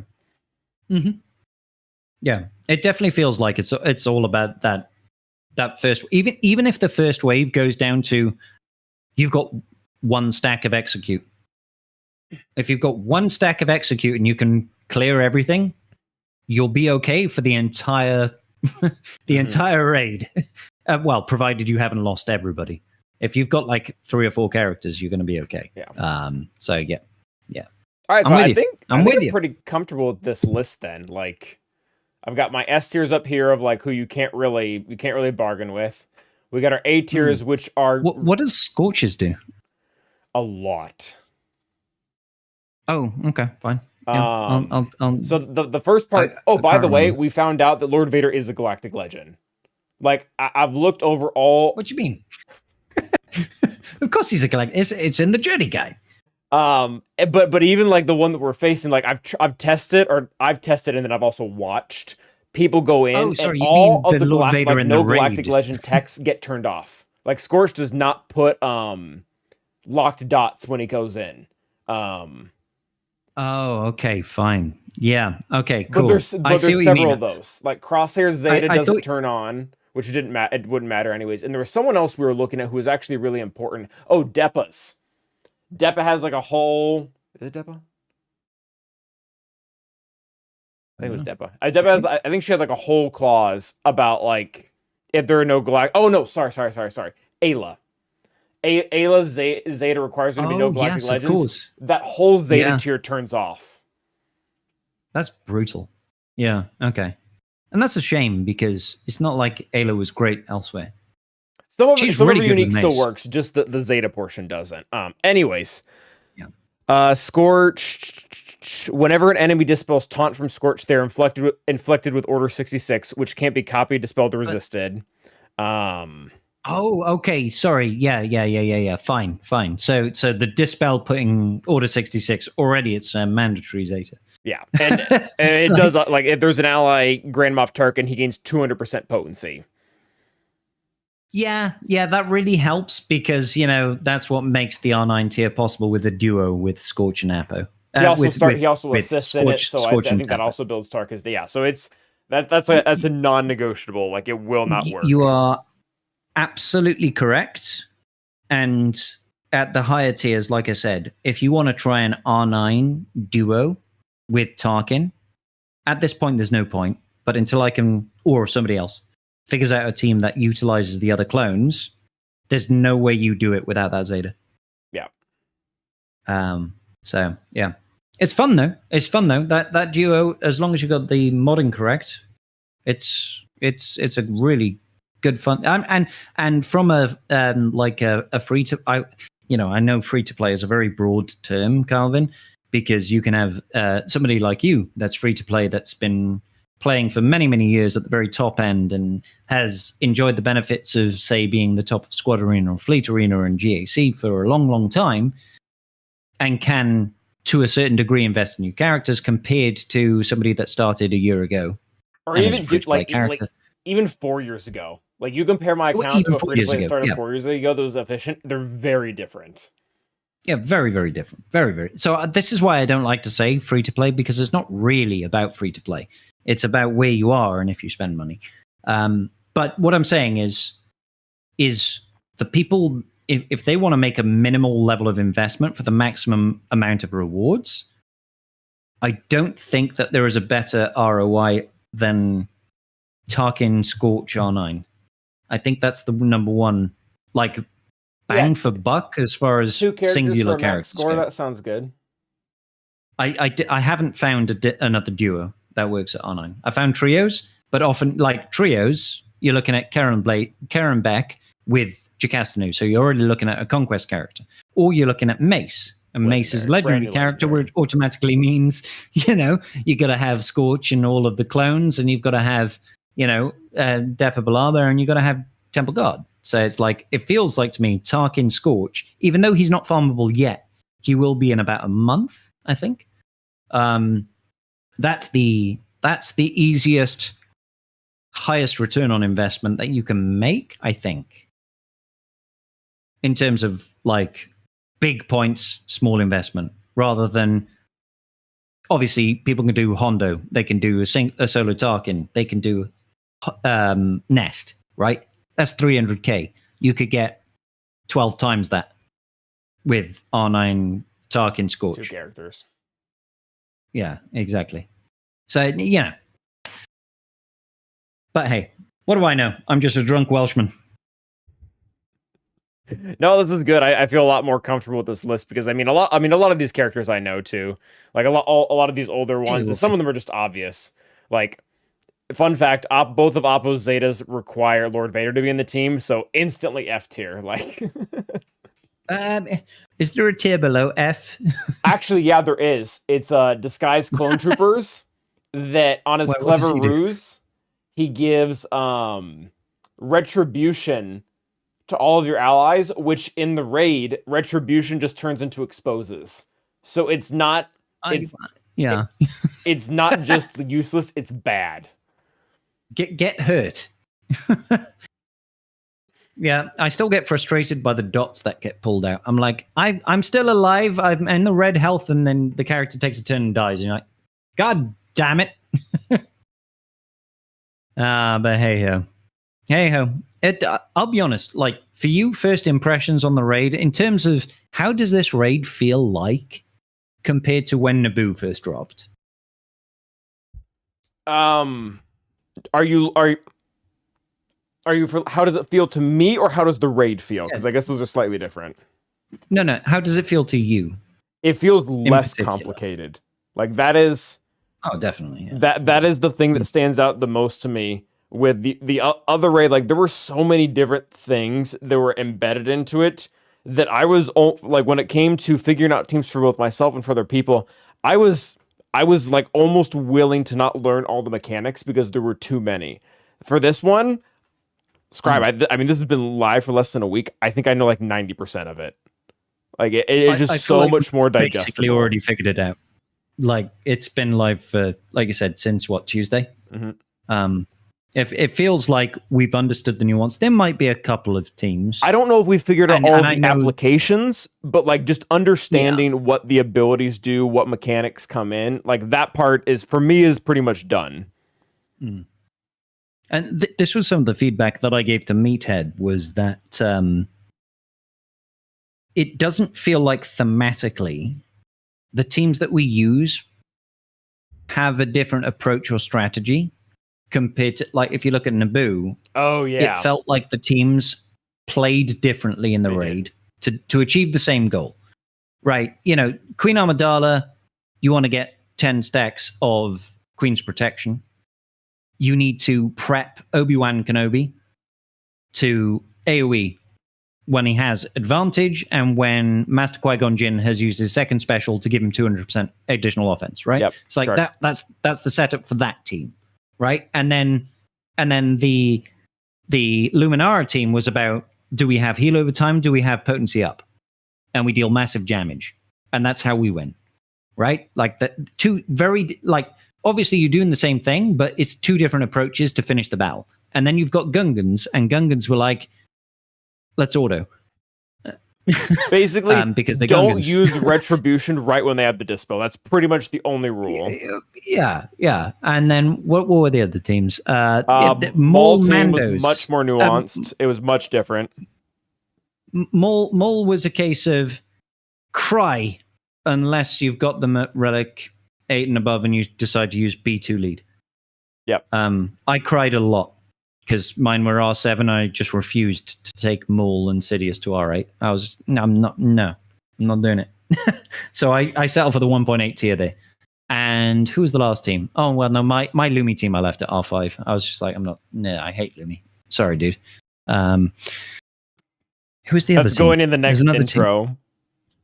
Yeah, that can go in the next intro. That's fine. I feel like I'm missing a team. Yeah, I think we are too. So we have Dark Side, we have Queen, we have Gungans, we have Lumi KB. Oh, Keller and Beck. Keller and Beck felt like it just took about 3 years. Well, and Keller didn't and feel Beck, like it was difficult. I think was like the only team that didn't genuinely benefit from like AoE damage. Like, it didn't benefit from he had to AoE. pick apart each enemy at a time. It also didn't benefit from the rebalance that they did. Like, every other team felt like it got easier, apart from Keller and Beck, after the changes. Also, Keller and Beck felt like the mechanic was you one-shot with Cam. You poke with Cam, and you kill individual units, and then you swap the turn back to Cam with mace. Back to Cam with mace when you've got that second special available. You're like, let's pass it to Cam. He gains a bonus turn. Cam's going to poke you because he's got offense up from Shaq. So yeah, again, the teams feel very different. Yep. Crate was the same way raid, too. I don't know if you remember that. Crate, a lot of the teams felt that very different. Yeah. Like Maul, you had to specifically want to line up the bomb so that he could get all the way back to 5 stacks. Jabba was executing more with Boba Fett and things like that, right? Yeah, like there were different strategies. It felt different. This raid feels like that's all gone away, and it's just all you're really looking to do is just kill Fox, kill Apo, win. It's wave 1. If you can get these 2 touch points, you win. How you get there isn't really particularly different. I say that I haven't tested outside of the very superficial level of R5 Bad Batch. All the other teams I've tested very, very heavily. For what it's worth, all my testing with Bad Batch, killing Fox first was the key. Like it's the same thing. It's still just kill Fox first. Yeah. Yeah. Okay, fine. So it feels like to that degree, the nuance has dropped. But I will accept that. I feel like that's tied to the simplicity, benefits though. that we get. Like I don't think you can have one without the other. I don't think you get a simple raid that doesn't have complicated mechanics that everyone's going to work differently. Unless you make the modifiers really different, which I guess could be a solution. Yeah, and I think at that point you almost just you're almost making a different raid for every team. And I think that probably adds a lot of production time. So I think it's unrealistic for us to expect that level of like nuance and polish for every 12 months based on the team that they've got. No, I'm not disparaging. I'm not saying they're lazy or anything like that, but I think there are limitations to what they can achieve when it comes to a raid. It's hard enough to design a single raid without having to think about, hey, let's get 5 teams that feel unique in this raid, with also making it quick, also making it not RNG based, and also making it not bleed over too much. Yeah, there are a lot of boxes to tick. I'll take this. Simple. I'll take this over another Naboo.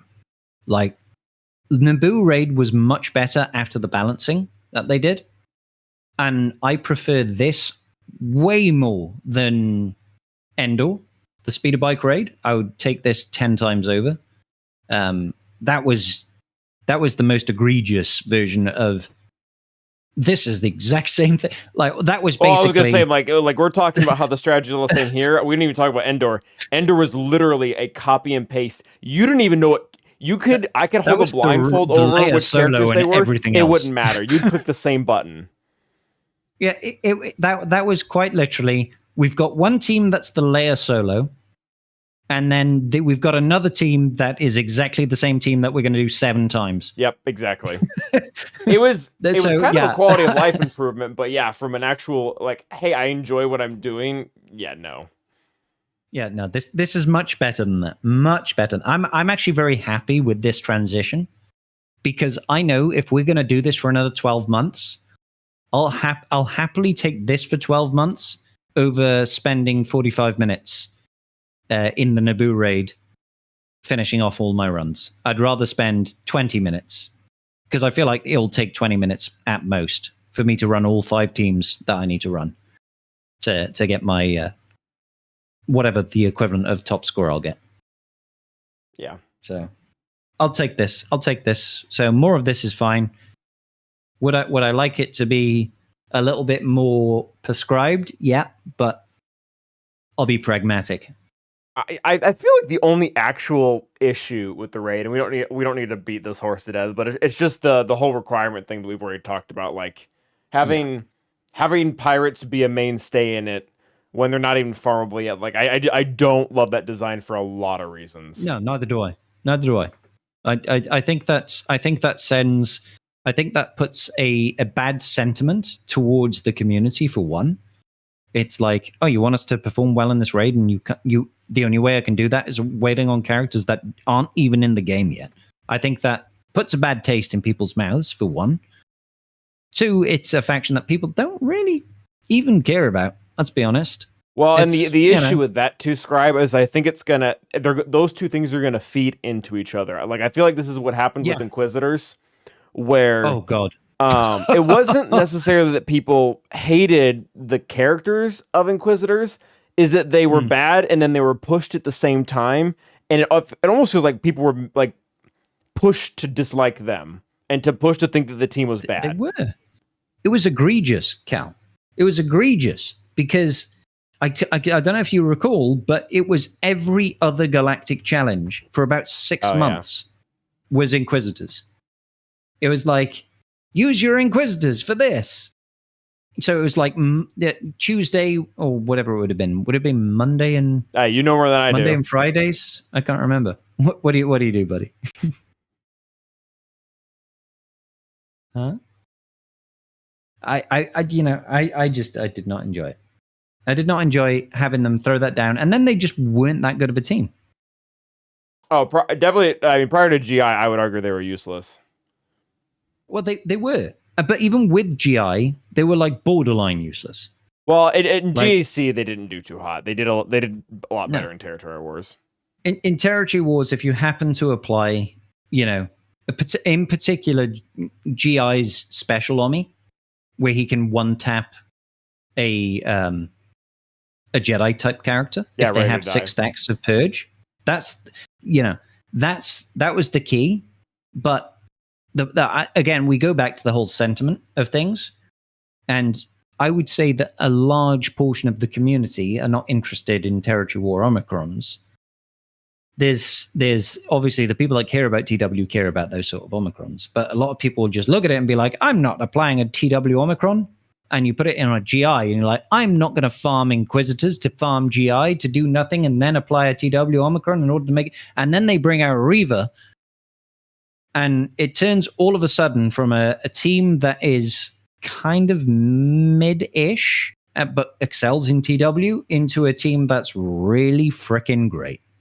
Like, Reaver Inquisitors is phenomenal. They're very good. That's a staple team for PvP now. And like it or lump it, I'm personally, I don't care if I like the character in canon. If they're good in the game, I'll use them. Yeah. You know what I'm saying? Because if they made Ugnaught a GL destroyer, I would throw that Omicron on him. His name is I would on Mulch. him. Thank you very much. I think you'll find he's called Mulch. Is that actually his name, Mulch? That's the name of Hondo's Ugnaught. It's Oh, okay. But I thought that was the it's Cloud not City our Ugnaught. nameless Ugnaught in game. Ah, I always thought it was a Cloud City Ugnaught. I thought it was like a Lando Ugnaught. Could we call him Lulch? I mean, that seems a little derivative, I guess. But yeah. So fun times to be had by all. Yep. I'm still excited, though. I'm still excited. Honestly, I've had a lot of fun. I have had a lot of Yep. fun with this raid and planning and figuring stuff out. And I mean, even this. I mean, we've been talking for over an hour, I think now. Oh God, it's nearly 2 a.m. Yeah, no, I probably need to go Good too. times. So I'll let you get to bed, dude. But thanks for coming on. Well, Thanks thank you for kindly. explaining everything I didn't know. Anytime. There's a very rare occasion where I might have even a fraction of knowledge about one corner of the game that you don't already know. So you can embarrass me sometime, maybe on Friday when I call you up randomly drunk and I'll be like, Calvin, whose kid is it anyway? And then like all of us can lose to you. That'd be a good time. That'd be great. All right, thanks, dude. You have a good night. Thank you, brother. Good night, dude. Bye. That was really nice of him. I honestly, like, I was only looking for like a 5-10 minute conversation about getting those mechanics down, but I mean, honestly, I really like that he tested this for us. To me, that's huge. Like, this is going to cause problems. The fact that it is not directly communicated, that everything that doesn't appear again is rolled into it. Like, it really feels like that could be interpreted both ways. So it's good to have confirmation on it. All right, guys, let's get our raid on. I have finals tonight, and they're doing like 3 hours, so screw me, I guess. All right, let's go ahead and hit up Vex on YouTube. YouTube, thank you guys for being here. Appreciate you all. We're going to send you over to Vex. But until the next time, stay awesome.